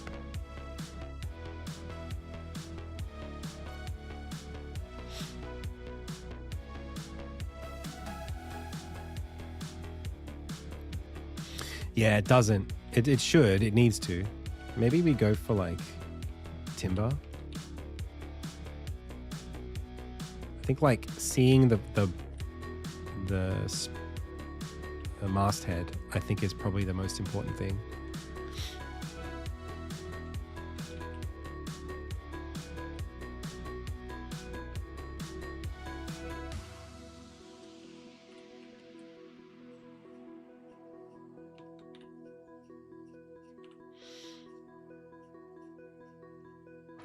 The angle is just too aggressive for it to keep some of that identity.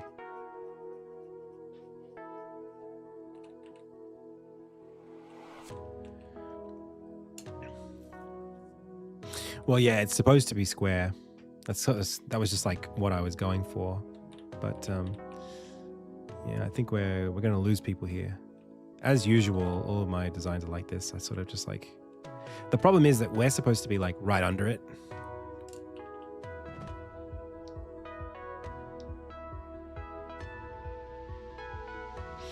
So like, to the extent that like we're down there and it's up there, it's going to be warped and be larger at the front relative to like, because of our perspective.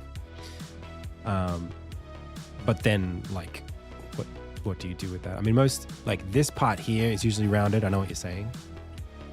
And it's supposed to be.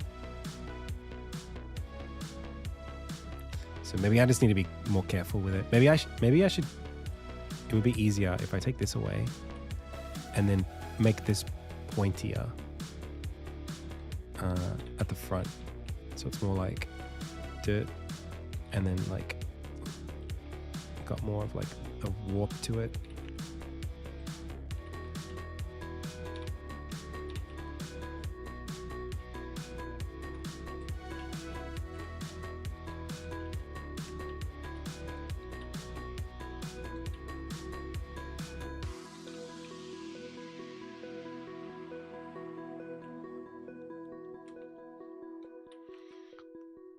A rudder. Yeah. I get you. It's because there are things about the ship that are not that are unintuitive because it's a flying ship, but it's on the water at the moment. So maybe it doesn't have the thing just yet. They put that on later when they wanted to take off or something. All right, I gotta go, pals. Yeah, I think that's already going to be a lot closer.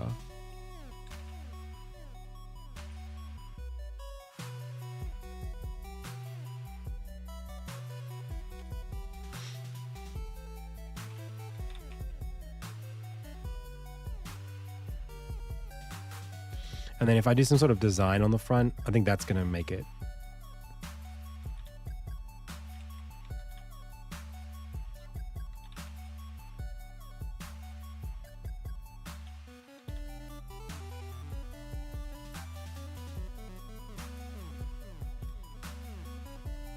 Already way better.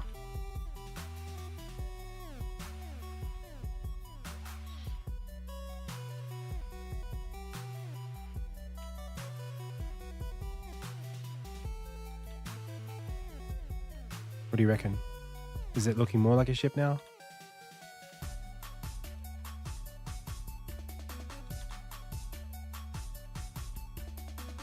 I could make this even more expressive.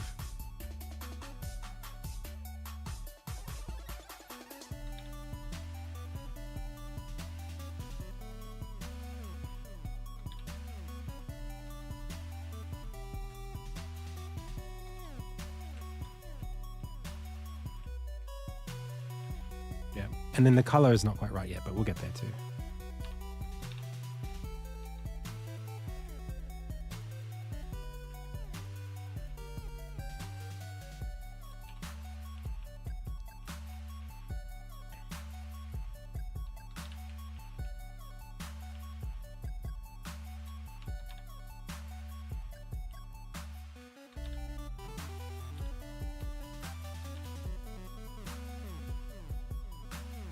Motif.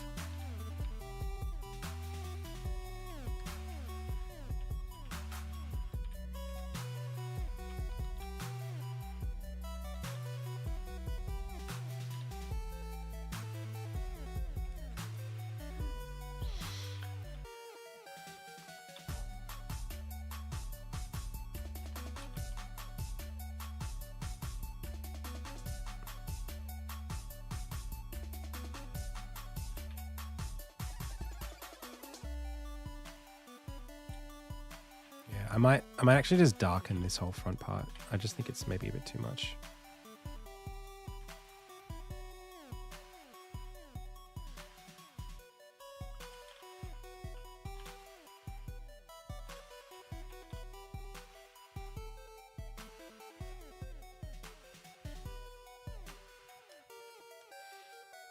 Or even just like metallic on the front.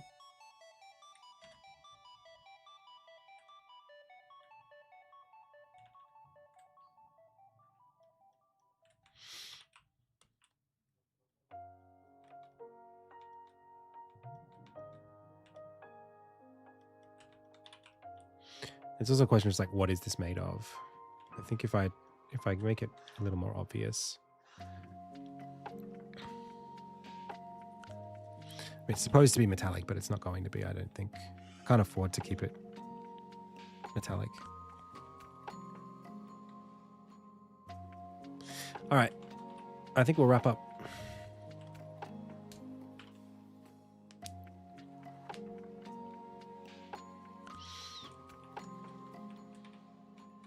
I still have to do a lot of like coloring for the environment. I'm just coloring the base colors at the moment. So you're missing a lot of context there.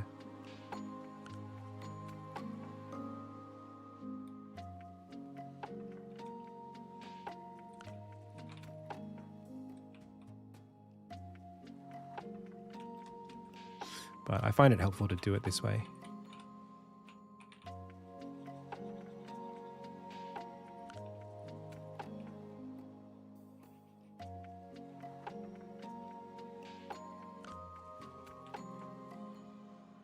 Cool.